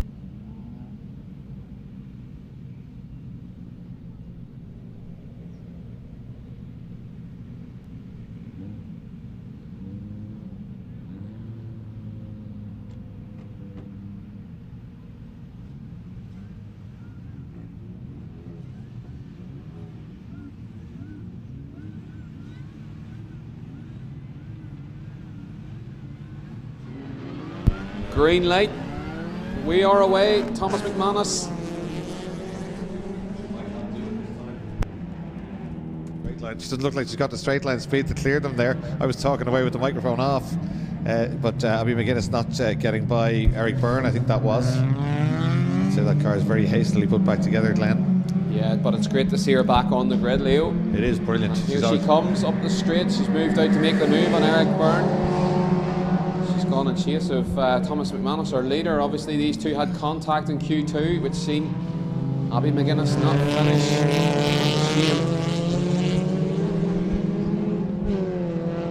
That's great. The team have her back out. The car maybe not just looking as straight as it should be. McQueen, 614, sorry, comes down, turns left into the hole in the hedge. Yeah, it looks okay to me. I think they've done a great job in limited time to get it back, bolted back together. There was bodywork damage as well as suspension damage, so well done to Abby's dad, I assume who that was, and I don't know who else helped, but great job to get her back out there. But I think Thomas has made that escape early on, and this one will be hard to close the gap. You could probably find that Thomas McManus was over there. Wouldn't surprise me. Put that back together.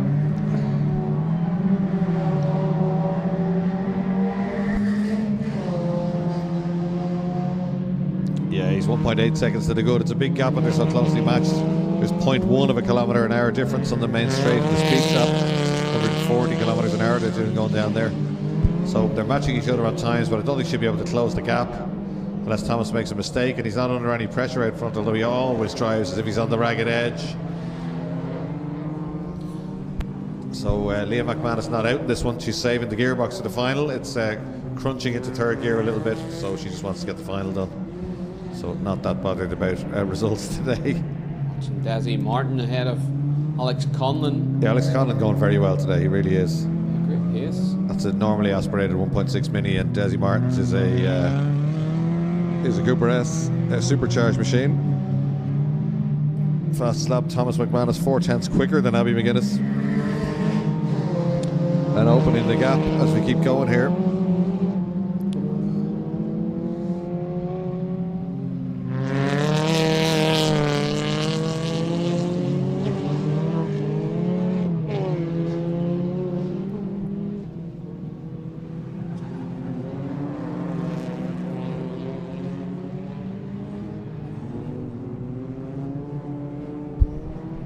The leading Suzuki Swift Sport, Nicholas Gallens, the Euro RX3 driver, all the way from Antigua in the Caribbean. And he's being chased down by Hoshin Deng, the Chinese driver in the yellow Peter Gwynn Motorsport car. Hoshin Deng obviously coming through the European crosscar program with Volland Racing, and this year taking part in the Euro RX4 Championship behind the wheel of a Rally 4 Renault Clio. Great to see those drivers here in preparation for the upcoming European round. Thomas McManus takes the Joker, and I'll be maybe a little bit closer to him, but I still think they're okay. They're level in terms of pace, but she wasn't that good off the line, and I had to negotiate a few of the slightly slower Cooper S's, by which time Thomas had got the head down and was away. So we checker flag. Here they come. Checker McManus. flag's wave. Thomas takes it. Abby not too far away in second. Yeah, great drive by Abby to come back and look, fastest lap by Abby I was McGuinness. just looking at that, fastest lap, Abby McGuinness, and brought that gap back down to 1.6. So she was quicker through the race than Thomas. That gap was well over 2 seconds. So she brought it down to 1.6 by the end. So nothing wrong with the car. And Eric Byrne and Desi Martin having their race again in this one. Great to see it, Jet. Eric just taking that from Desi. Half a second is all that's in it as they go across the line. Maybe a problem for Nicholas Gallens. He comes across the line. It was Ho Chin Deng who took the win in the Suzuki Swifts, and Alex Conlon in the Graduates. And there is a Clubman modified winner.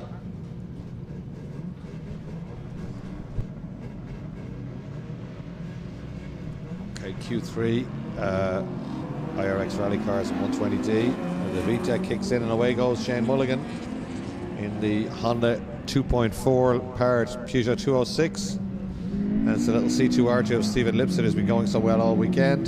PJ Doyle also having a great run. And it's the diesel BMWs. Wayne Keogh in there too in the Subaru. Can't help but Lovely think there's sound, fruity sound from that 206 that goes by here, isn't there? Yeah, it's an absolute beast, but I can't help but think that Keogh's Subaru is just not on song today. I'd like to think it would go a bit quicker than it actually is. It's usually far further up. It's had a lot of wins in rally car class here at Mondello Park, so I'd say there's probably a problem with that car. And look at the Mondello Park 120D shine. Sean Purcell must have that thing cleaned with it. Oh, he does. I was talking to him last night. He's absolutely delighted. He took a win there yesterday and he's over the moon. He's highly enthusiastic guy. He just absolutely loved it. Here is the leaders. Shane Mulligan under pressure from Stephen Lipset in the C2. C2 very nimble in the corners. Obviously, the 206 a home-brewed special, whereas the C2R2 developed by Citroen Racing. The 206 10 kilometers an hour quicker through the speed trap that time, but the C2 taking it all back on the brakes again. But Lipset very, very committed as he tries to hang on to the height bar at 206. Here it blast past from Rallycross 2 out our window.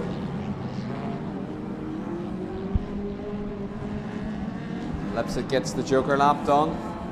Nice clean Joker lap from the man from MoMA in the SL Motor Events.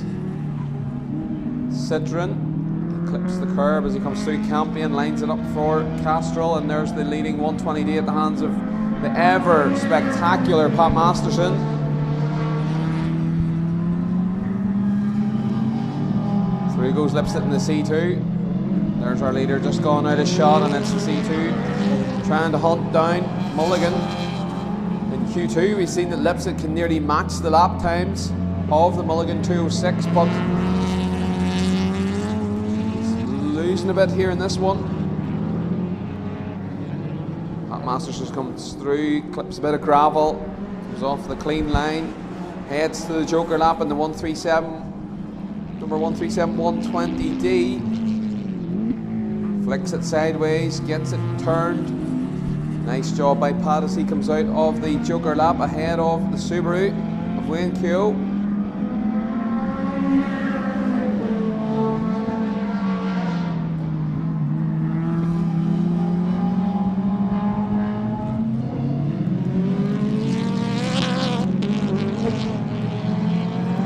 There goes PJ Doyle, now running third on the road after Masterson does his Joker lap.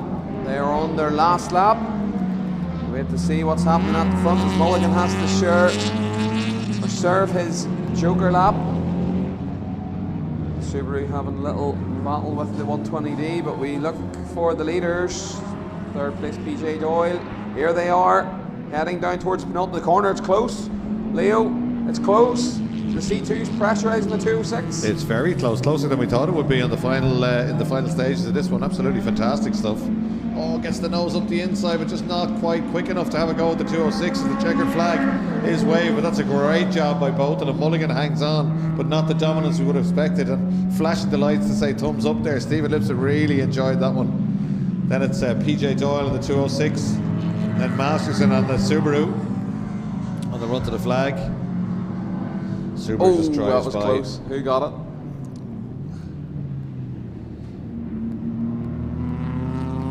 Masterson. Going through. Masterson took the win in the 120Ds, and yesterday's winner, Sean Purcell, comes across the line in the Mondello Park 120D, takes second place, and it looks like Keith Byrne is going to finish. He's home in third in the 120Ds in this one.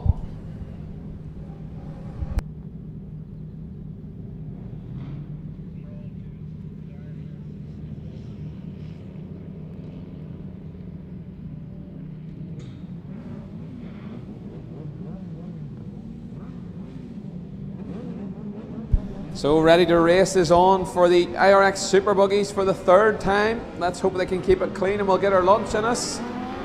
Away they go. It's another good reaction time from Liam McMullen in the middle of the grid, but it is Paul Brogan who's going to take the lead from Matthew McGaffin. Oh, once again, the aggressive McMullen. Oh, they're climbing over the top of each other, boys. Keep it tidy. We'll want their lunch. Away they go. Up onto the straight. Brogan, McMullen, McGaffin, Wasson, McCarthy, Greenan, and Sharkey. On to Rallycross 1. Sounds so weird calling that Rallycross 1. I suppose we're going back to front, so. That's still Rallycross 3. It's been Rallycross 3 for about 20 years, isn't it? The thing is, we were discussing this on Friday night, if you start calling them different things, people will be discussing different corners. It gets confusing. It's confusing me as I'm trying to say it. Well, Nordic Spirit is a good pointer for it. That's the corner at the bottom of Rallycross 3. So. The tunnel. The tunnel.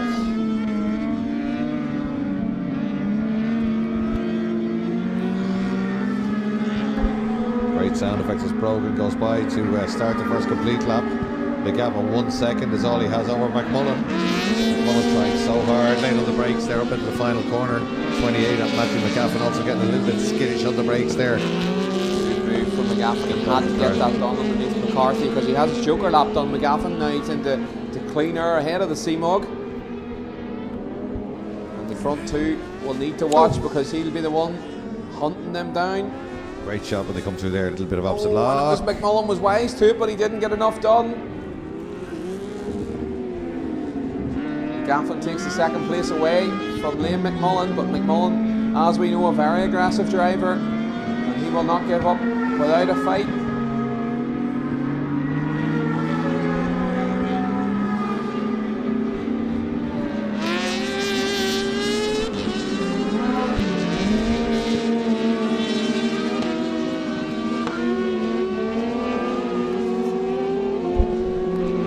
Setting a 45.4 on that last lap to take away that second place as McMullen jokered.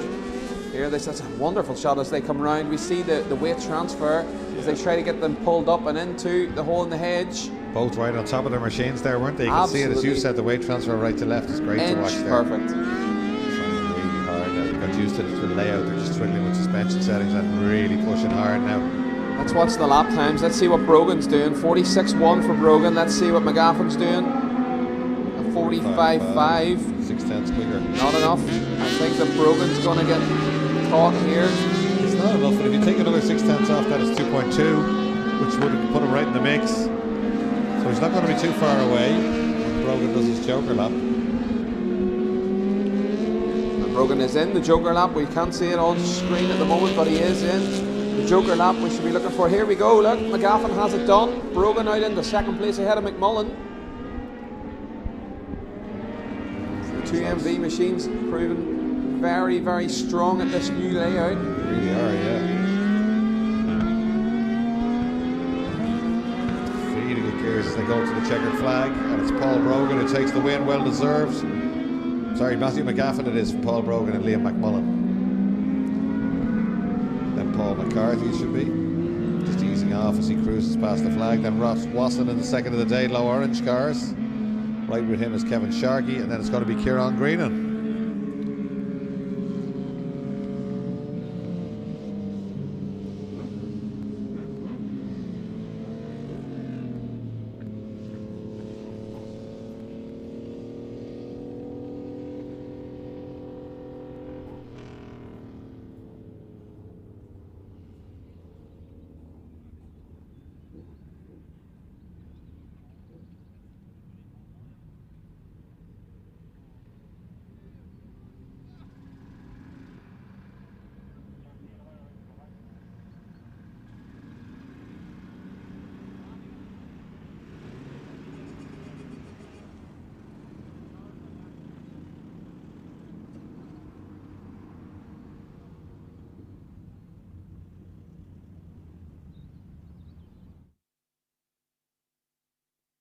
Okay, so we're going to go for a spot of lunch now at Len, and the organisers working away downstairs. They're doing a great job. They've had a load of delays, not to do reruns, which is not easy here, so brilliant job done, one floor below us But we'll be back at 2:40. The marshals will be back on post, which means we're going racing straight after that. And the races in the afternoon will be cut by 1 lap to try and get a little bit of time back. So even Tight more schedule. excitement and even more urgency. Exactly. Great We'll be stuff. hungry. Right, let's go and get a bit of healthy lunch and go find out some information around the paddock, and we'll be back here at 2:40. 20 to 3. 20 to 3. Great stuff.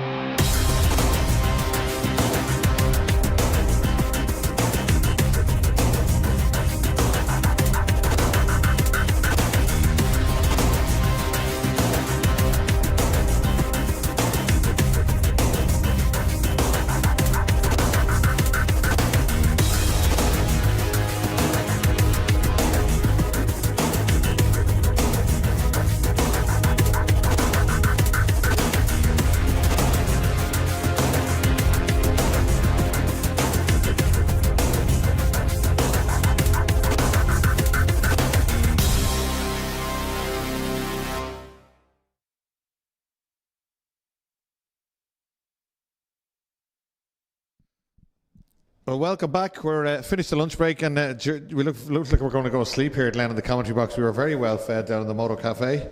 So all you'd want, it was a bit colder, you'd want a duvet and just tuck yourself in and have 40 wings. But Rallycross will wake us up and bring us back to life in a few minutes' time, because already the grids are starting to be formed out on the international loop. There's the shot. And we've got some new grids here waiting for us when we came back up, and a few bottles of water. Absolutely fantastic weather at Mondello Park. Everybody we're meeting seems to be having a great day. So it's all great fun, and Glen being a bit like a celebrity when he goes down into the bar, which is nice as well. Seals ice creams has went up tenfold today with this weather. Oh really? I had one myself there at lunchtime, yeah. Superb, the old 99s, yeah. I was in a discussion with somebody during the week as to where the name 99 come from, and you'd think I would have a funny explanation of it, but I couldn't get to the root of it anywhere. I don't know why they're called 99. So if anyone knows, let us know on the live chat. 99 pence, no? Yeah, maybe they were originally 99 pence. They're significantly more than 99 pence they're now. About $3.99 now. What, you call them up north a poke, is it? You can get a poke. There's a pokey van. A pokey van? Really, yeah. A pokey van. Yeah, I'd heard sounds a bit wrong, like, but... A pokey van, yeah. Well, that sounds like something that would have scary things in it, like the boogeyman. But it was a great thing when you were a child. You heard the pokey van coming, the chimes coming. It's Yeah. great. Yeah, still great. Absolutely. Yeah, especially weather like this. We're absolutely blessed with the weather this weekend. It's fantastic. It's been great all weekend, and it's great to be able to welcome our UK friends over and a little bit of sunshine. So, speaking of UK friends, it's Liam Duran on the front row with the incredibly exciting escort. He's been giving us loads of entertainment. Had a few issues. There was smoke pouring from the back arches like a drift car yesterday. Apparently he changed the different wheels, and it was just fiberglass rubbing off rubber, and it was fine. Then this morning he appeared not to have any washers or windscreen wipers perhaps on the car. Having some boost issues as well. Talked to Liam there at lunchtime, and yeah, having some boost issues. Too Just much ironing out little teething problems Yeah. with the new car. Let's see if they've got that resolved over lunchtime. See if Liam can put on a bit of a show for us in this one. The others might be in trouble if it does get the boost sorted. We should really have Philip McLaughlin in the Nissan engine 6R4, was it yesterday? But he's hit problems. Yeah, not really sure. Philip's not even sure himself what was wrong. We were talking to him last night, and some sort of electrical gremlins maybe with the 6R4 causing... Yeah, Philip Callaghan as well, former modified champion, former champion actually in Irish Rallycross. Great driver. It's great to see him back out in the turbocharged mid-engine MR2, but he tore a full corner off the car yesterday, and I don't think they got it repaired. Somebody said they were working on it, but we don't see him on the grid, so he obviously hasn't got it going for today, which is a little bit of a disappointment. Always great to see him on the grid. Okay, thumbs up, we're ready to go. It's Niall Carey on pole position. It's Willie Farrell in the centre of the front row, and it's Liam Duran on the outside of the front row in that incredible Ford Escort. And it's Jimmy McVicker in the Clio. It's Willie Farrell gets the nose ahead. Can Duran go by? No, he still has boost issues, does he? Oh no, here it comes. No, here it comes. It's building. Yeah, boost building, yeah. He gets to the game champion corner first. Flashes the brake lights, nice and tidy. Gets it right into the apex. And if that keeps going, we can expect him to just look at the gap. Opening. See you later, boys. Yeah, it's screams look past at the speed of us that car up in the a straight line. That is so fast. That's surely got to be supercar pace in the straight lines, Len. Back on song. The car is definitely back on song, and he's going to have a clean windscreen in this one because he's out at the head of the field, and he's way out ahead of the field. Snaking coming down the tunnel into Nordic Spirit. Willie Farrell in second place. Going well here. Niall Carey maybe not just on his usual form. That is Willie Farrell in the rear-wheel drive Fiesta, twitching his way over to the hole in the hedge. The speed trap will be interesting this time round to see what speed that Escort's doing when it's on song. Charlie French, they were 99p, apparently that's where it came from. Thank you, Charlie. Charlie French, of course, campaigned Super Retro last season. Willie Farrell getting the hops mid-corner there, the car not quite sorted. There goes that Escort past 172.8 kilometres per hour. It's to be way quicker than the rest. 158 for Willie Farrell, 142 for Niall Carey in the compact. Wow. Yeah, that's not a kick in the backside off a supercar, that. Supercar's doing around 180 to 190. Yeah. It certainly sounds as good as the supercar, doesn't it? We can hear it when it goes by us here on the start-finish line.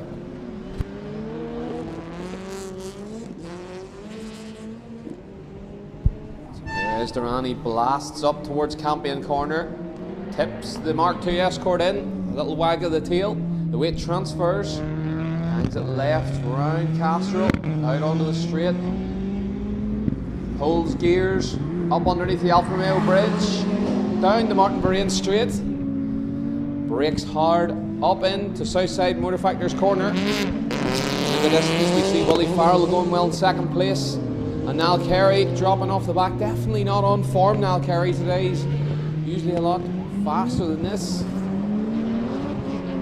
Good sound effects in the background as Duran is ripping it up out front. He's into the Joker lap out our window, and the only man in this heat to break under the 50-second barrier. But we're looking at Willie Farrell here. Oh, he's had a massive moment. It's an over rotation that's in the wall for Willie Farrell in the last lap. Of course, we're only running 3 laps in the heats now to save time in the afternoon, and he's got going again. He's got to straighten up. He's going to fight his place out with Carey, but Carey definitely looks down on par. We know the compact has it in a straight line, but it's Duran. Duran takes it in the Mark II. It's great to see that car back on song in the afternoon, and we'll hopefully see him in the final. There's a scrap going on in the background coming towards the finish line. It's going to be Willie Farrell. Willie Farrell takes second place from Niall Carey. Willie Farrell nearly threw that second place all the way as they came down in that tricky section towards the hole in the hedge on the gravel, braking sideways. And Jimmy McVicker completes in the rear-wheel drive mid-engine Renault Clio. And that is the Liam Duran Mark II Escort with the WRC suspension, the 1.7 turbocharged engine, and a Ferrari GT transaxle. So the gearbox actually sits behind the driver near the back axle, or on the back axle. But a whole fleet of modifieds now line up for the Heat 2 here in Q3. And it is the Bleasdale brothers, joined by Peter McGarry on the front row. The Honda engined VX220 of Jason on the pole. The Vauxhall Turbo engine in the middle of Darren. Peter McGarry on the outside, it's Sam Bovell on the second row. Have the 3 bands of brothers here in this one again. Green light, and once again the signature blast off from Jason Bleasdale.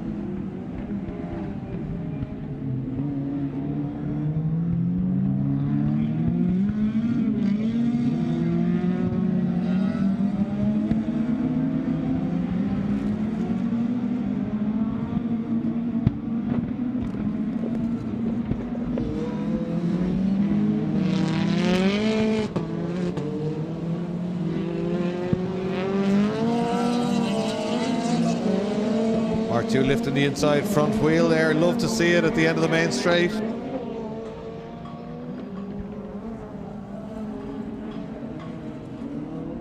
Sam Bovell goes to the Joker lap, followed in by Michael Coyne, 2 tail wagging, and Bovell looks very unsettled, but he is out ahead of Stanley. The 2 brothers, oh look at Sam Bovell, pure broadside as he comes into the drift section here at Campion Corner, lifted in the front way, the 2 of them. The Bovell brothers working together, as are the Bleasdale brothers up at the sharp end.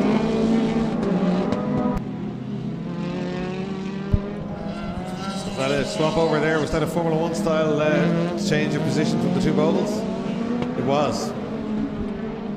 Here goes. The Mark II's gone by there in a straight line.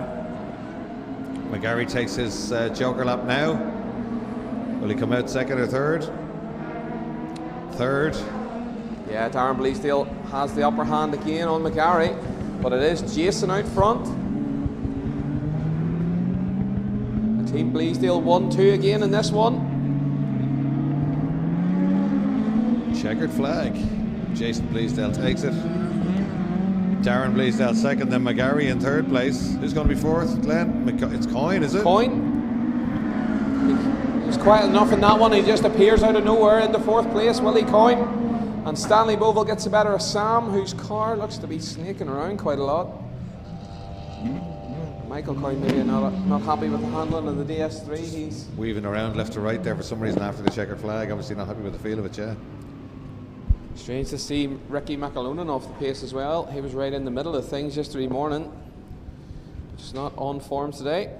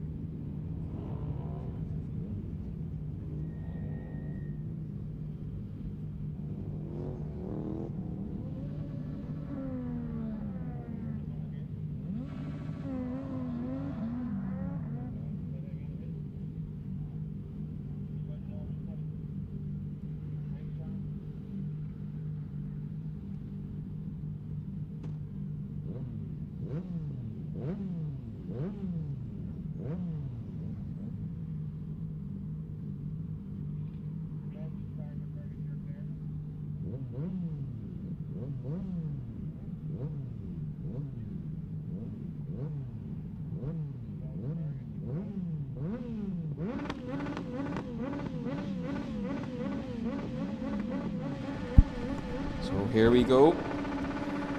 MSUK cross cars ready to race. Light is on. Missing a few from this one, but away they go. Bradley Turner lights up the rear tyres. A little bit of smoke. Unusual to see that in a buggy. Has he got enough to get ahead of Ovenden? He's got the front wheel ahead. He's got 3 wheels ahead. Can he get 4? Whoa, they're almost interlocking as they come around Cambion. They are interlocking as they come around Cambion, but they separate. They get up onto the brakes, and it is Bradley Turner who leads out of Castrol Corner onto the Bahrain Straight and under the Alfa Romeo bridge. Great job by Turner to hold it round the outside of Ovenden and take the lead as they come out of Castrol. But Ovenden, as we've seen, has built his pace over the weekend and is getting ever closer to that Live Life 10-11 of Bradley Turner. Teddy McPherson not that far away in third place as well. He'll hope to stay out of trouble, and he does the right thing and goes to the joker lap in lap 1, but it looks like Ovenden has a moment out in the gravel. But he'll be used to playing in the gravel with the digger sim.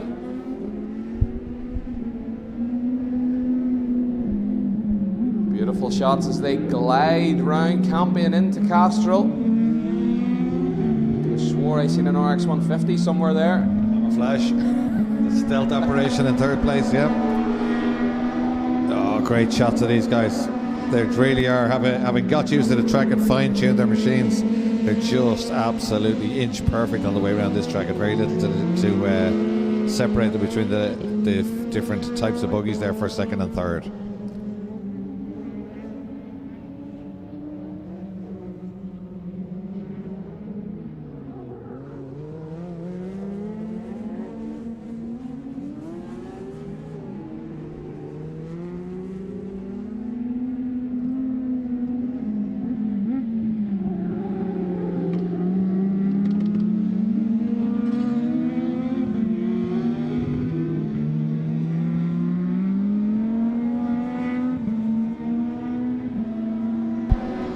leads 0.6 of a second, nothing in it. Yep, 2 laps down, Leo. Remember, only 3 laps. I hope they all remember to do their Joker lap, because we are on the last lap. With 2 complete. This will be the last lap. We've chopped all our race distances for the afternoon, trying to catch up on a little bit of time. And the front 3 still to Joker. And they remember. All 3 of them into the Joker. Let's see where Teddy McPherson comes out. Here he comes. Great drone shots for us. And unfortunately, Teddy McPherson's not going to make any inroads on the front 3. It is Brad Turner heading around the penultimate corner into Castrol. Will Ovenden an absolute shadow of him the whole way around this race. Can't do anything about Turner ahead though, as he heads up to take the checkered flag. And Q3 for the MS UK Cross Cars goes to Bradley Turner. Will Ovenden comes home in second, Stephen Jones third, and Teddy McPherson rounding out the top 4.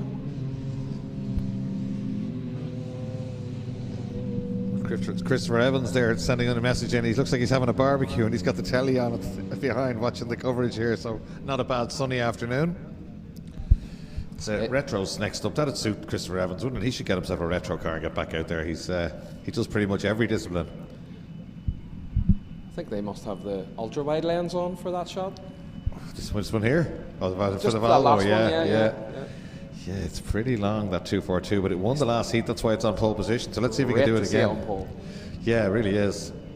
He could celebrate his impending wedding anniversary. 30 years married to Donna tomorrow, if he can get off the line, because Duran just that little bit quicker than anybody else. But Stuart Emery did it to perfection. He got the start, and Duran had to deal with the Chevette first before he got up to the back of the Volvo. So it was a great heat. But let's see how this one goes. Remember Davy Crockett on the outside in the black Chevette, the Shell Oils. Austin McHale inspired Chevette HSR. He got a very good start, I think it was in Q2. So let's see what happens. And we can't shy away from Dan Swayland in the Mark 1 bubble arch with a big spoiler, number 22, hiding in there behind the Volvo. It's been very quick, setting some of the fastest times today for the Super Retros. And John Woods, STP Mark III Escort, also a great starting machine. And John not feared to throw it down the inside as they come into the first few corners. Christopher Evans not actually at home. He's barbecuing here. He said he's parked between the tower and the bridge. Must be down with George Tracy and those guys. So he's actually here on site. Yeah, happy days. Well, I'd say leave the barbecue for a minute and go to the fence and watch this one, although you can see it all live.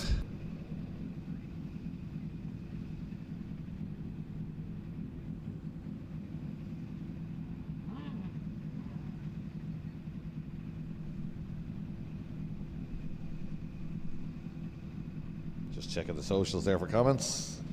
Where's Wanda the DJ? Always watching on TV. Great racing today for sure. Indeed it is. I can expect a bit more. Look at that for an iconic shot. The front of it's squared off front of the flying brick, the Volvo 242. And then it's Pat Duran, the beautiful box arched Mark II Escort, and the iconic HSR Chevette on the outside of the front row. And watch out for the Kent Movers Mark 1. Very, very quick driver as well.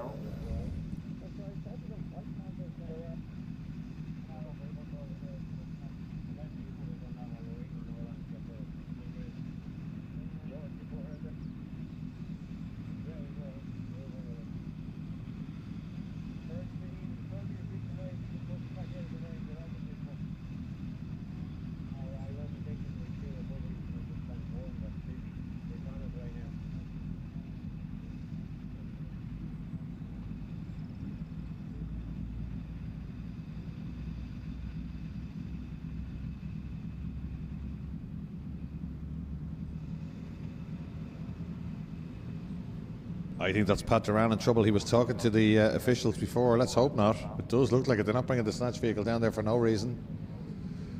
It's going to be wide open if that does happen. It looks like it's the Duo Escort. It is. And JR hooks it up. It's going back to the paddock. Babs at the wheel. I met her at lunchtime. She said, I said, you're a star of the big screen, yourself and JR today with all the recoveries. And she said, I know, my Snapchat is hopping. So if you have her on Snapchat, send her another message there now. I won't give out her Snapchat, but there you go. Yeah, that's a shame to see the Duo Escort getting towed back to the paddock before we even get going. Easterbrook Motorsport will be on the case to find out what's going on. They will, yeah. Let's hope they can get that back up and running. So wide open now. Pick anyone to win this. The 3 more powerful cars.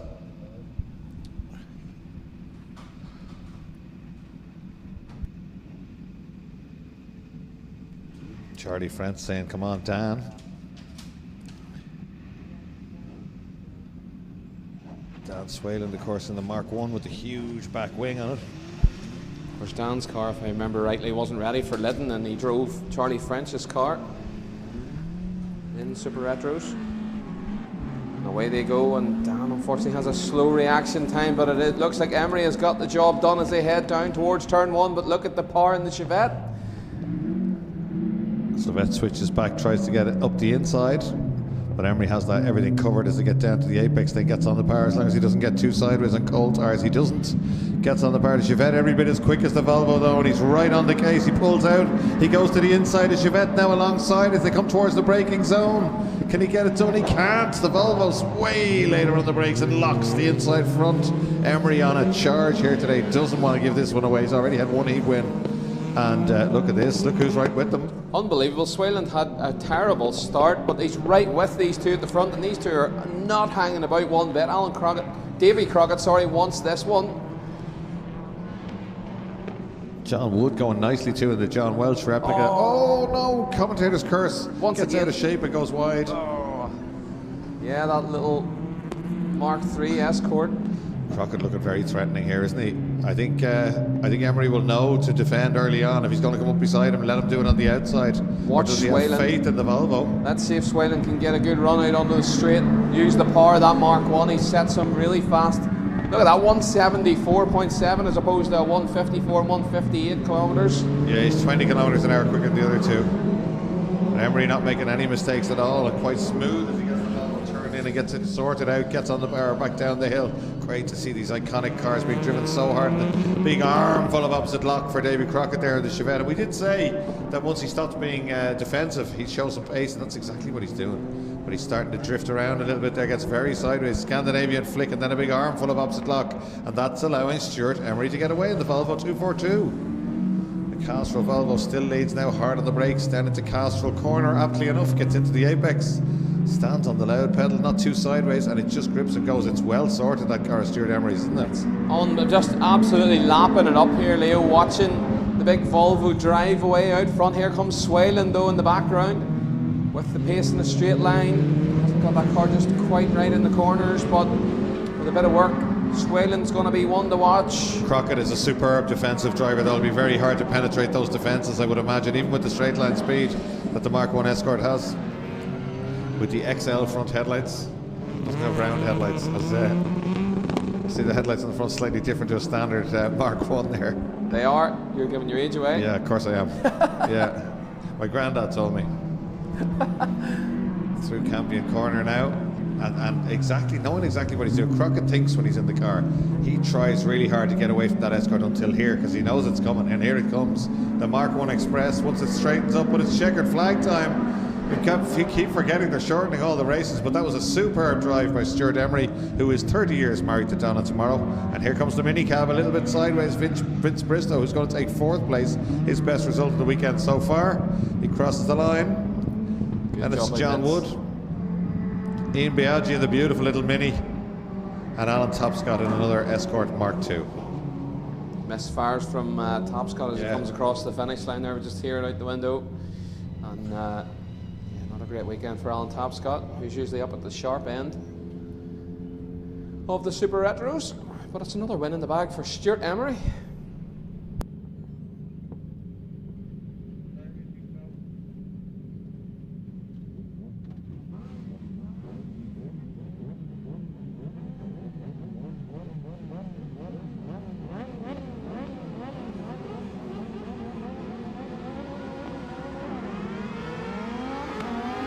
Away we go again. We have the IRX Super Buggies heading down towards turn 1, and it's Matthew McGaffin in the lead. Paul Brogan, there's a bit of kerfuffle in the background. McMullen makes contact with the front of Brogan. Brogan gets the switch back onto the straight, and he should have the legs as they come up, but Mullen goes defensive.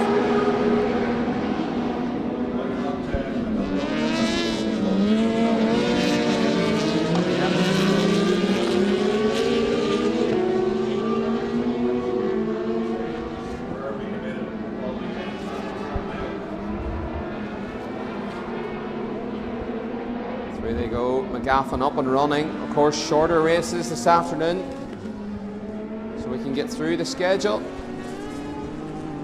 Brogan gets the Joker lap done so he doesn't get caught out and forget about it. McGaffin out front though, McMullen second place, and that's McCarthy in the Seamog in third. There's the first car on the road with the Joker lap done is Paul Brogan. Putting big pressure on McCarthy ahead. He looks down the inside, but he's not going to get it done. McCarthy's wise to it.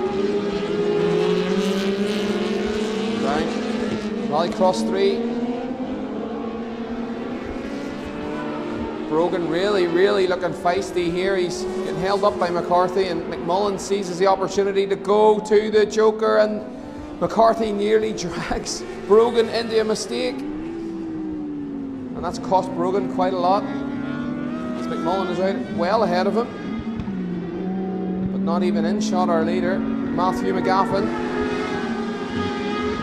Punches in a 46.4.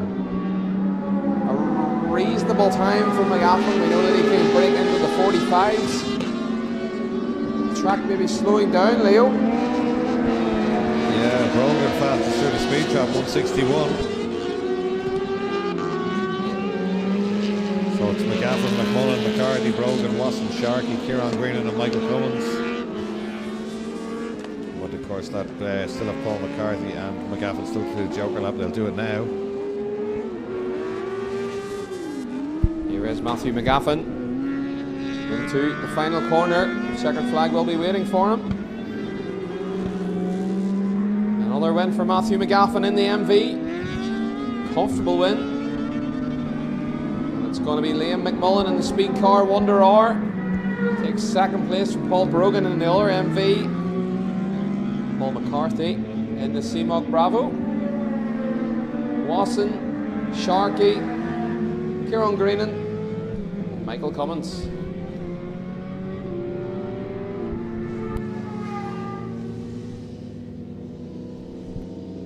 Matt Cake, big shout out to Chris Goldsmith for the new exhaust on the mighty Volvo. Well, that's been a bit extravagant, getting a Goldsmith to make you an exhaust for your Volvo retro car there.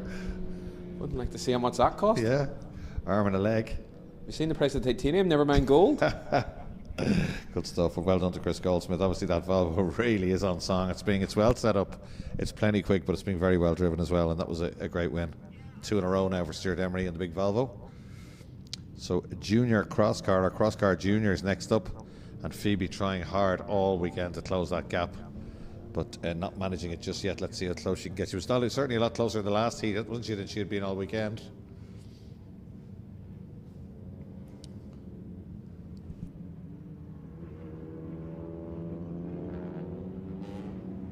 You start to fade a little bit, Len. I don't know if it's the heat or if it's just getting to that stage of the weekend. I think it's the research that you were doing in the early hours of the morning. You think so? Yeah, I think that's what it was. You were going around researching stuff, and there were cars being repaired, and you were involved in discussions in the early hours. That's what it was. I phrased that quite well, didn't I? You did. Yeah. I like that. Well, it worked because you had all the info for us this morning, which is great. Who's in trouble, what they did to fix it, and stuff like that. So there's been plenty of people in trouble, and very few cars have actually dropped out. Most cars have been repaired, and the scrutiny bay, you were saying, was busy during the night because there's a ramp in that, and Mondello don't mind people using it if they're stuck. So it's great that people can avail of the ramp in the scrutiny bay. Yeah, I think there was a few of them in there yesterday. Gearboxes going into VX220s and a few other bits. We've seen the likes of Abby McGuinness working on clutches and stuff in the dark hours. In the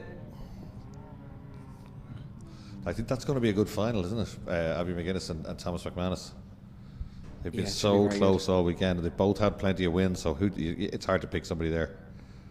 But that'll be good, yeah. So we're just waiting a few minutes. What they're doing is opening a gap on the track out a shot to let all the supercars back across for their next heat. And you can see them already lining up behind these junior cross cars. Getting ready to go. Waiting for the green lights to come on. They're on and away we go. And Ethan Hooker gets a slightly better start, does he? Because Phoebe Cake tries to stay with him. She tucks right in behind him this time. Body language would suggest she's determined. Just hanging on for as long as she can. She's right there at the apex of Castrol. Gets on the power again. Maybe doesn't quite use all the track on the way out there, scrubbing off a little bit of speed. They go by us. We won't get a speed reading until the second lap, of course, because they're still completing their first lap. That's just the first half a lap or the run down from the start, really. Oh, and the buggy moving around under Phoebe, and she's well able to control it. A little bit of opposite lock and controls the slide beautifully through Southside Motor Factor's corner, through the gap and downhill now towards the really fast left-hander at Nordic Spirit. So Ethan Hooker leads from Phoebe Cake. He takes the Joker lap immediately. She sweeps around the outside to take the lead with a dab of opposite lock.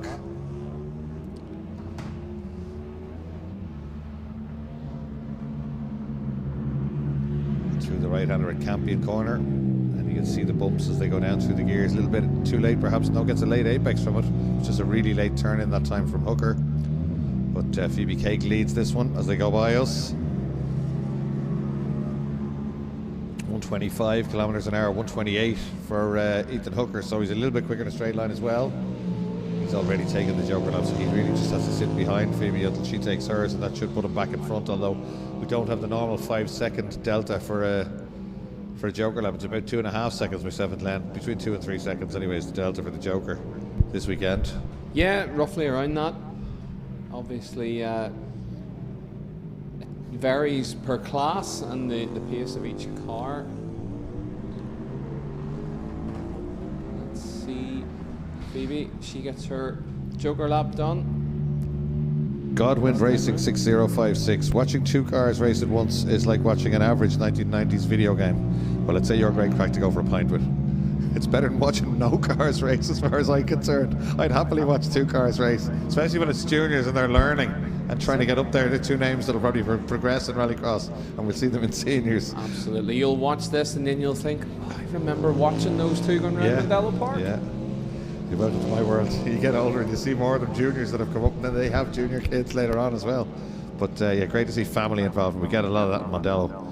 In saloon car racing, and of course in Rallycross you get second and third generations racing. Great to see father and son still racing, and you've got Leah McManus and her dad Thomas, you've got George Tracy and George Jr., you've got George Toll and Derek Toll, of course. So great to see it. So Hooker heading up the start finish line now to start, or heading towards the start finish line I should say, through the right hander at Campion. He's already doing that incredibly late turn in to the final corner. Phoebe turns in a little bit earlier, gets to the apex. And they're out onto the main straight, and it is checkered flag for Ethan Hooker. Phoebe Cake powers across the line.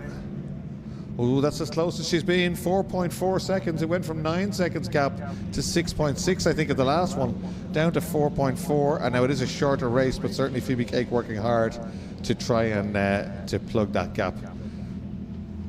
So let's see how they get on later on. We're back to Supercars. We are back to Michael Leonard on pole position.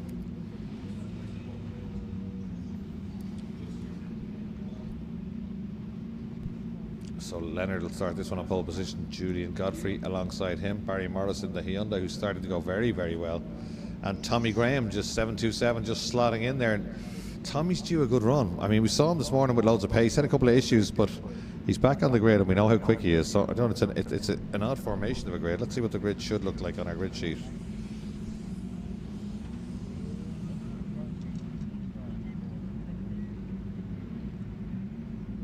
Glenn just pointing out that they should be staggered. I don't know why they're lining up like it's a sprint. No, they should be staggered across in a diagonal line. You should have the Audi where it is. Tommy Graham should be sitting in the gap between the DS3 and the Audi, and then the i20 on the outside.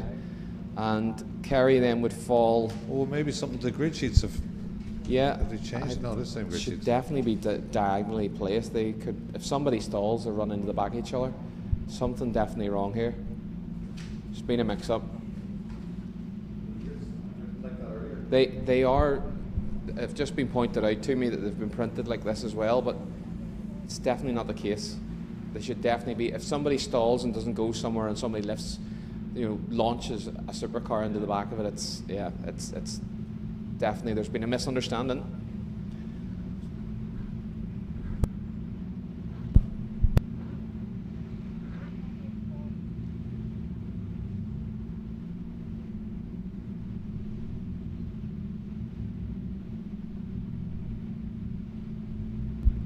And Leo, just hearing that in the IRX Super Buggies, it looked like a commanding win for Matthew McGaffin, who has been ridiculously fast this weekend, but unfortunately Matthew forgot to take his joker lap, caught out by the shorter race, obviously. Matthew's been super fast. He won yesterday, but unfortunately he forgot to take his joker lap and he received a 30-second penalty. So we'll have to get a look at the timing.ie website and see what actually happens and who you think that makes McMullen take the victory. It would do, yeah.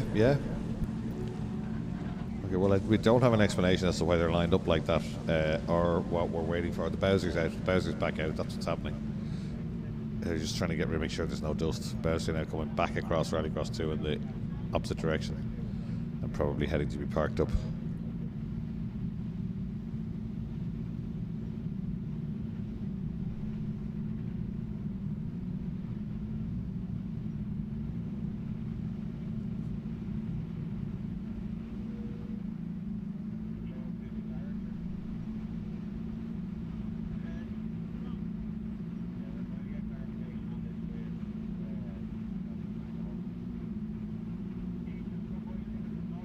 Yep, we're a little bit confused as to why they're lining up like this, but look, if we go racing, we go racing. But Glenn is just talking about safety aspects, and that's Andrew Coyne, I think that is, and he's obviously saying the same as Glenn. He's waving around and pointing from one left to right that they should be staggered. I don't know why they're not.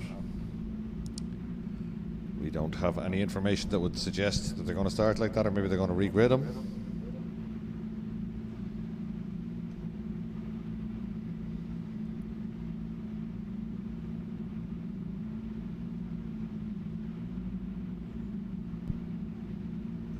Anto Levo, go Tommy, another first corner pass. Well, he'll certainly be trying. If Tommy can get off the line quickly, which he has been doing earlier, he'll look to have a go anywhere.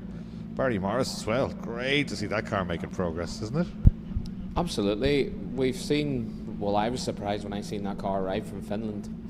I didn't know that deal was going down, but it arrived here at Mondello Park, and Barry's been doing. That's not like you, Glenn. You normally have the finger on the pulse on any international deals that are going down. Usually, yeah, but Barry kept that close to his cards close to his chest. But to see him, adapt from obviously a rear-wheel drive modified rally car. He's trying to use the car in legs and sprints and hill climbs as well to get as much seat time and prepare himself for the Irish Rallycross Championship, and it is paying dividends for him at the minute. As we see today, he's got great pace. Just a shame yesterday that the clutch let go on him at the start of. Great to see him getting a little bit of pace though. Tom Graham, come on Tommy, from a man with the same name. Go Tommy, says Tommy. Great to get the interaction on the socials, people watching live. Are we getting ready to go? The grid marshal. I don't see why there might be a delay, and we can see pretty much all around the track from here, Glenn, so I'm not sure what's going on. Apologies for the lack of info. It's not the Bowser, because that's all done and gone back and gone back to its safe area, for want of a better word. Glenn, you're very tetchy. You're getting very unsure. You're not happy with this lineup at all, are you? Just very nervous. I know how easy it is to. Well, I don't know personally. I haven't driven a supercar, no. But I've seen how easy it is that these supercars can stall if you have the RPM set any way wrong. Somebody stalls in front of one of these guys, it's just they're going to barrel into the back. I mean, if that beautiful Audi S1 stalls, please don't. I'm touching wood right now. You just can't see that. But if it stalls, it could have two cars bang bang into the back. But it doesn't make sense to me what we're doing. But JK, John Kenny from RTE there saying let's go Miko for Mick Leonard. So they've all got a bit of support here.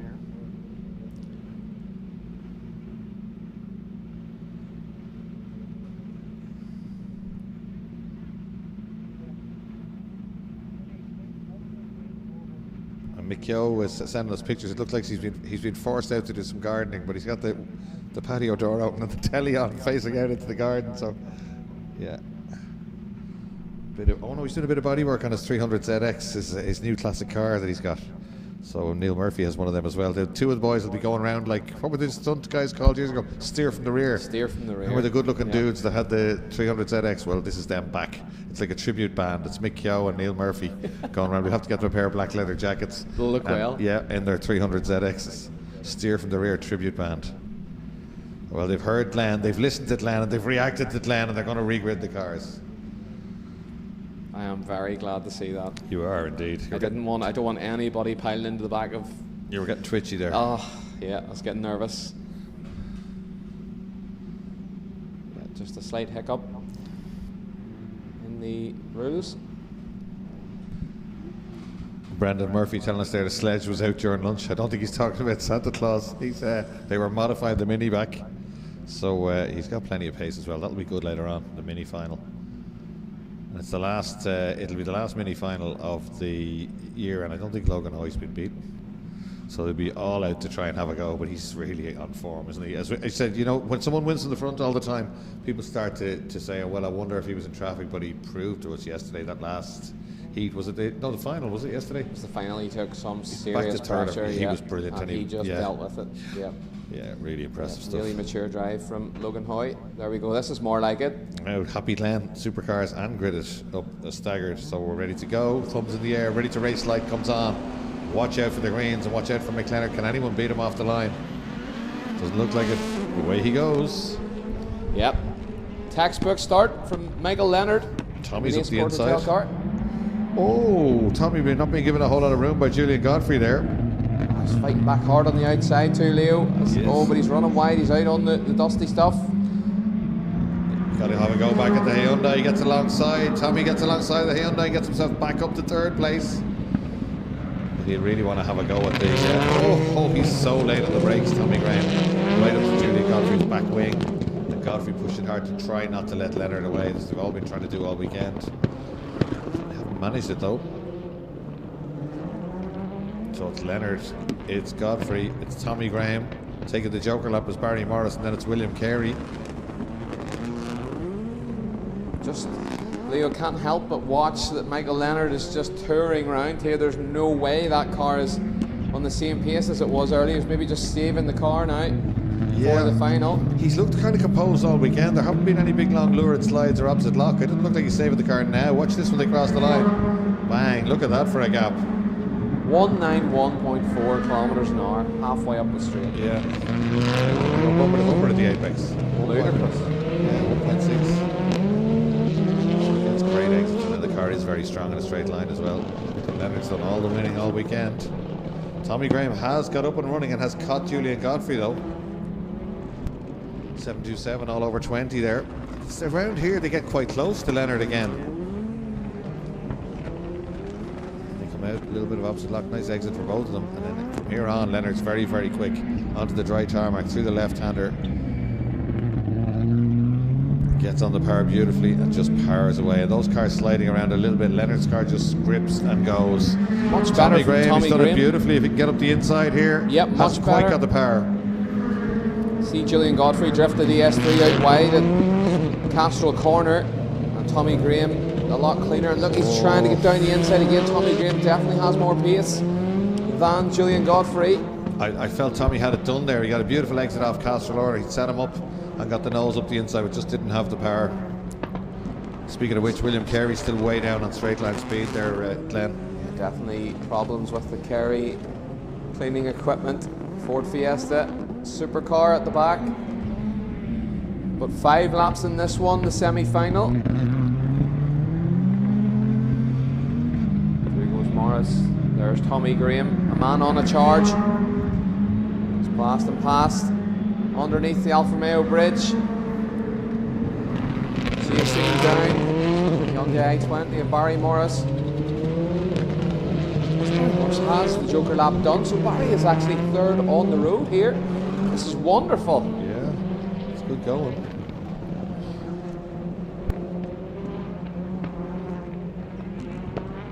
.47.1 from Leonard.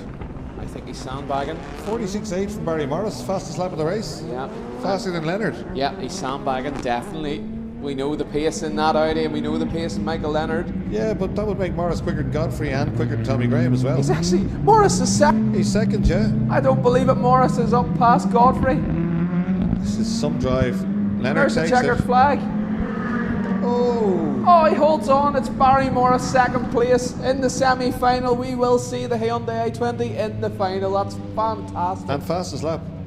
Fastest lap, some some half a second quicker than Michael Leonard. Barry will be over the moon. He's quite softly spoken, quite quiet man, quite quiet mannered, but he will be loving that. That's very impressive. We're all loving it, yeah. Great to see the car going so well. And he's second place on merit there, not on any luck or strategy or anything like that. He's very strong all the way through that race. Took his joker lap early. That really is great to see it. Look to be missing JMC. Yeah, just one Civic in this one. Yeah.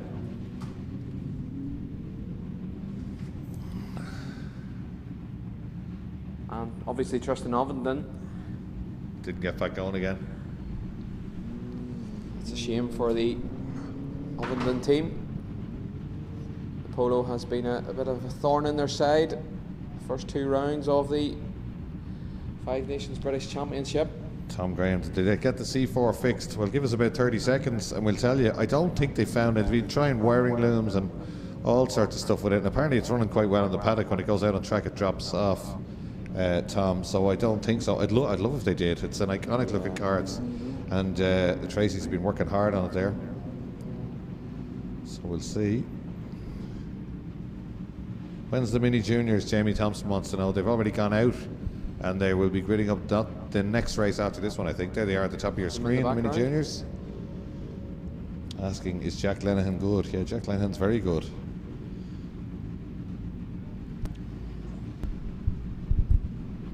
Great shot of the partsforcars.ie Peugeot 208 Supercar of Derek Toll on the pole for this one. Lined up alongside him, Gary Donoghue, EC framing. Honda Civic Coupe, run by Murray Motorsport, developed in conjunction with Honda USA and Allsburg's MSE. Away we go. What a start from Donoghue, but he spins the wheels up, and there's side-by-side contact already between Toll and Donoghue as they head down to Campion. There's more contact as they go into Campion, and it looks like it might have damaged the front of the Honda. Yeah, definitely. Front left or front right locking, and now the car understeering badly. Suspension damage there, I'd imagine.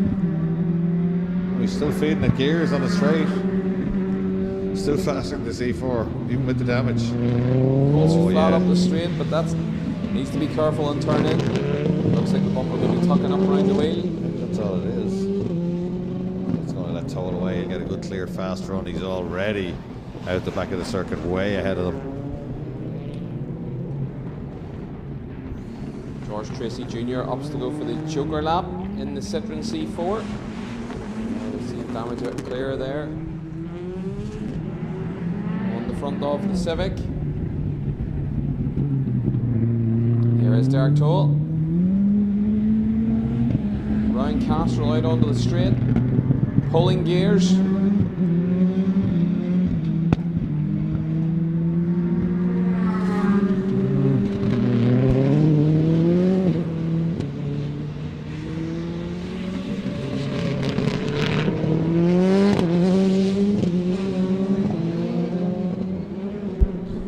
Francis, that Civic has had a beating this weekend. Yeah, Murray's have been kept busy with both of the Civics, haven't they? A little bit of damage. Yeah, the boys getting caught out with damage. It seems to always be the Parts for Cars 208 that's involved, unfortunately. There's only 2 or 3 cars at that pace. They're right at the front, aren't they? Toll having a real go here. Again, a little bit like the buggies, but not quite as much. You can see where they brake. You can see when they get the power on because they're sprung so softly. 308 up through the gears on the main straight. 188 kilometers an hour and a 47.5. He's not going as quick as the Hyundai. It's quite straight. I just have it in my head. These two are very capable machines. I don't think there's anybody sandbagging. I think the Hyundai might be sorted. We could be in for a shocker here. This Leonard could be might have to work. Yeah. Toll into the Joker lap. Of course, Donoghue nursing some damage on the Civic. And, yet to serve his Joker lap. George Tracy behind has the Joker lap done, and it looks like Tracy will actually take the C4 through to the final. As we didn't see John McCluskey on the grid in this one.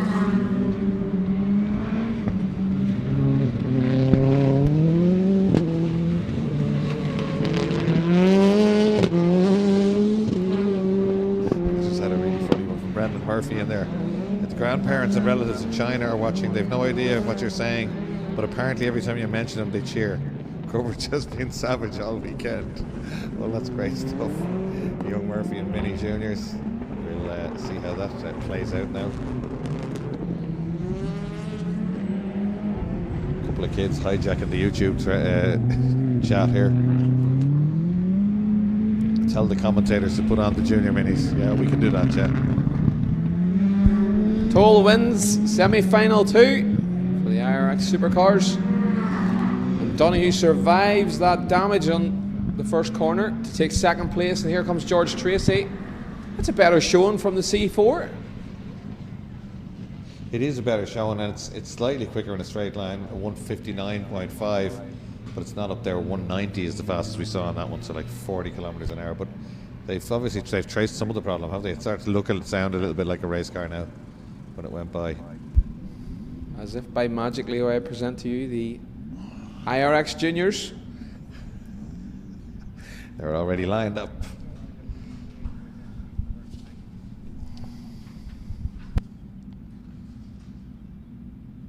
It's Logan Hoy on pole position.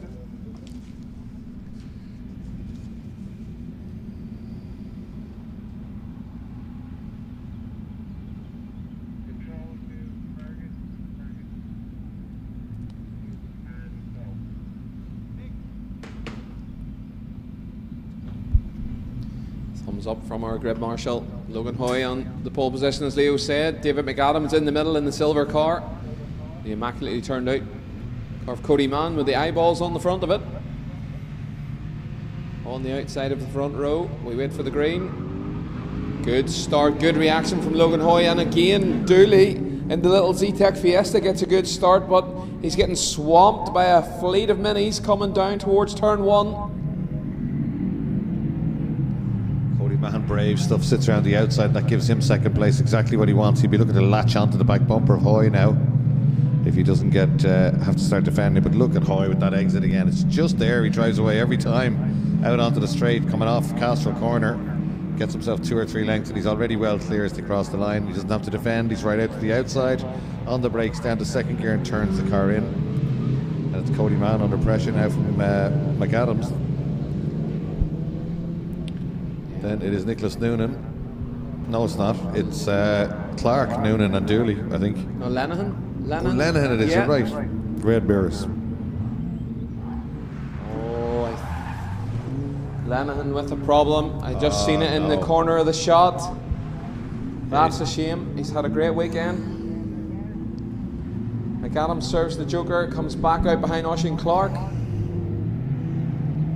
Hoy is in a rush here. You can see by the body language of the car, and Cody Mann trying to stay with him. There's Noonan actually. McAdams out behind Noonan and trying to make a move down the inside at Castrol. He's getting impatient. Here comes Hoy, and this looks like a better turn of pace from Cody Mann.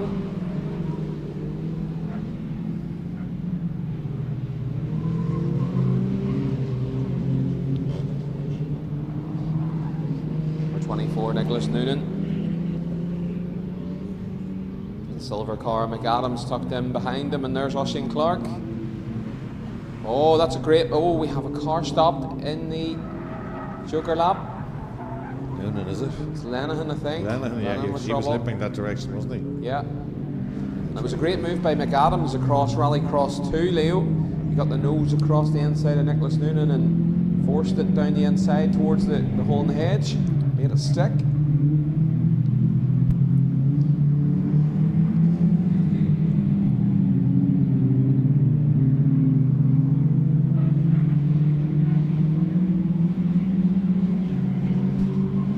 Taking the Joker lap. Hoy is yet to take it, but he's 5.3 seconds to the good. I can't see anything changing there. McAdams now up to 3rd place, but he has taken his Joker lap. Noonan has not. And then it's Dooley and Clark, and Lenihan still parked up, unfortunately. Shame, he's had a few problems today.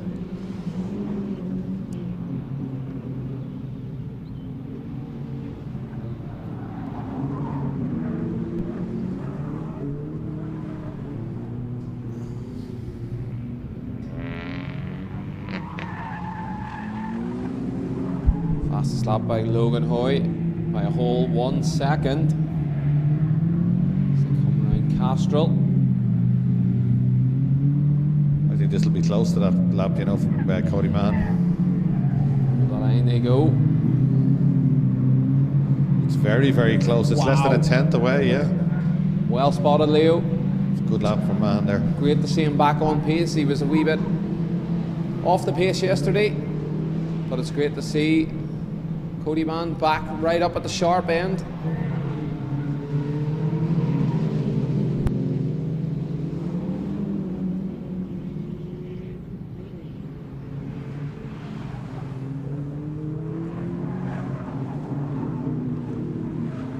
Adam's still going nicely there in third place. Great shot of him there, just tackling the bumps on Rallycross 2.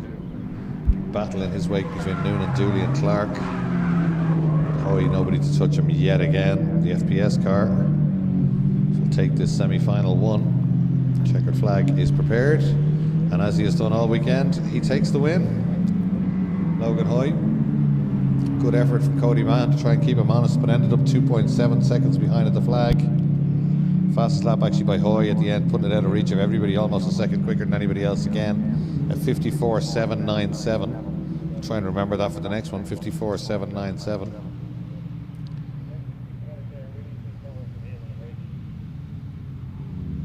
Because I think young Murphy's in the next one. Yeah, let's see what Keenan Murphy can do in semi-final 2 for our IRX juniors.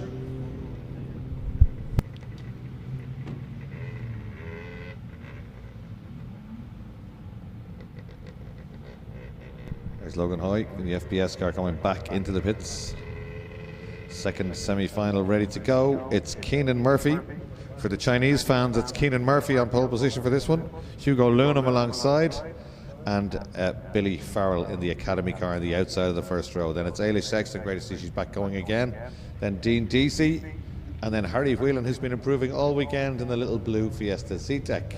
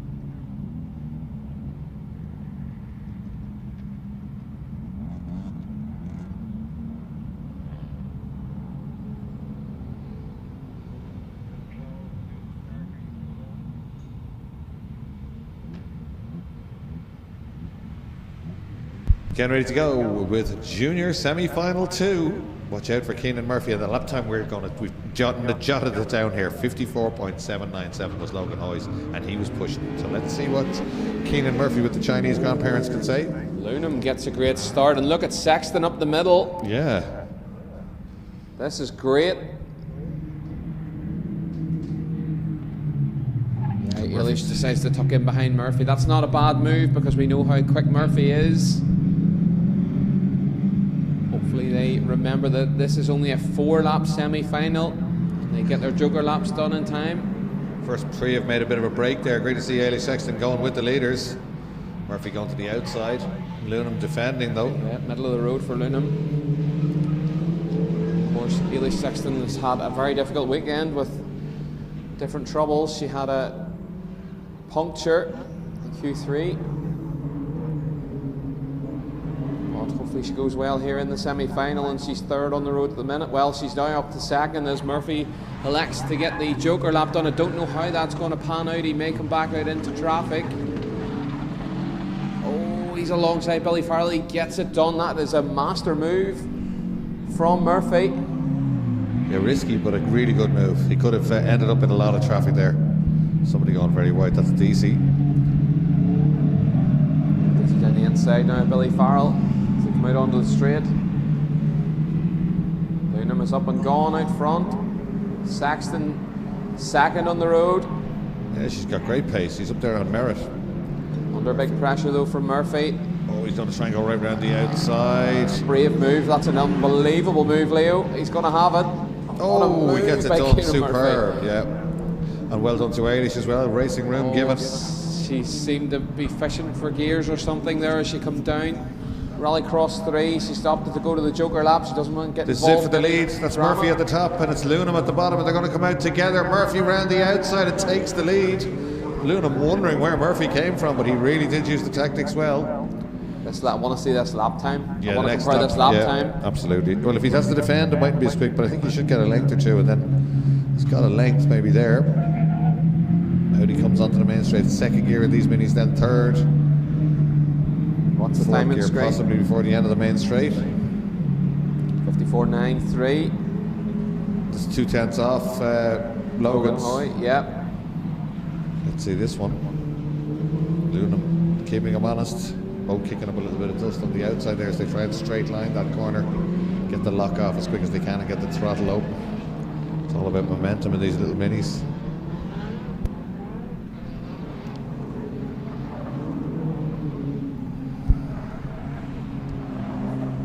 Car control. A little bit Keenan wide. Murphy. Oh, very wide for Murphy. Get wide. Oh, he clever though. He got straight back on track and placed the car exactly where Lunham was going to go. So he's using his head, but he's under big pressure now as they go through Campion. Great racecraft. Gets the turn in, gets to the apex, opens the throttle. That should be enough to keep him in the lead. Indeed it is, but it's very close now between 1st and 2nd. On to the last lap they go. So, oh, he's left the door open there, and Lunham's up the inside. Lunham's going to get this done on the brakes, I think. He is down the inside. Will he get the switch back? He's not going to get the drive though. Out on to Rallycross 3. Here they come. And that's all a legacy of going a little bit wide, isn't it? Coming off the joker, coming up through the hole in the hedge. Great drive by Lunham to line that one up as they come up to south side. Very nicely done, yeah. And we look further back. Eilish Sexton made the right choice to go for her joker lap, and she's now 3rd on the road. Murphy overcommitting just a fraction again at the apex and going, it didn't quite get in there, and the exit wasn't as tidy. That's dropped him back just a little bit on the final lap. Lunham looking good in this one. Murphy in 2nd, goes high and wide to try and get a late turn in and a better exit here. Check the flag. Going across the line like that, I think. Hugo Lunham, great drive. Takes the checkered flag. Right in his wheel tracks is Murphy. And it's going to be Eilish Sexton in 3rd place. And then it is going to be Billy Farrell in the Academy car. Great drive from Sexton there to get a spot in the final. Billy Farrell, good drivers from him as well. And it's DC and Harry Whelan in the little Z-Tech.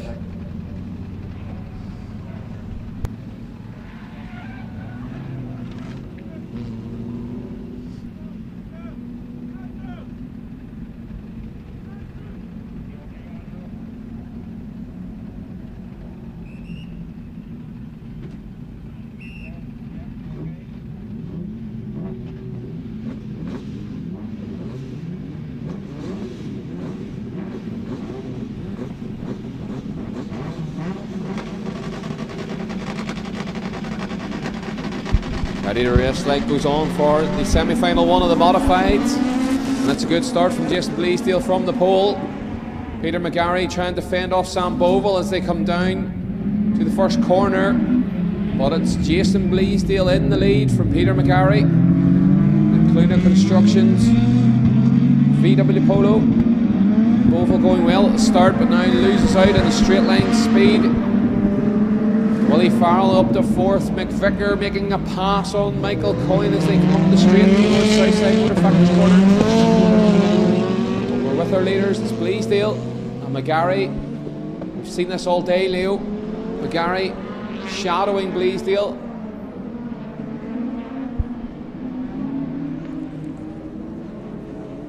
And Bovill going very well in this one. Wags the tail as he comes out of the hole in the hedge. He needs to just straighten it up a little.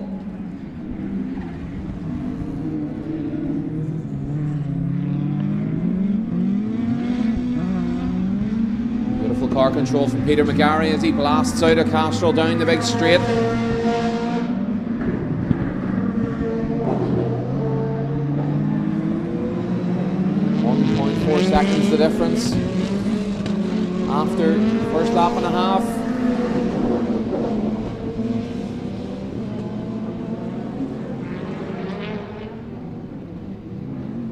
Suspension working well in the Bleasdale machine. Looks very composed as it comes across Rallycross 2 out round the hole in the hedge. It just settles mid-corner, doesn't it, so well. Really just pivots. And the Polo's well sorted, but the little Vauxhall just looks so great in terms of traction. The Peter McGarry quicker in a straight line by almost 10 kilometres an hour, but it's the slower corners and the exits. Bovill. Some of them Sam Bovill, was it? Yeah. Looked like a reverse entry. Michael Coyne sticks it down the inside. How'd you like them apples? Up the inside, alongside of the main straight. It's a drag race now. Is the Citroen quick enough? It's not. So all that gone to naught as the Fiesta just powers by. But yeah, Michael Coyne is starting to dial in this little PG Duffy supported Citroen and starting to push just a little bit harder. That's more like the Michael Coyne we know. Oh, commentator's curse. No, he held it. Yeah, he's away for his Joker lap. Whether he wanted to or not, he's away for his Joker lap. That was a big sideways moment, but beautifully held by Michael Coyne.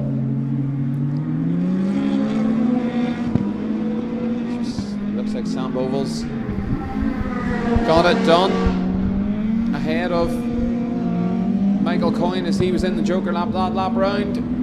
We see McGarry up at the end of the straight. Here comes Bovill in the distance.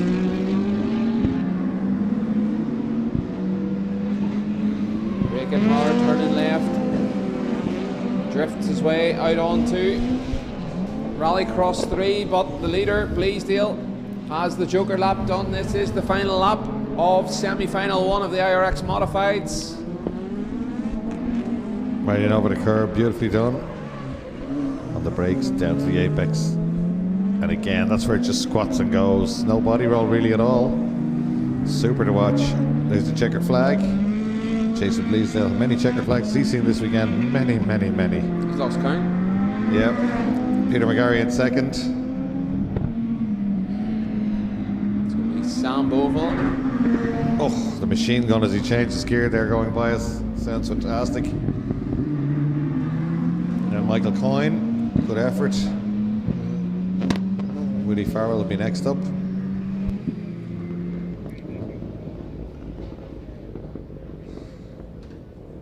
Unfortunately, Jimmy McVicker seems to have retired from the semi-final.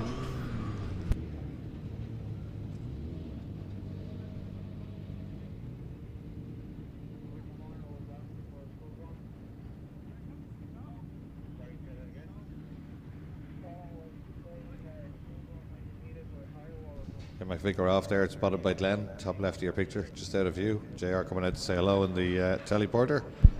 The second time this weekend. The hours on the teleporter will be going up, won't they? We need a service Monday morning.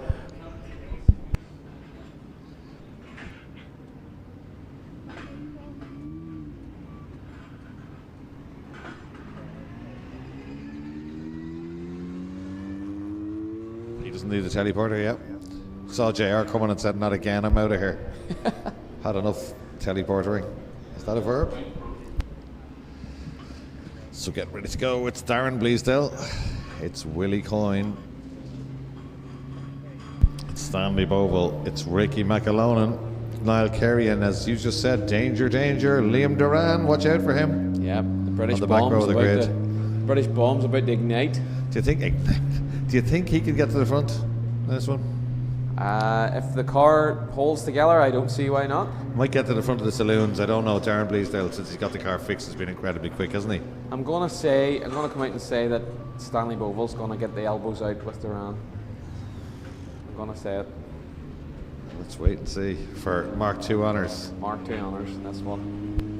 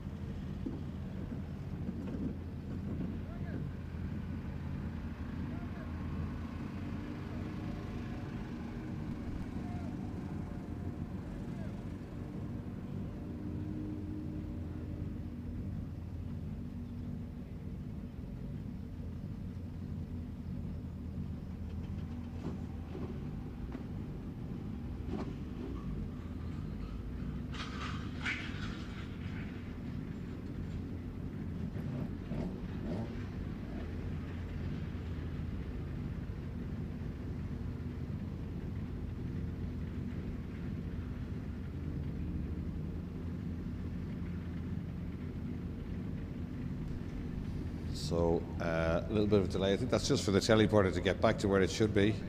It went out to rescue Willie, but he got going, Mike Vickers, and wasn't needed. So just for safety purposes, that has to be well off the track, and that's gone back to where it should be. And then we're ready to go with IRX Modified Semi-Final 2, and a great variety of cars in this one. I think that's the beauty of modifieds. It's certainly open two-wheel drive in Europe as well. What would you take there if you could pick your car? You've put me on the spot. Not with you. You've already decided, surely. Well, it's not on the grid currently. Probably the DS3. Would you? Yeah. Yeah, Michael Coyne's DS3. Of course, you're a fan of the DS3. Yeah, absolutely. yeah. But McGarry's Polo. Yeah, absolutely.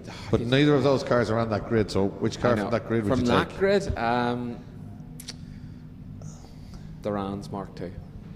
Duran, yeah, really. Duran's Mark II. Some car, isn't it? Yeah.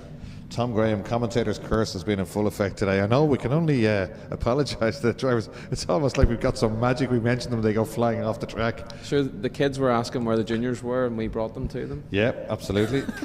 Juniors were next out, yeah. So the lights are up. We haven't seen any thumbs up just yet, but we should be getting ready to go very shortly. I don't see anything around the track that would stop us going racing.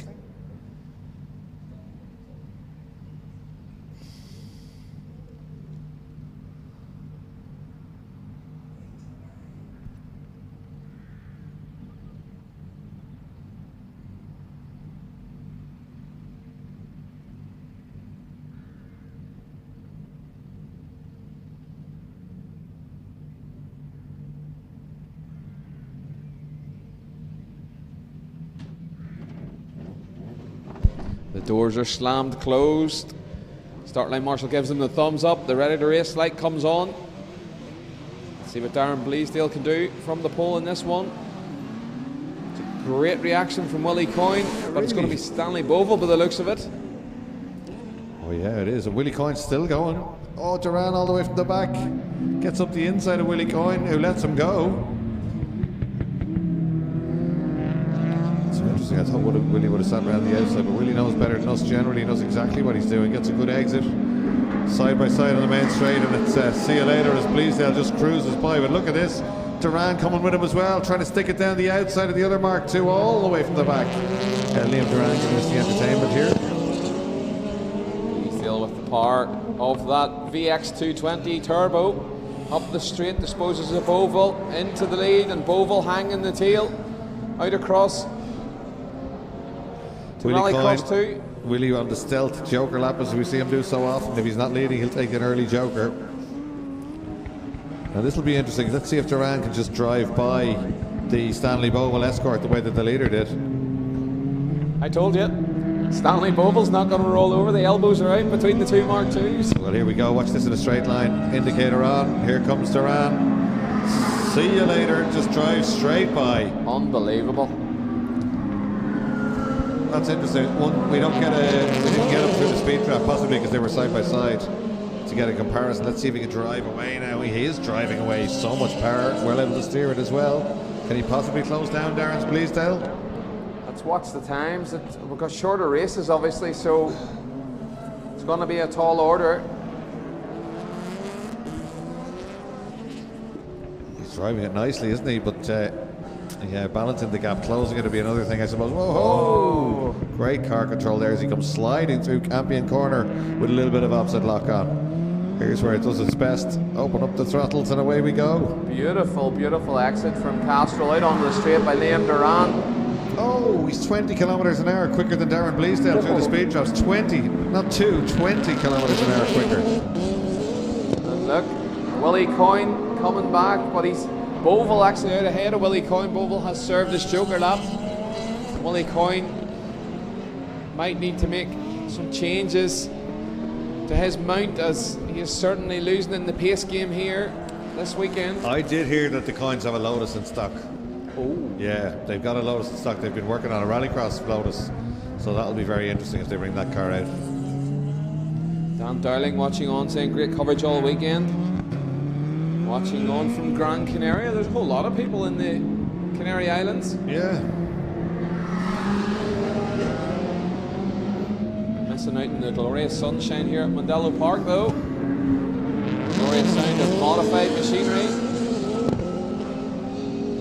Dan Dowling, former Rallycross driver, former model. Yep.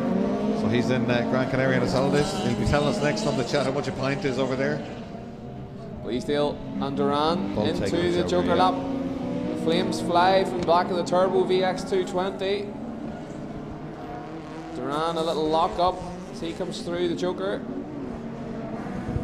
Yeah, this is it. Final corner for IRX. Modified semi-final 2 for Darren Bleasdale. Great effort by Liam Duran. Blitzed everybody else, but couldn't quite get up to the Vauxhall. And cruising across the line is Darren Bleasdale that time.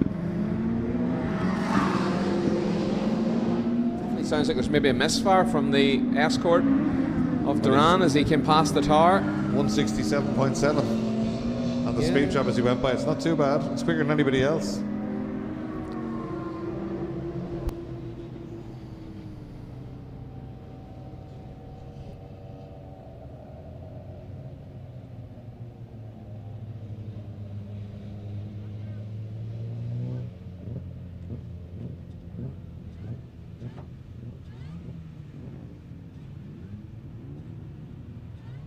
This is the one we were talking about, isn't it? This is the Thomas versus Abbey show that we've had all weekend.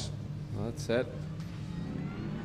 Thomas McManus gets a good start here. He does, but there's no cars between them. So even though he's just out-dragged Abbey to turn 1, as long as she can fight off Eric Byrne, she should be able to get going pretty quickly. But he has a cracking start by McManus, wasn't it? He's got himself 2 or 3 lengths already. Abbey can't really afford for that to happen because they're so close in pace. They've been within a tenth of each other for most of the weekend. But the local man McManus leads. Oh, Desi Martin getting pushed across the track by Ho Shin Teng as they came up the straight. A great start by the Chinese man in the yellow Suzuki Swift Sport down the inside of the Supercharged Mini. But it is Thomas McManus out front with Abby McGuinness in tow. These two have given us some great entertainment over the weekend, and let's see if Abby can get another final in the bag. Very close. She's closed the gap just a slight bit, I think, from the first lap. And in the background, Leah McManus battling with Alex Conlon for graduate honour. She's back out. She has a slight crunch in the gearbox, so she skipped the last heat just to save the car for the final. Abby with a very clean exit, and that brings her closer again to Thomas McManus. As they come by, it'll be fastest lap to her, will it, when they go by? So fastest lap to Thomas McManus, actually. So if you look back, great shot, and there's the 2 mini graduates, one right, one left. That's Alex Conlon leading Leah McManus. The Swift running right with the Swift. Leah had a look down the inside last time round, had to lock it up and back out of it. Some great battles all the way down the field in this one. Yeah, Gallon's leading Dang in the Suzuki Swifts, Conlon leading Liam McManus in the graduates, and Phil Seath just trying to get that car we know had clutch problems. He's just trying to get round in this one. Get some points on the board. Of course, the second round of the championship for the Five Nations.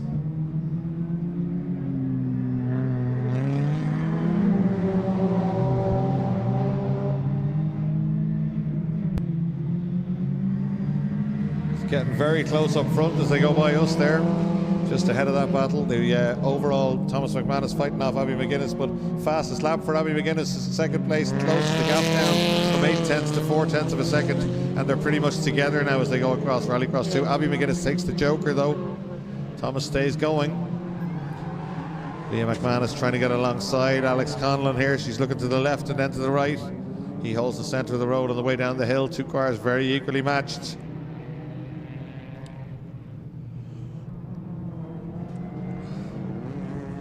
So Abby leads now with Thomas McManus having taken the joker lap. Yellow flag's being waved there. Not sure what that's for.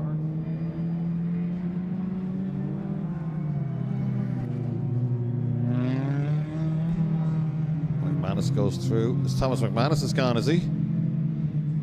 Thomas McManus is off. Well, I can't see him anywhere, and we haven't seen it on the live stream, but Thomas McManus gone missing from our lap charts. He didn't come by that time.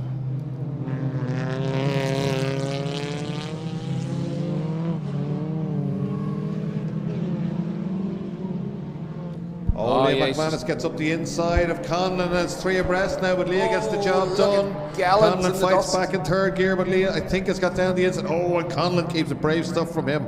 Big armful of opposite lock. He heads off to take the joker lap. But Leah making her point there, getting back in front. Don't see Thomas McManus. Sitting on the lane back into the back of the paddock. Just looks like he's pulled off. Oh, must be a problem. Okay. Well, here's Abby McGuinness way clear of anybody else now. This is very interesting. Hoshin Deng, the Chinese driver in the yellow Suzuki Swift, is now up past the supercharged Mini of Eric Byrne. Hoshin Deng, a hot prospect in Rallycross. We hope to see him back here in July 18th, 19th. Look at this down. Oh, it's going to get messy. No, they hold it together. Very brave stuff from the Chinese driver as they head out towards Rallycross 3, down towards Nordic Spirit. Byrne will have the pace in a straight line.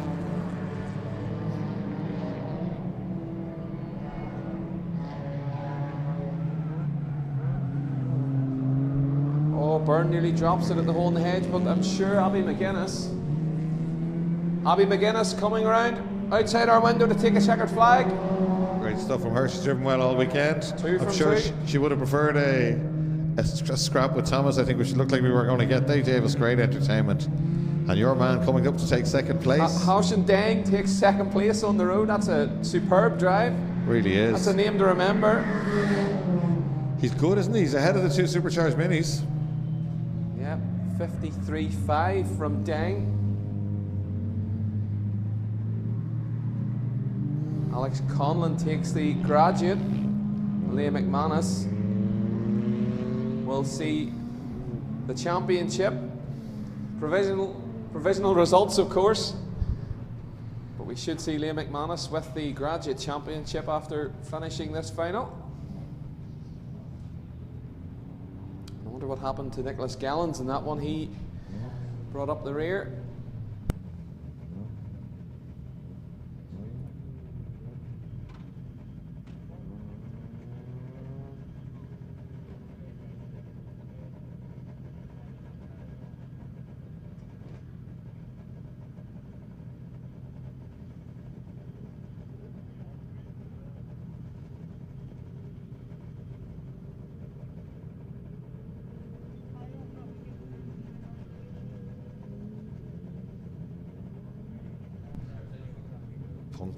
Puncture, it looks like, for Thomas McManus. That's a shame, but he's brought it back in.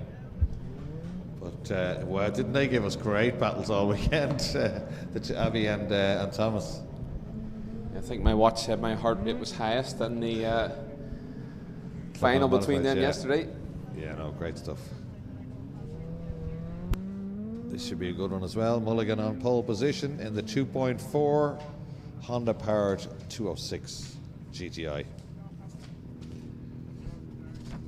The C2R2, screamer of a car, sequential box and everything, and it's Stephen Lipset centre in the front row. And PJ Doyle, who's been going very, very well in a far more standard 206 GTI. He's going to start on the outside of the front row.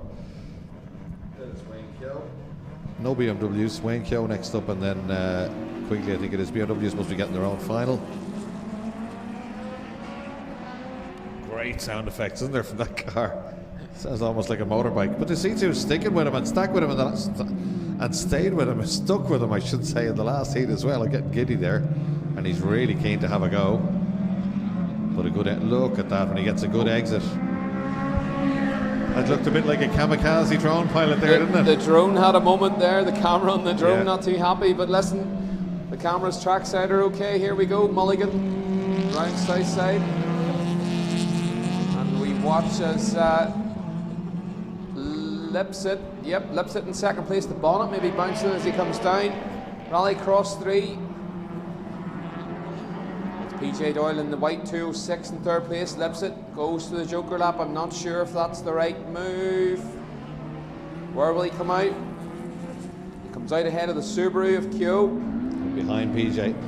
Behind Doyle, but we know Doyle's quite fast, but not just as quick as the C2. And will Lipset try and get it down the inside? He doesn't. Doyle has it covered. Gets it up the inside on the way out, though. It should surely outdrag the 206 in a straight line.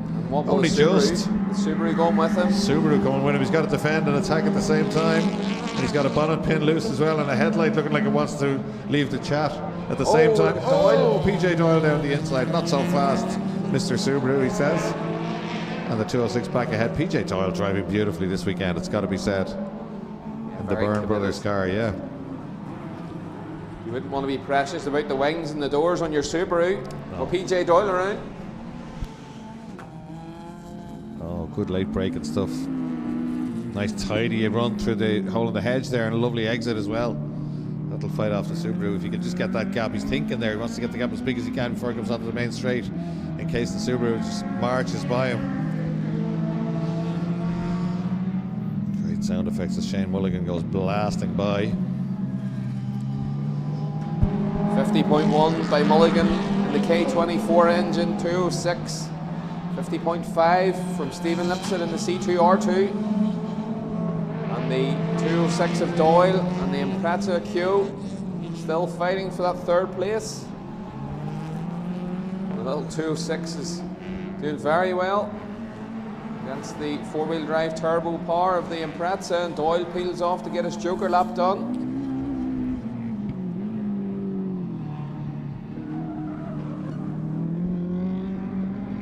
Oh, and Keogh's dropped it in the Impreza at the hole in the hedge, but he gets going again. Here comes our leader, Mulligan, in the 206. We see Lipset in the distance, but Mulligan still to serve his Joker lap. Lipset up the Martin Barrain straight, the bonnet flapping.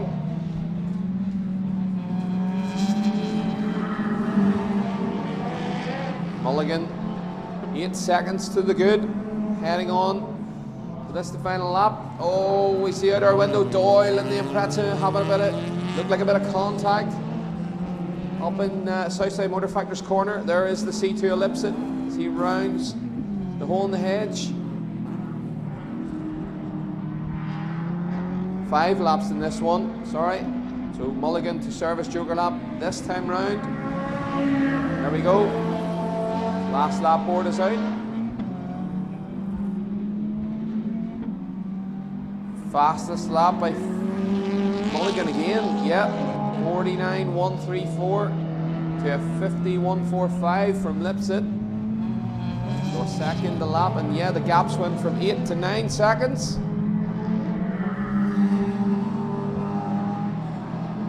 Here is Mulligan in the Joker lap.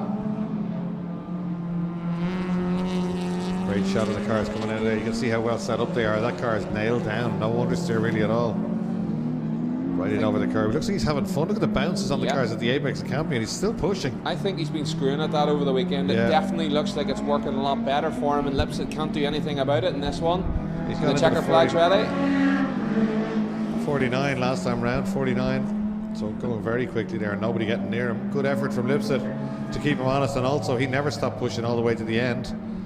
But still almost 7 seconds in it when they went across the flag. Good drive for PJ Doyle, get himself a trophy. He's going to be third. Right out to the edge of the Mondello Park tarmac there, and almost clipping the grass as he gets on the power blast across the line. Number 919 for third place. Wayne Kyo in the Subaru next up, just ahead of Peter Quigley in the Ford Fiesta. And I think you're right, Glenn, that Subaru has had a number of wins here at Mondello Park at the rally car class, and it's certainly a little bit off form today. I'm not sure what's wrong with it.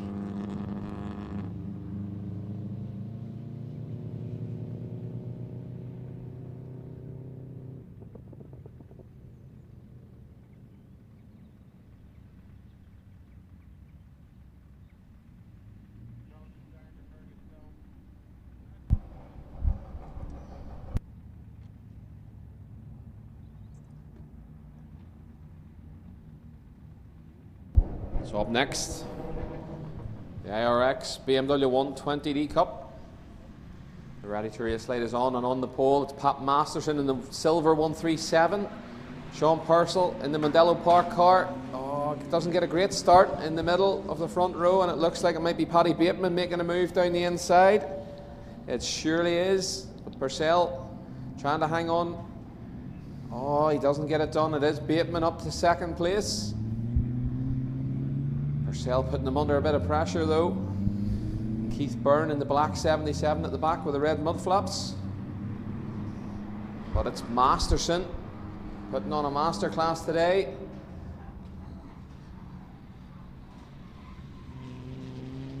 That's Paddy Bateman, number 26.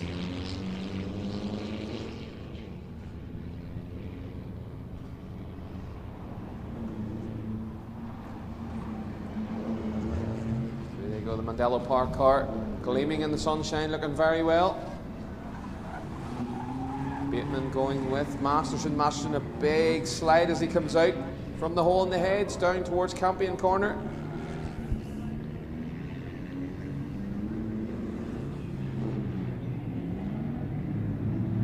Very similar lines from the two cars out front.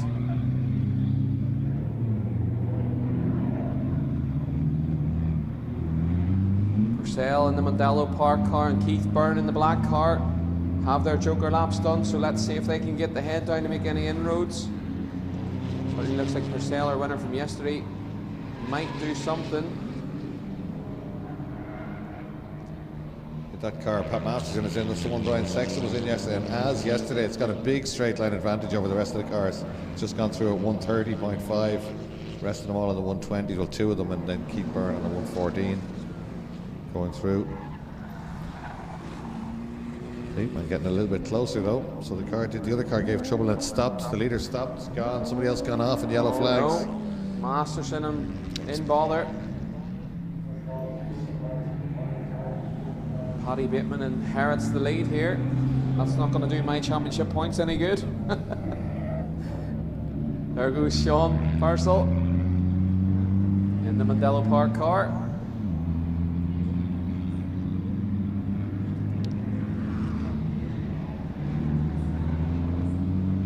And you see Masterson has pulled off onto the grass. Down at Castle Corner.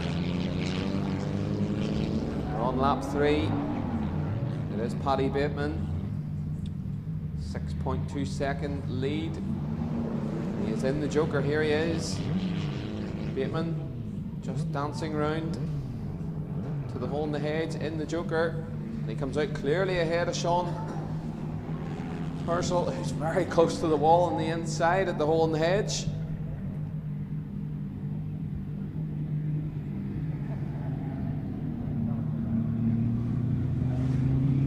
It's going to be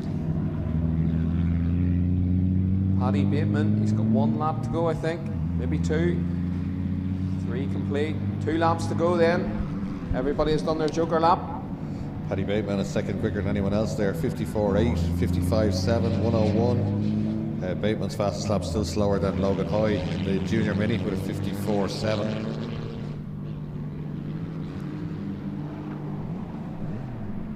So here's Sean Purcell coming down to the end of Rallycross 3, Nordic Spirit corner. He's not too far away from Bateman. It's really not. Very nice lines. He's using all the track. He told me this morning he could have been using more of the track yesterday, but he's using all the track. As we see, they're coming around to start their last lap. Bateman with a little slide out of Castrol corner. There is the last lap board. Masterson can only watch on.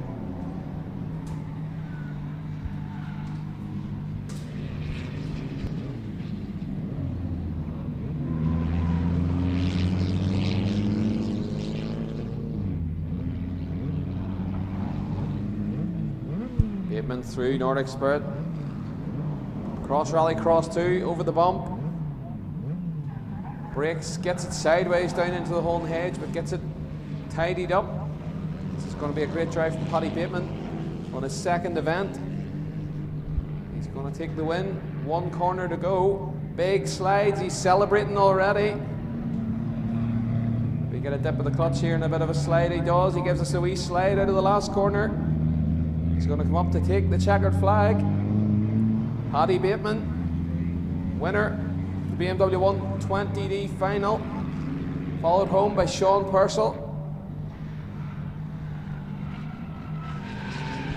Let's see, Keith Byrne, here he comes. Our new car for the 120D grid this weekend.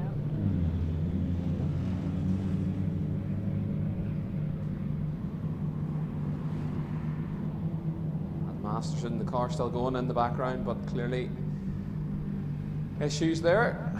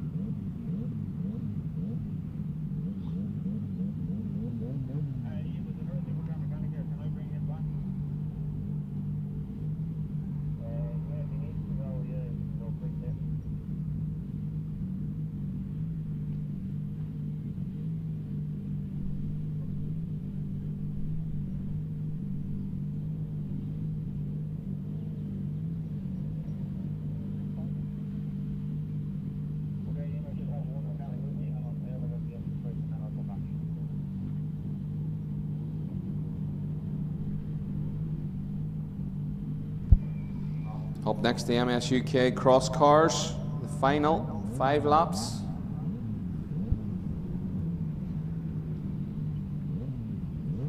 On pole, the man who is in form.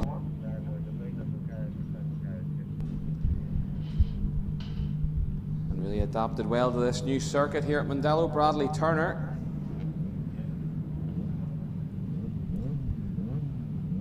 Let's see what Will Ovenden can do in the final here today.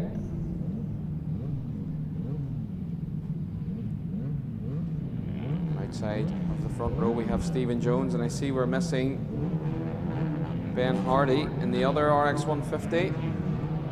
James Constantine should have been starting on the back row of the grid for this one, but it is Teddy McPherson in the inside of row 2.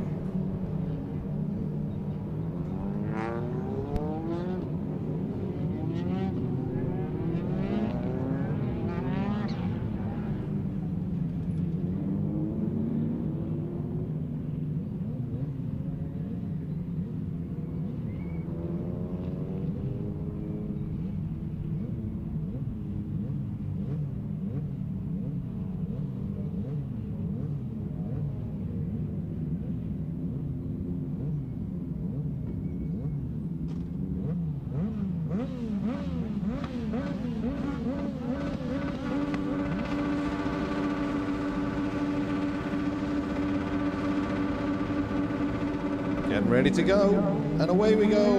And all the fronts of the buggies lift simultaneously as they drop the clutches, but it is once again Bradley Turner leading them down to Campion Corner, Glenn. Yeah, Bradley Turner takes the lead as usual this weekend at Mondello. Oh, well, Ovenden forceful down the inside at Castrol as Teddy McPherson got the better of him off the start line. Look at the power of the RX 150. Stephen Jones looking to make moves on Ovenden now. Ovenden very late on the brakes as they head round south side.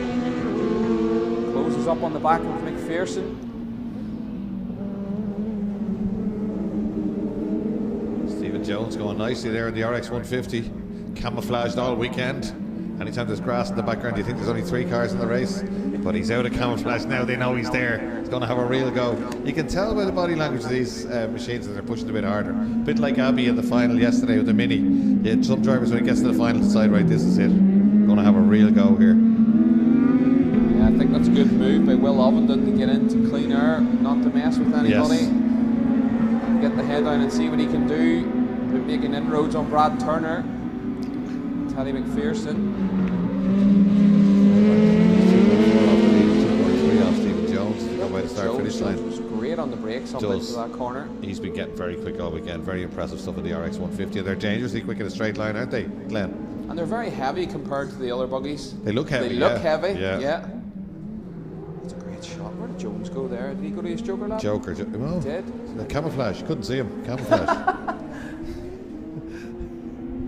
Yeah, he went to the Joker lap, so Jones gets the Joker lap done. Let's see where Ovenden's ahead of him. He is. Ovenden could be in the hot seat here. 5-lap final. Let's check the gap here between second and third. Teddy McPherson. 2.2. He might jump Teddy, but talk about a reverse entry there. Teddy McPherson with a lot more rear brakes than he had yesterday. Beautiful stuff on the brakes there. Just backing the buggy in there, opposite lock, and pivoting it before the apex, and up its outside. Look at the lap time from Will Ovenden, 47.4. He's 0.6 quicker than Brad Turner. Brad Turner makes a good move to go to the Joker lap. Let's see where Ovenden's going to get it done. Ovenden. It does. Great move by Ovenden to go to the Joker lap on lap 1. Let's see what McPherson. We can see Ovenden's visibly closer to McPherson. Diggerson, Ligier.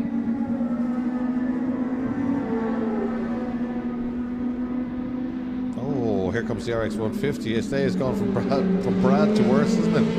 Not only was he jumped in the Joker lap, he's getting attacked by a RX 150 now, but he just goes round the outside deep on the brakes. This is not going to plan for Bradley Turner. He's done most of the winning all weekend. He's under attack here now, and Teddy McPherson's out front. He still has the Joker, though. That's crucial. They've caught him enough, I think. I don't think he's going to get away. It's looking good for Ovenden in this one, isn't it? Definitely. To say that was a masterclass, a great move by Ovenden to go to the Joker lap on lap 1 and get the head down. Reese Francis, my birthday too. Happy birthday, Glenn. Always great weather on some sort of RX or rally on the 24th every year. And guys, what is in Willie Farrell's Fiesta and Super Modified? Oh, good question. You should know. It's definitely turbocharged. I know that. I heard it earlier. I haven't seen much of that car out though. Yeah. Willie Farrell? A bit of smoke coming from Ovenden's cross car. He's thinking not now. Not now. That's an ominous sign. Look, we see the smoke. The trail of smoke behind it. It surely won't blow before the end of the lap. Come on. This is the final lap. McPherson beautifully controlled there, but he's going to just come out. Where would he come out? Oh, third, fourth. Yeah, so it's going to be Ovenden if the engine lasts. Just 2 more corners. Campion corner. He's through there and then into the apex. He's improved so much over the weekend, learned so much and twiddled with the machine, and that's going to be a really good win for him. Checkered flag already being waved as he takes the checkered flag and takes the MS UK Crosscar final. Great drive. Turner in second place. Good run from him. A great performance all weekend. Then Stephen Jones in the Stealth RX 150. And then Teddy McPherson in a Life Live TN11. Life Live TN11, yes.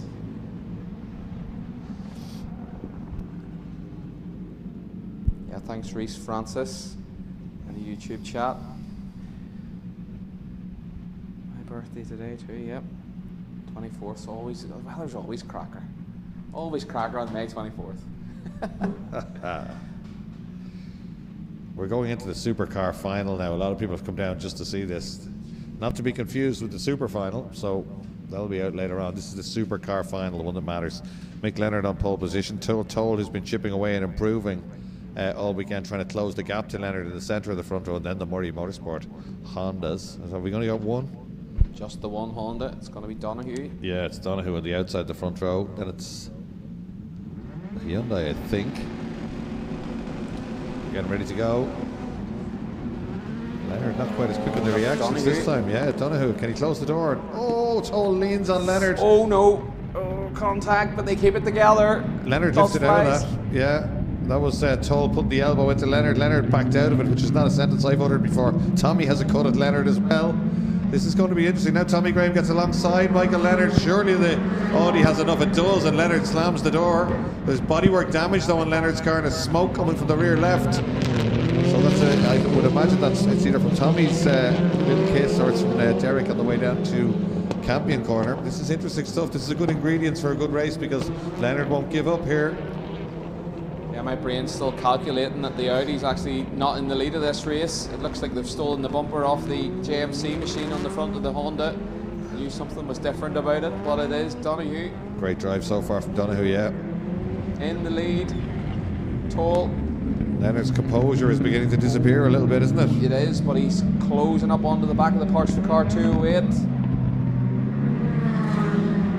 5-lap final, remember.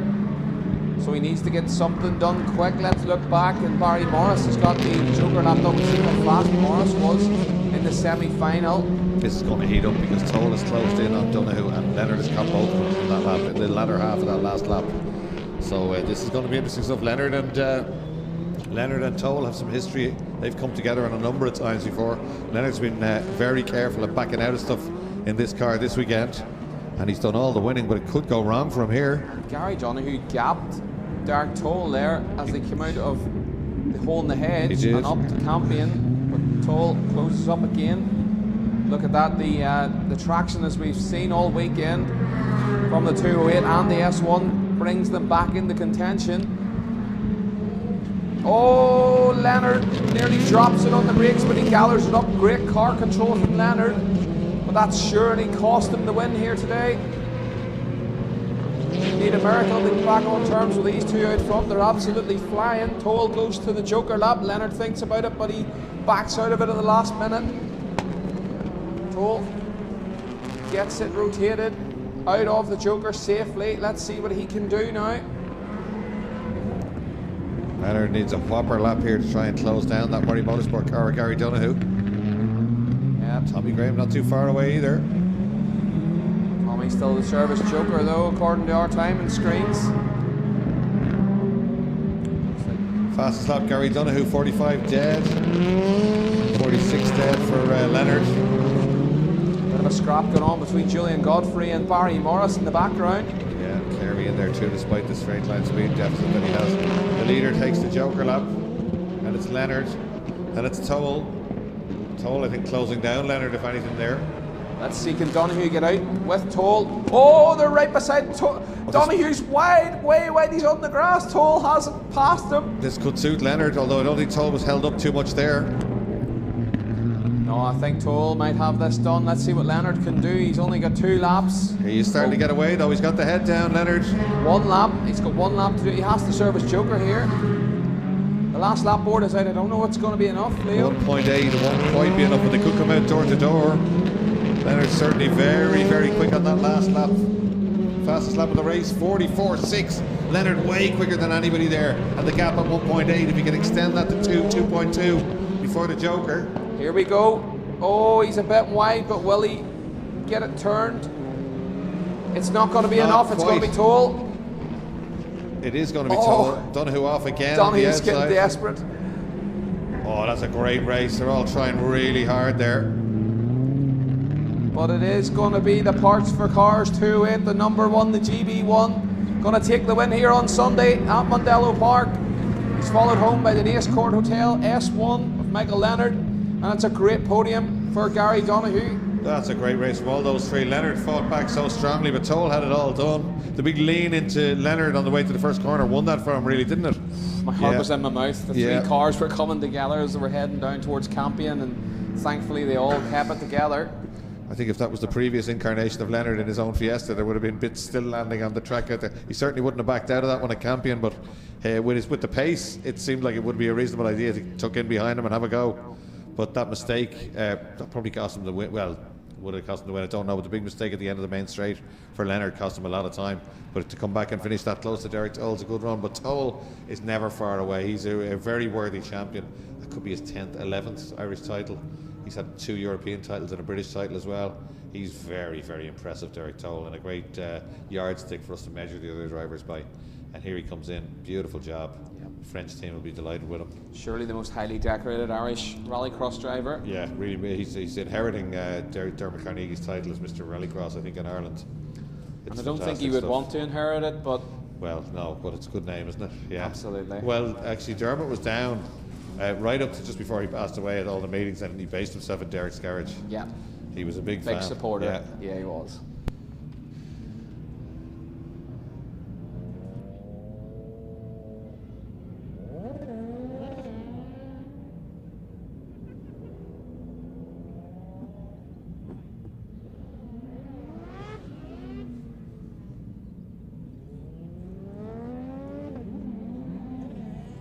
Donna Emery says she's getting comfy waiting for the retro final.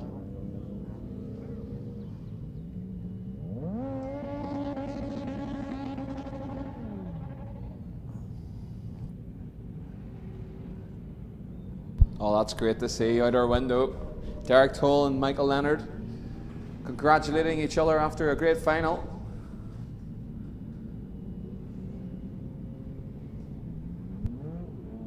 Really was good stuff. It was a good recovery. Toll had it all under control, but Leonard charging back up to him there.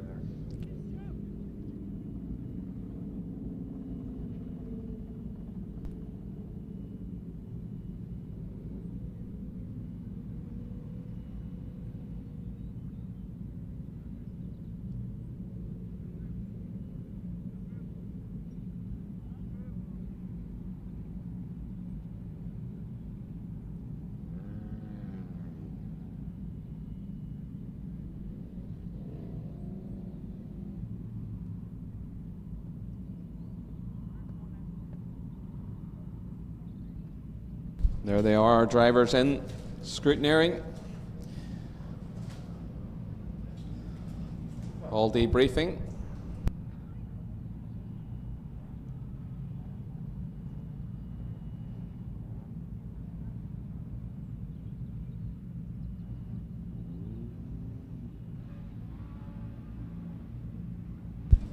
Darren Scott in the YouTube chat says what happened to Ovenden. Ovenden unfortunately didn't finish Q3, retired from Q3, possibly with engine failure, as he was very quick to pull over to the side of the track.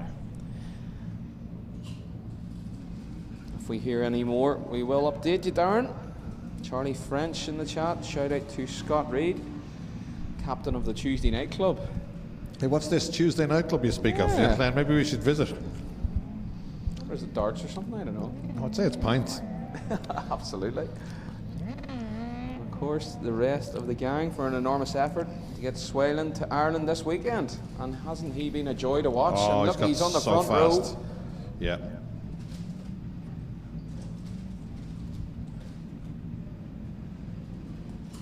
Donna didn't have to wait long.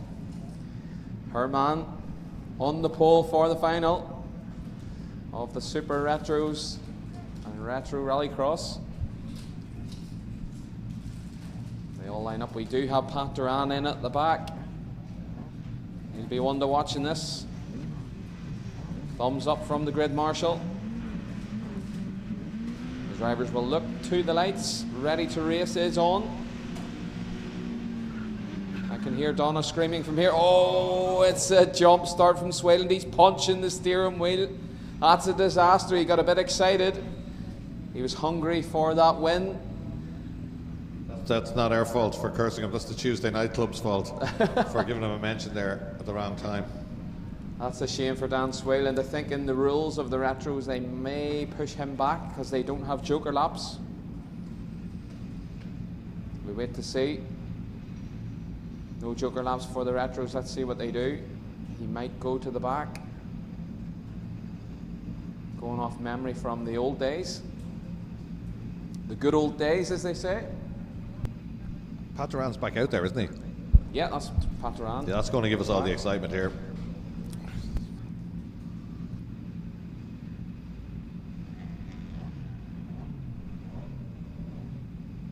He's getting pushed back. Yeah. The Mark 1 with the XL front lights. Looks like a happy little car, doesn't it? It does look, it's not so happy now. It's not happy behind that face. It's No. very angry. So yeah, unfortunately Dan Swayland with the jump start is going to be pushed to the back row of the grid, as we've seen back in the day of Rallycross and years gone by, before the thing that is the joker lap. You're forced to start from the back row of the grid. YouTube's comments pouring in now.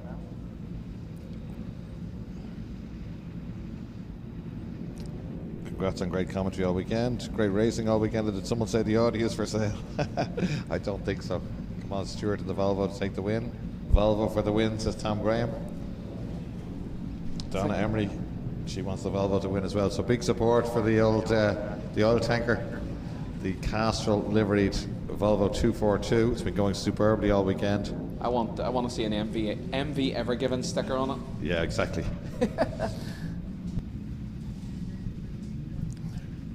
It's just massive, isn't it? We were joking yesterday saying he got it sideways at one stage and the whole paddock went dark. But the thing is there, with Swayland put to the back, Pat Duran is almost out of your view on the right. It's got a clear run, and we know he has a straight line advantage, and he's been very quick off the line. He'll have the line into Campion Corner, also turn 1. Yeah, and away we go, and here comes Duran. Watch out for him. It's Emery. Wow, Emery with a great start. John Wood in the STP Escort gets a good start, but loses out in the Power Stakes. Duran's already disposed of the Chevette, which is crucial, and he's already right up with Look at Emery. Swayland. Swayland Round from the the outside. back. Yep, great stuff. Volvo a little bit sideways, but it only does that once, I think, on cold tires. Watch this in a straight line. Here comes Duran. Is he quicker? Oh, he is. But Emery sees him coming and defends. Swayland coming as well. The first 4 getting away. A big lock up for Duran there. The Volvo just beautiful through there, and actually finds himself in a length as he heads back out. The Zach Speed weaving around there and spitting flames. Pat Duran in second place in the duo car. No joker lap for retros. Shirley Gibson's idea, apparently. I think a lot of the retro fans were in favour of no joker lap. Let them sort it out on the track, on the main track. Well, that's what they're going to do. This is a straight fight. Duran goes a little bit too wide. Probably had to lift to keep it off the grass. And you know what? Stuart Emery is getting into the groove here, and he could get away. Oh, commentator's curse. Nearly came just as I say it. Oh, big armful of opposite log for Stuart. And here comes the Mark II with a cleaner exit and more power, I think. Motors back up to it, but Stuart is brave. He doesn't just close the door too early in his contact between the Chevette and the Mark 1 Escort. And Crockett takes it back. I'll have that, thank you very much. If you met Davy Crockett in the street, you would think he was an absolute gentleman, but on the Rallycross circuit, no chance. Yeah, side to side is all right. It's no quarter panel digging or anything like that. It's a short race, but it's going to be a long race for Stuart Emery here, because Duran piling the pressure on. No chance of a joker lap, no chance of respite. Go, and Swayland trying to try something different, going right out to take every inch of track. This is looking for the switchback. He's got the switchback, but that's just to unsettle the Chevette, try and get him to turn in early. This is a different Dan Swayland. He is driving in anger after that jump Duran's start. Got the run. The Volvo's in trouble. There's something wrong. Just slowed. Whatever happened, it didn't get out of shape. The Volvo slowed suddenly. Swayland's up to second place. There's a lock up. Emery gets it gathered up. Oh, and a little bit of help there. Volvo suddenly in the wars, but Duran not getting away too much. Swayland going to have a go at him now. Duran's in trouble. We know how fast Swayland's car is in a straight line. Duran will not have it his own way up the straights here. I don't think Emery is done just yet either, is he? Not sure what happened there. Just slowed. Duran was right with him, but he didn't get way out of shape. He didn't put a wheel on the grass, so I don't really understand what happened to him just there. Crockett picks a wheel up out of the hole in the hedge, chasing down the 3 turbocharged cars ahead. Fastest lap is Swayland, 50.2. Oh, and here he comes. Come back, Pat, for a minute. I want to talk to you. 1-2 across the line. The Mark II being harassed now by the Mark I of Dan Swayland. Oh, Swayland look late at in the the inside brakes. front. He's really having a go. This is a great job by the two escort men out front.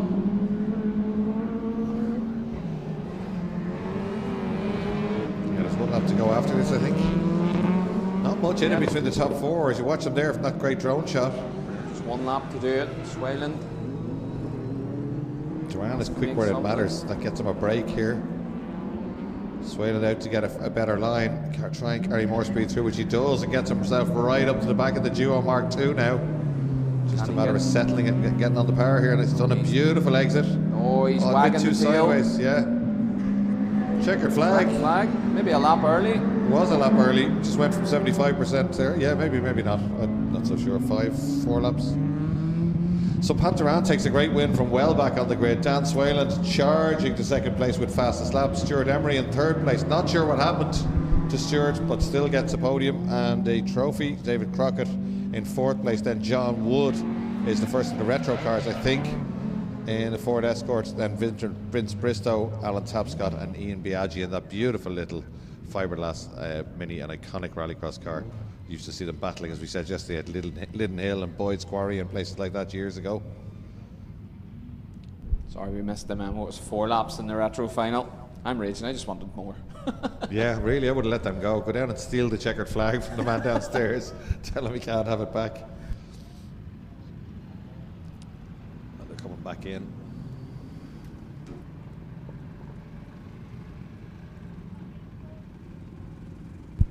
Oh, Leo, that looks like a VX220 It getting is a towed VX220 away from the yeah. grid. I see that. Not sure which And one though. I see a gap on the pole position. So Jason. Does it say Honda on the spoiler? Does it say 6-7 on the window? It does. This is a disaster for Jason Bleasdale. He has been the pace setter in modifieds this weekend. The helmet is off. That's unusual. Has that handed it to Peter McGarry, or do you think Darren can have a go? I think Darren can have a go as well. It should still be a great race between those two. The door is open for the scrapyard gearbox and the engine in the Bleasdale Vauxhall engine VX220. But yeah, the door's very much open for McGarry also. Let's see what Darren can do from the middle of the front row of the grid. McGarry on the outside. Second row of the grid, we have an all Beauville second row of the grid. Sam ahead of Stanley. Sam in the Fiesta, Stanley in the Escort. And on the back row of the grid, the Coyne brothers. Willie Coyne in the little Corsa. Michael Coyne in the DS3. And then finally...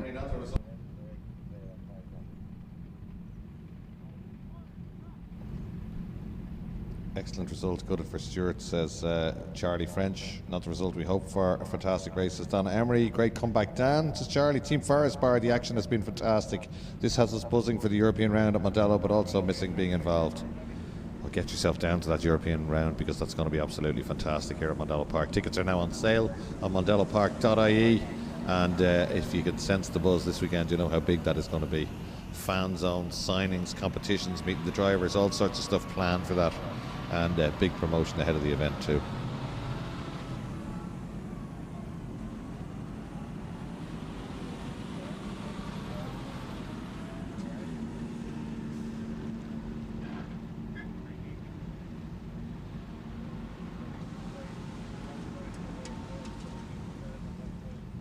A message in on YouTube from Andrew Beauville. Good luck to the Beauville brothers from all the family watching on at home.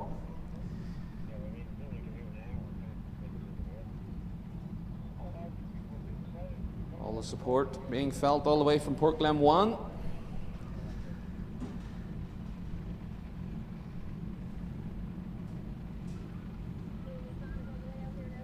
Yeah, a bit of watering going on, Leo. Yeah, a lot of watering going on. So Tom Graham asking, is the Monster Team Fiesta rear-wheel drive? It's very rear-wheel drive, and it's a handful. He drives it beautifully, but it does look like a handful. It tends to come steaming into the final corner with a load of understeer, and then eventually the back gives up, and around it comes, and then it's monstrous oversteer, like a Scalextric's car on the way out of the corner. So yeah, absolutely it is. Two Bovels on the second row of the grid. As you said, the family are all watching at home. Message from Andrew Bovel. So great stuff. Then it's Yep, the coins. the 2 coins. Oh, it's all the brothers. Oh, would have been. We would have had 3 sets of brothers in the final had we not lost to Bleasdale. Our man on the ground, Russell, has run off to find out what's going on with Jason Bleasdale's car. We'll hopefully report back to you soon.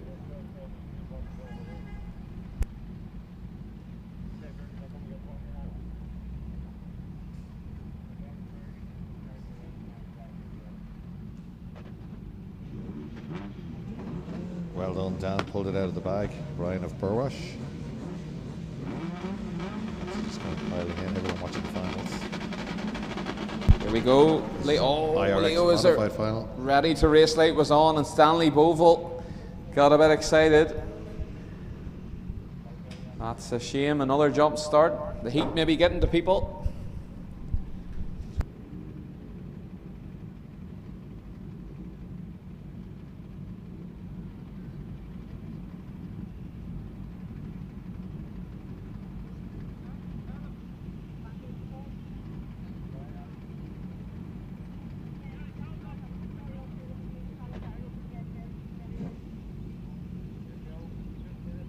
So a jump start for Stanley Bovill. That will mean 2 joker laps.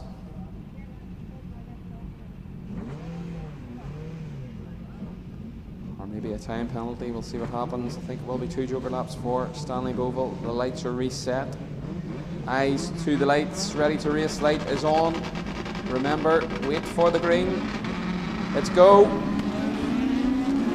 And it's Darren Bleasdale and Peter McGarry. It's Peter McGarry blasting ahead as they come down to turn 1. Stanley Bovill tucks in ahead of his brother Sam.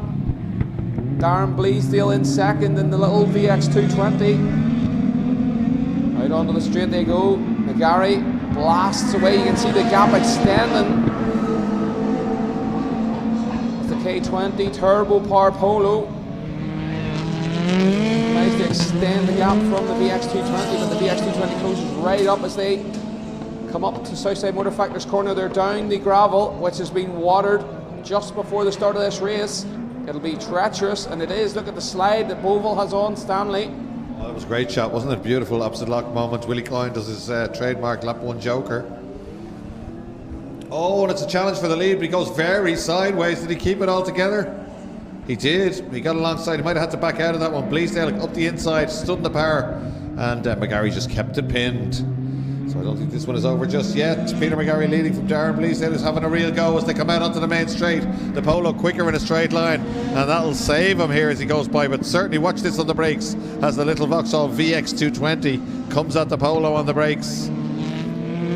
McGarry's car very well sorted. He's driving it well. It's not moving around too much under, but look how much the Vauxhall has taken back through that one corner, Southside Motor Factors, and is beginning to breathe down the back of the Polo again here. Joker lap could be the answer here, but he will have a go here on the exit again. Watch how quick he is out of here. Well, McGarry knows that, possibly slowing him down as much as he can. Good stuff. McGarry using racecraft there, just not getting on the power too early, but placing the car where Bleasdale would need it to be. Nice little dab of opposite lock there from the leader. Oh, and look at Stanley Bovill, and it just caught him in the background. Has come out of the joker lap ahead of Willie Coyne. And we know, Leo, this is the final round of the Irish Rallycross Championship, and there's a big fight on for the overall modified honours. Yeah. And Willie Coyne is doing his damnedest. Here he comes. Here's Willie. Get the points in the bag. Oh, he'll surely get this done on the brakes. McGarry. No, he's not going to. Stanley's forceful. Where's Sam? I'm concerned. I think we've lost Sam Bovill. That's a disaster for his points championship. Just gone by there now, start finish line. He's made a mistake somewhere. Bleasdale's taken the joker lap. Bleasdale has taken the joker. There he is, bottom of the screen. McGarry will have to respond immediately. We have a 5-lap final. We're on lap 3 at the moment. There's Coyne. Stanley serves a second Joker lap. Good job there. And he's back out in 4th place. This is a good run by Stanley. Oh, great angles there from Michael Coyne. The Citroen arm full of opposite lock as he glides through Campion Corner. This is a good run by McGarry. He's got the head down where he has to. 2.2 seconds. It's exactly where you need to be. This will be a run to the line, make no mistake. This is going to be close. McGarry probably needs the Joker now to try and defend. If he can't build the gap, they'll be on the radio to him. Let's see what he does. He's in the Joker. Here we go. This is for the win. This is for all the marbles. McGarry leaves 2 big lines. It looks like it's going to be Bleasdale. It is Bleasdale right around the outside. It just sweeps across the bows. Now we know the Polo's quicker in a straight line, so if McGarry can get a good run through Castrol, he's through Campion. He goes high and wide to get the best line possible. But the VX already pulling away, and I think it's probably done enough as they come out onto the main straight. Darren Bleasdale, great stuff. This should be their final lap. Here comes the Polo in a straight line, but nothing he can do. McGarry can get back up to him, but he's not close enough to have a stab down the inside. Flames lick out of the back of the VX220, and McGarry is fast in this section over the bumps. Yeah, he's been quicker than the Vauxhalls down there all weekend. He's very committed, very brave down there, but they're just so nimble. Watch this on the way out of the hole in the hedge. Vauxhall should be quicker here. Gary trying his best, but there you go. Look at the Vauxhall just pivoting and away. This is the last lap, Leo, yeah. Lap 5. It is, and it's going to be Darren Bleasdale, I think, unless there's a mistake here. It's a good effort from McGarry, but these Vauxhalls are just so nimble and so quick. Gets it turned in. Willie Coyne's going to be third, you know, from that stealthy early Joker lap. Great drive from Willie Coyne. It's Darren Bleasdale, what a drive. It's hard, but McGarry making him work very hard for it, but he took the win. McGarry second him. There you go. Third place, that's crucial for the championship for Willie Coyne. Then it is Stanley Bovell in the Mark II Escort. And it's Michael Coyne starting to go nicely in the Citroen, in your favourite car, the DS3. Niall Carey in the beautiful BMW Compact, and then recovering from 2 Joker laps is Sam Bovell in the Ford Fiesta. Fastest lap on the final lap, 48.439 for Darren Bleasdale. Great stuff from Modifieds.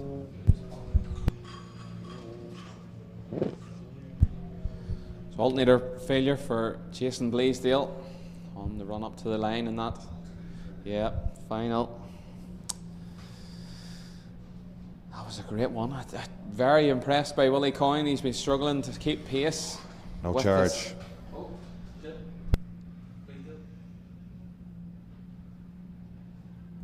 Oh, a little bit of smoke, a lot of smoke from the back of Bleasdale's car. He's just about managed to finish that one.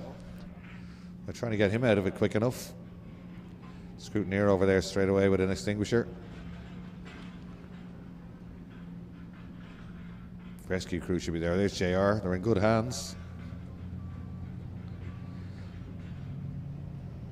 And they've managed to extinguish it there. The good stuff for their scrutineers before the rescue crew got there. So well done to that crew. They're all some of them are competing themselves, so they're very knowledgeable and enthusiastic about it as well. They don't want to see anything like that happen. So good stuff. Another lap might have been a different story, Glenn. Could have been. Could have been.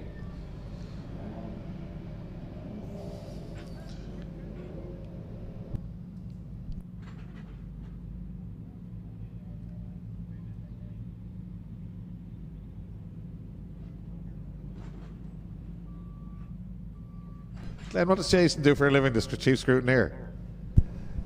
Well, he looks like a pretty good fireman He down there at does, the I minute. think so. Yeah, I think he might. I'm not sure, but he might be, is he?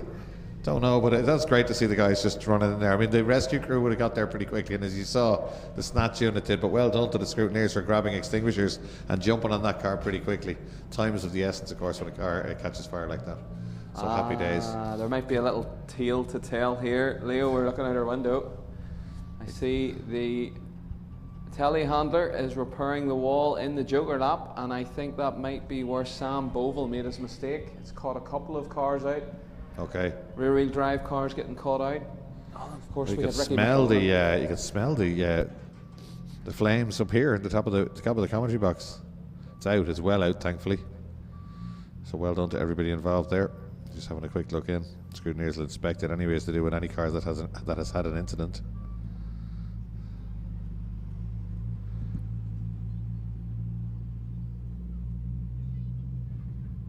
Could be time for the Honda.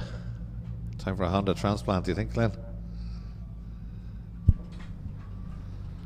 be the logical choice, Leo, in my eyes. I mean, was once a very big Vauxhall fan, and I do love the noise of the engine that's in that car, but yeah, it's probably less hassle with the Honda engine.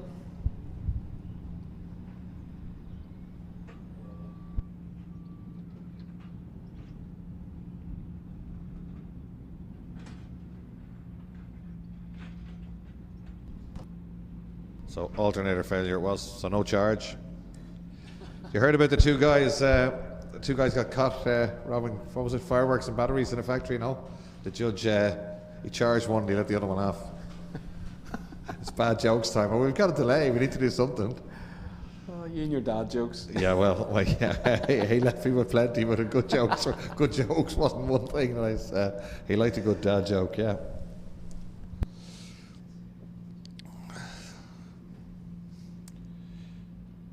Thank you very much for all the feedback coming in on the streams. It's quite flattering, but it's very nice. We're glad you're enjoying it. It's been easy for us, for myself and Glenn. We naturally bounce off each other and have a little bit of fun, but drivers have produced really good racing, and it's very easy to commentate, Glenn, isn't it, when the racing is so good? It's an absolute breeze, Leo. You know, I can't hide my enthusiasm for this sport, as you know, and with the crack with yourself, it's a breeze. And you got a bit of birthday cake as well, so not so bad, yeah. Listen, chocolate brownie, unbelievable. Yeah. And a bit of ice cream too. On top of it, yeah. There you go. You know, a really, really good weekend. I think it's good for the sport. It's a great warm-up for the European event. If you're as excited as you are this weekend for this one, I can't wait to see when the Europeans are coming. Derek Toll is the same. Derek Toll told me he used to be nearly crying when he's a child in the grandstand looking at 6R4s and stuff when they came over, and he just can't wait. Now he's going to compete in it, you know. And by the way he's going this weekend, he could be the man to beat here that weekend, you know. I'm going to put it out there now. It is going to be a dream come true to commentate on some of the names Absolutely. that should be here July 18th and 19th here at Mondello Park. There's talk of 70 cars coming, maybe 80. There's no room in the paddock for anything. If that's the plans I've heard. That's why the fan zone and everything else we spoke about is going to be down outside turn 1. So next weekend is the Red Cauldron in Hungary, Riyadh. So we'll be watching on to see what's going on in the championship. There's research now. It's research. We have to. Yeah. Should probably go to a pub and watch it somewhere. Hey, that sounds like a plan. So still great comments coming in about the racing and about the coverage. So thanks very much to everybody involved. Barry, our visiting UK director, you think you'd been coming from Mondello for years? And that's a great shot. So great job by Barry and by the team downstairs. They're the hidden guys and girls that you don't really see in the TV footage. And it's absolutely fantastic. When I raced, I'm old, but when I raced, we had one race that was televised a year, and that was it. And it was so exciting. We get to stream lots of events at Mondello Park, and this weekend has been great. And to be courtesy of the 5 Nations, Glenn, we've been broadcasting pretty much all over the world. We've got messages from every corner. So great stuff. Thanks very much to Barry and the whole team downstairs for giving us a great production all weekend. It's not over yet, because it's going to be IRX Super Buggies final. Pick a winner, Glenn. You put me on the spot. Of course I do. I have a good friend on the front row of the grid, a couple of friends on the front row of the grid. Well, you won't have if you don't pick them. Oh, I know. Well, surely I have to say Liam McMullen in the middle of the front row of the grid, but it's hard to look past. I know Liam has been having straight line speed issues. Loads, yeah. Against the 750cc MVs on either side of him. Paul Brogan on the pole, and Matthew McGaffin on the outside with a great turn of pace yesterday. Obviously forgot to do his joker lap earlier on. He'll not make that mistake in this one, I'm sure. He looks like he's listening to music in there. Or he's talking to himself. He's like a nodding dog. He's certainly very relaxed, isn't he? Yeah, great to see it. He's on the outside of the front row. Beautifully turned out machine, and the colour's a joy to us in commentary, isn't it? It makes it very easily identifiable, as indeed does Liam McMullen's new almost Alpine F1-like colour on the car. Yep, Speed Car Wonder R, looking very cool with the shades on. Give us a wave if you can hear us. I doubt they'll hear anything down there. Yeah. He's certainly looking across at the camera. And the MV Racing machine equally well turned out on pole position. Paul Brogan. Okay, here we go. Thumbs up. to the IRX Super Buggies. Eyes to the lights. One last time for the buggies. Who's it going to be? Can McMullen getting the lead off the line?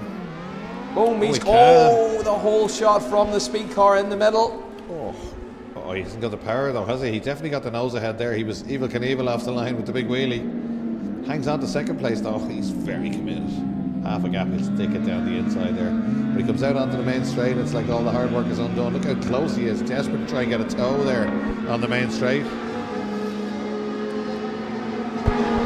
And he's right across to the pit wall to defend from Brogan, because he knows Brogan will have the speed in a straight line. He's using every inch of tarmac and a little bit more, kicking up some dust there. Liam McMullen as he tries to stay with these quicker machines. Kinked through Nordic Spirit corner, carrying the speed onto the Joker lap early. I don't know. What's Hope the that works thinking there, out for Glenn? him. Oh, he's maybe overcooked it a little bit, but it's going to be his friend Ross Wasson by the looks of it.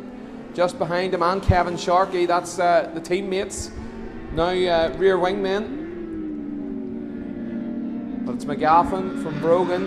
McMullen serves his Joker lap, and he's got a good line of defence behind him with Ross Wasson and Kevin Sharkey. Two Donegal men.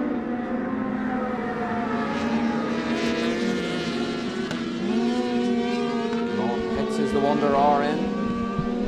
Southside Motor Factor's corner up onto the gravel. Dance is downhill into Nordic Spirit. Wasson in the number 72. Heads across Rallycross 2, but here we see a great drone shot of our leader Matthew McGaffin with Paul Brogan in tow. In the MV Pro SP2 machines. Pull gears as they head up the straight. Let's see what McMullen's doing lap time wise. 47. It's not going to be enough, I don't think. We're on to their third lap. 3 of 5. 47.1 from McGaffin on a watered track. That's a good time. And McGaffin's in the Joker lap. And we can visibly see that McMullen's not going to be close enough. Brogan sliding out of the hole in the hedge, and so is McMullen. Bags of opposite lock. The solid rear axle in these crosscar buggies make for some great fun. Some big drifts. McMullen hangs the tail out round Castrol once again. Brogan crosses the line. 1.5 seconds difference. It's nowhere near enough. Matthew McGaffin's on course for another win here, barring any disasters or any mistakes. And he has served his Joker lap this time. He's not going to forget about it when it's already done.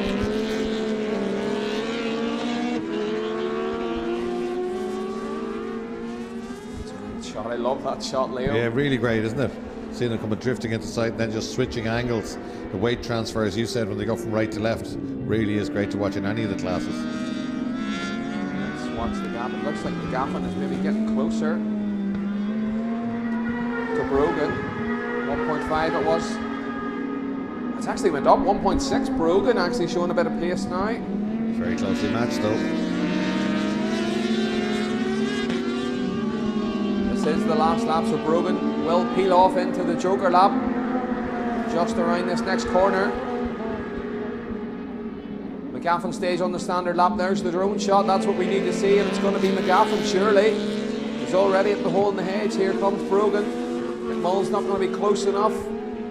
McGaffin heading down towards the penultimate corner. It's going to be 2 from 2 from Matthew McGaffin. Accelerates out of Castrol up towards the checkered flag. 2 from 2. A successful weekend for Matthew McGaffin. Paul Brogan takes second place, Liam McMullen third, and he's definitely in for a shout. The Irish Supercar or Super Buggy Championship. Ross Wasson comes home in fourth ahead of Kevin Sharkey, Kieran Greenan, and Michael Cummins. Good show from the Super Buggies.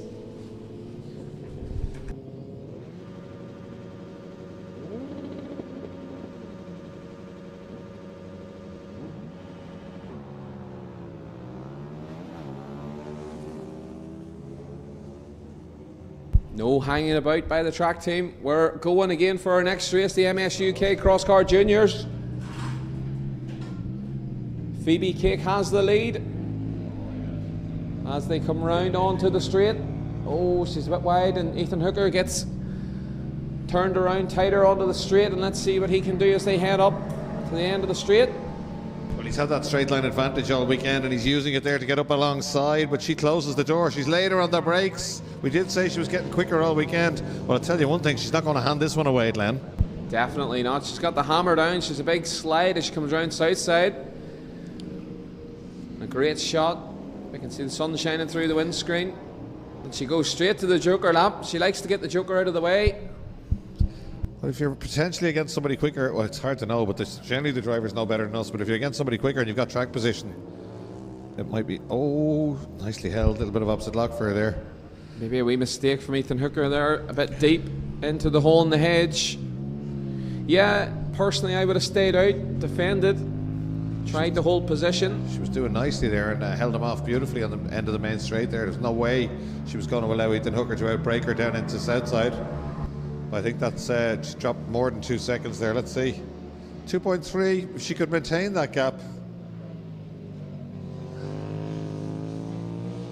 Yeah, I think if Phoebe could keep it at 2.3, she's in with a real good shot here.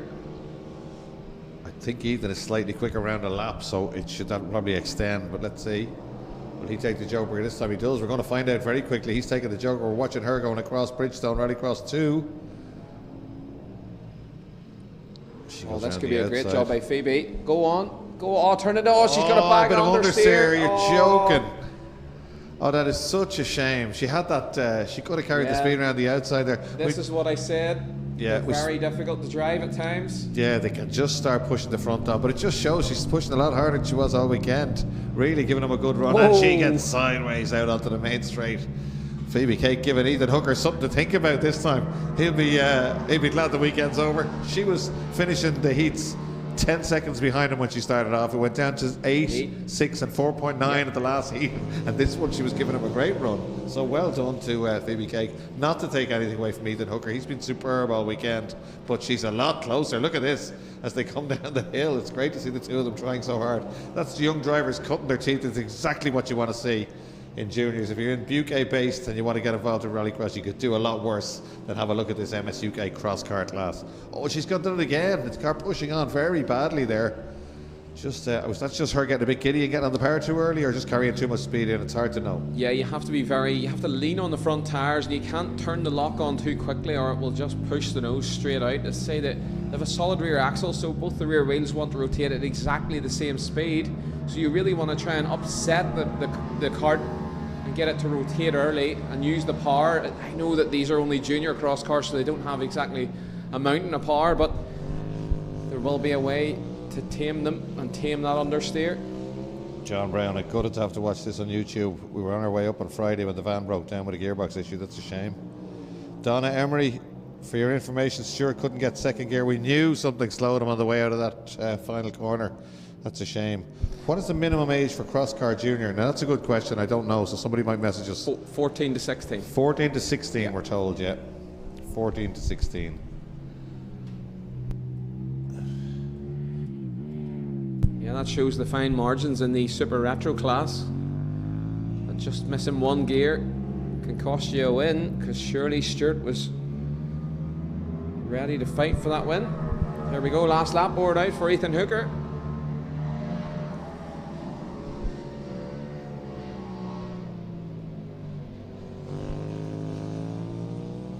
Down the gears goes Phoebe Cake into Southside Motor Factor's corner.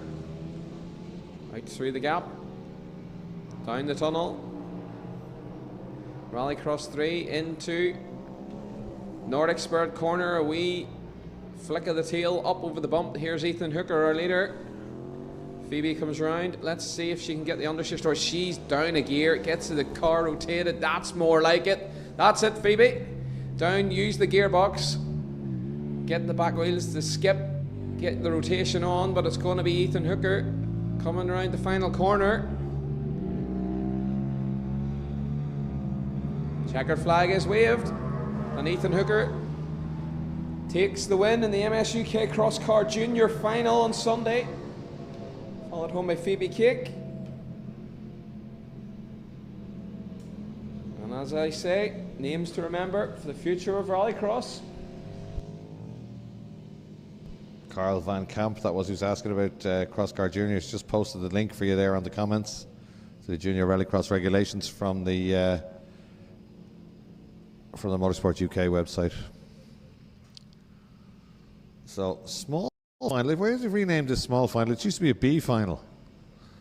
But the funny thing was, in a B final, if you won the B final, you got onto the back of the grid on the A final. Something I always pushed for. I think the winner should go on. Yeah. The small final. Do you want to go back to school on Monday? How'd you get on? I won the small final, not the big final. Oh, I don't know. Yeah, I don't know.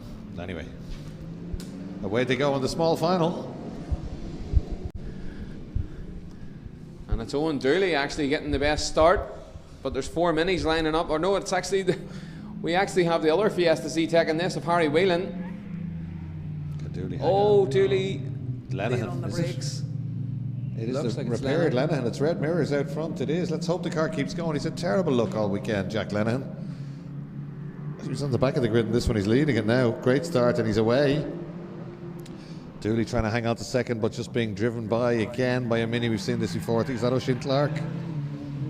Oh, and the Fiesta coming back at him on the brakes. It is O'Shea Clark, and Clark goes wide and kicks up dust. Dooley looking for a place to get by. Harry Whelan in there too, going nicely. The second of the Z-Tech Fiestas on his first weekend out.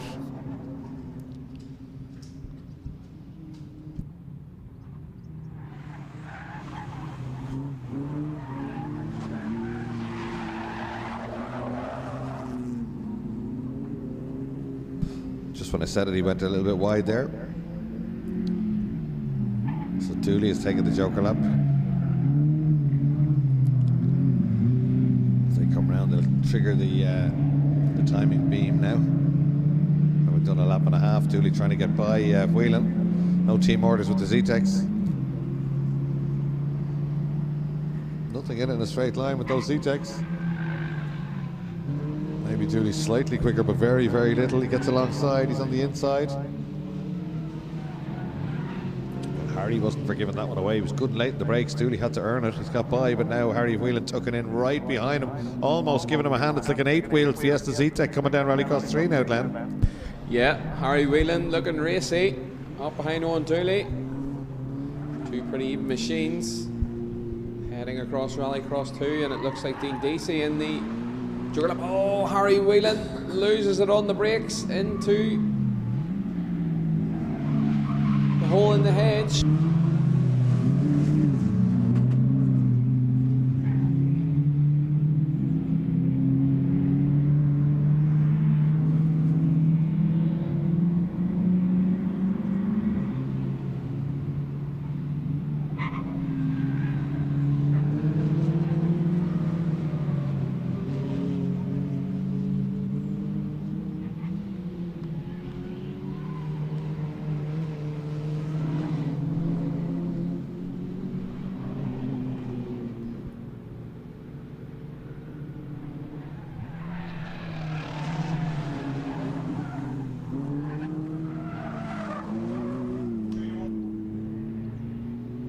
So quick visit from George Tracy there, bringing us up a couple of sherbets, lemonades. Or similar. I actually thought they were coffees when they came in, but Guinness can look like that from a distance. But yeah, they're having great fun down there. He's saying he's still having fun, but just couldn't get the car sorted all weekend. Yeah, but he'll be back. But great to see him smiling.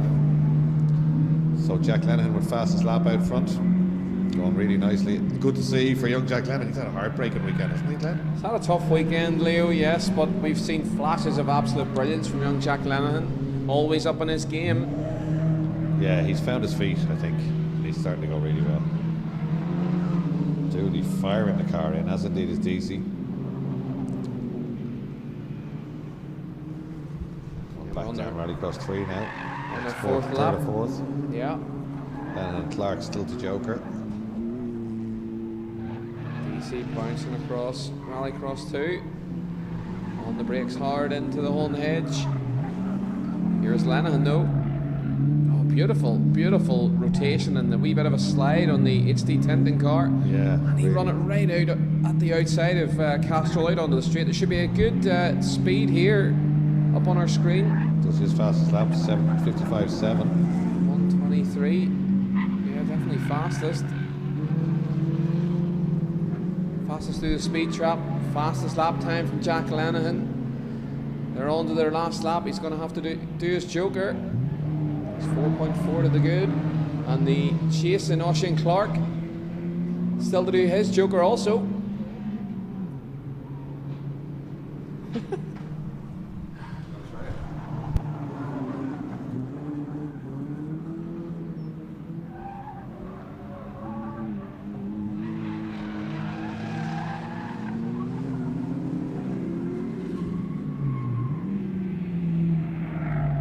Here we go, final corner. Jack Lenihan comes round. And up to the checkered flag to take the win in the junior small final. And who's going to be in second? It's Oisin Clark. And third place is going to be Owen Dooley in the Z-Tech. Great job by young Owen. Take third place. That's a good drive from Lenihan, 6.4 seconds to the good. Out front.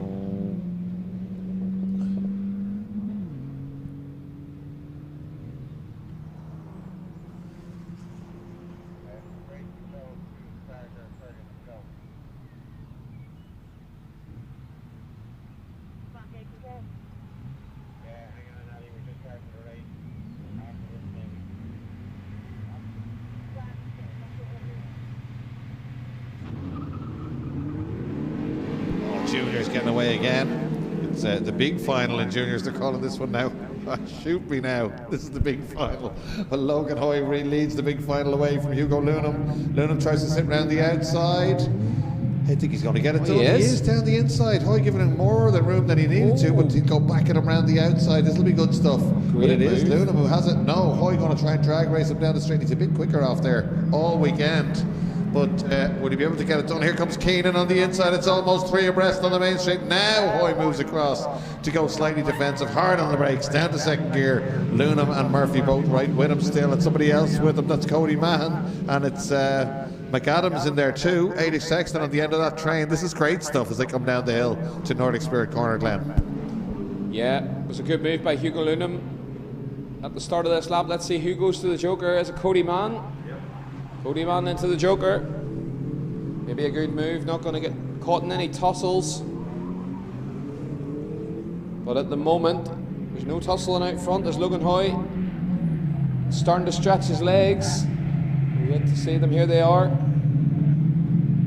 Coming right onto the straight. Yep, Logan Hoy definitely starting to put a gap between himself and Hugo Lunham. Somebody's just commented that we sound like horse racing commentators. Coming up on the rails now, it's Logan Hoy on the outside. They're over the first fence. Yeah, all clear inside the final furlong. Anyway, here we come back down. I don't know whether that's a compliment or not, but anyway, there's Hugo Lunham under big pressure now from Keenan Murphy with the Chinese support from his grandparents, but Logan Hoy out front. He's done all the winning all weekend, all the heats.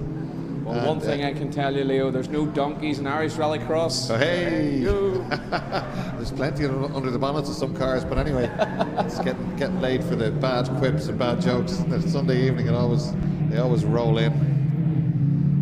So yeah, Hoy beginning to get away now. He's got fastest lap, even from the standing start-ish lap. He's at 22. Let's see what he does here from a flying lap as he blasts across the start-finish line of the Bahrain straight. 53.6, 54.5, 54.5. 55.4 for McAdams, 55.4 for Cody Mahan, 57.8 for Billy Farrell, 56.6 for Ailey Sexton, Noonan 101.2, that's a joker though, and in fact Ailey Sexton has done a joker and so has Cody Mahan. That's a statement from Logan Hoy. Yeah, he's way down the road. 53.6.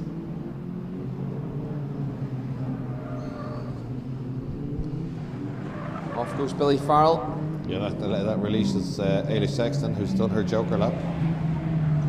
And that's Nicholas Noonan in chase of her. He's also they've all done it bar Logan. So Logan Hoy still to Joker, everyone else. We look to see the battle for second. Yeah, it looks like the yellow car, Noonan still in the lead. Keenan Murphy. Hard on the brakes. Murphy's been very impressive this weekend. He's got another level to his pace, setting some really fast lap times. Just hasn't had it all come together. Oh, Murphy piling the pressure on Lunham now coming down the hill. He's had a great weekend, hasn't he, young Murphy? As has Lunham, in fact. Both driving really well. They both want this second place through the right-hander on the brakes and into the left-hander. Oh, beautiful car Nice control and from tight, both of yeah. them. Yeah, placing the car really well. Boy, has the Joker lap done according to our timing screens? It's been has. done out of shot. He's well clear now. One lap to go. We should see the final lap board. There it is. As Logan Hoy goes underneath the... Oh, Murphy's got the nose up the inside. Classic Mondello manoeuvre. Should have the inside line coming toward. Oh, Lunham wants to take a lunge down the inside. He does. He did. Oh, but Murphy tries to close the door, but it doesn't happen. Oh, Murphy had it done there, but Lunham just so opportunistic. Went switch back to the inside. An absolute dummy there of a move to get down the inside. And Murphy now has it all to do again. Hardly a mark on either car. No. Showing great respect once again, leaving racing room. Always racing room in junior minis. You love to see it.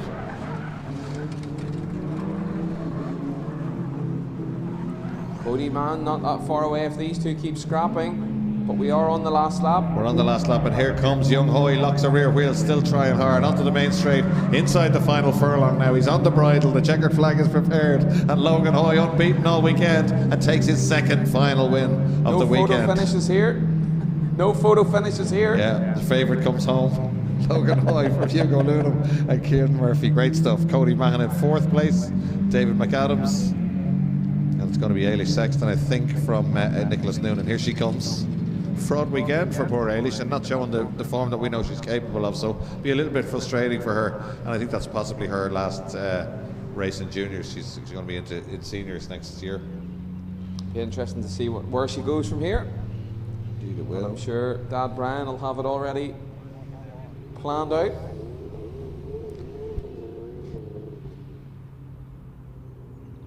Yeah, there's no, I suppose with the graduate thing, there's no straight jump up for them. If you have to modify the cars, it's a little bit of an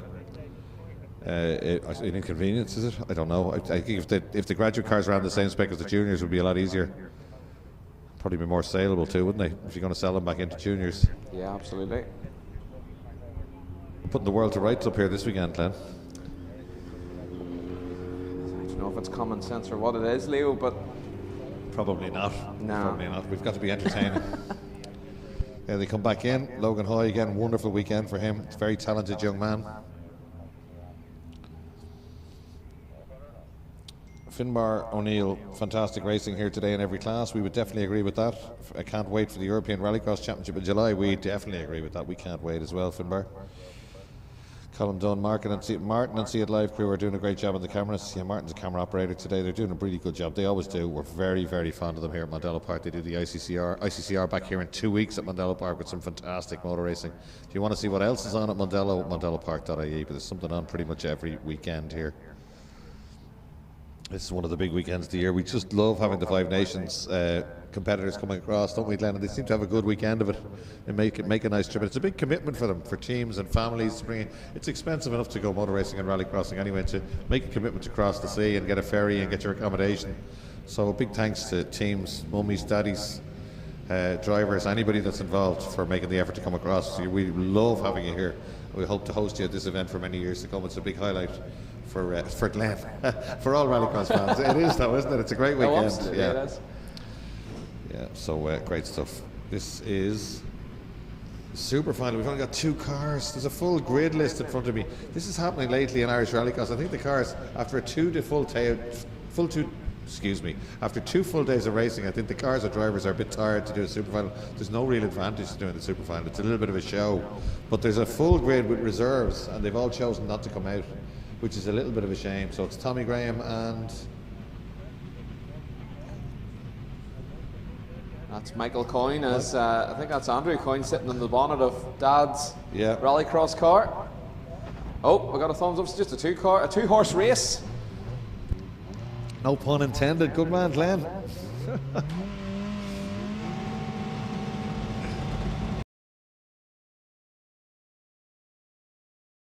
This is surely going to be a parade lap for Tommy Graham, the local man from Prosperous. Tommy's not hunting glory here. Tommy loves to support the super final. He always does. He said to me it's disappointing when people don't go out for it, you know.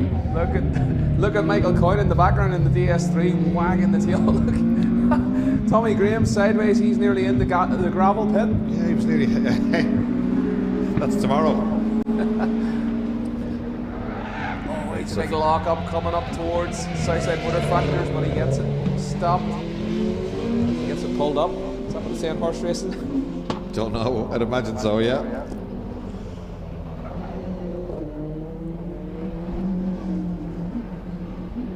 Both having a little bit of fun out there and throwing the cars around. Yeah, putting on a show for the spectators that have stuck around to support them.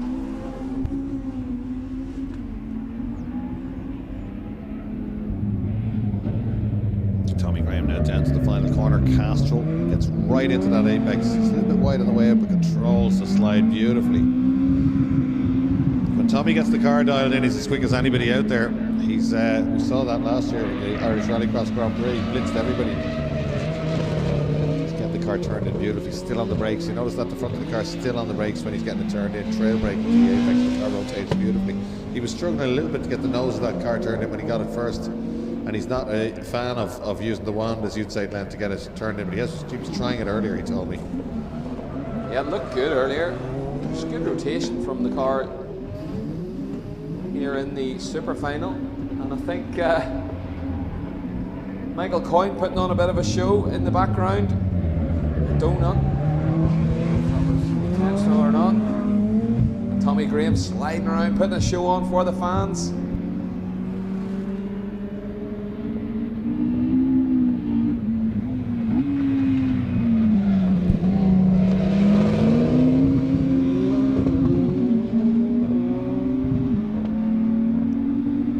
Sound effects from the DS3, the PG Duffy Citroen DS3 as it blasts past the tower here. Obviously had a nice big slide out of Castro that time round. Here is Tommy Graham exiting the hole in the hedge.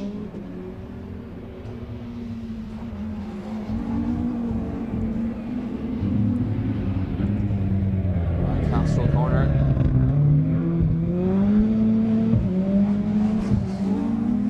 Onto the main straight. Tommy Graham, based in Prosperous, just down the road.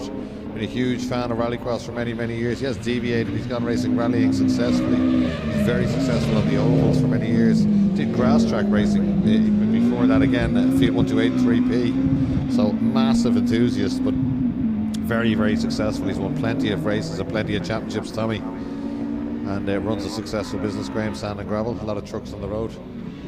Drives one himself, actually. He told me before he prefers driving a truck still. Loves being out the road. So it's nearly ingrained in you, that the trucker lifestyle. Yeah, eating Yorkie bars and calling your mates on the CB and all that sort of stuff. Show my age there. 10-4 rubber ducky. Whoa, nice big slide from Tommy. Comes out onto the straight. Last lap board is out. One more to go this weekend.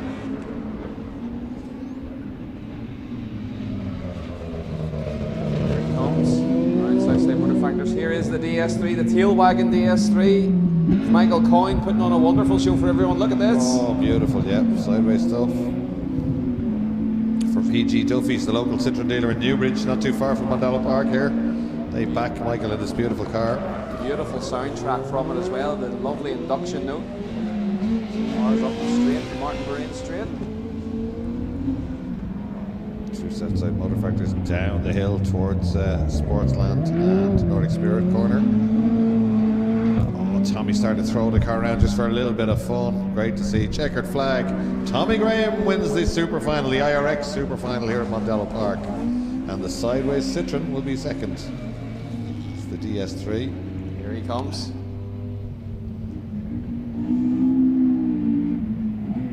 Michael Coyne, a fan of donuts, celebratory donuts. He used to do reverse donuts in the Nova. I wonder will we see any up at the top, south side. He completes second place in the super final for Michael Coyne. Well, there you go, great racing all day. Great entertainment all weekend.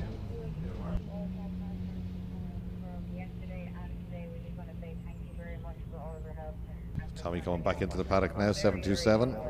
Car beautifully prepared as ever, always washed between heats. And very, very well prepared by Dominic McNeil. Tommy would have enjoyed his weekend a lot. So Glenn, that unfortunately is it.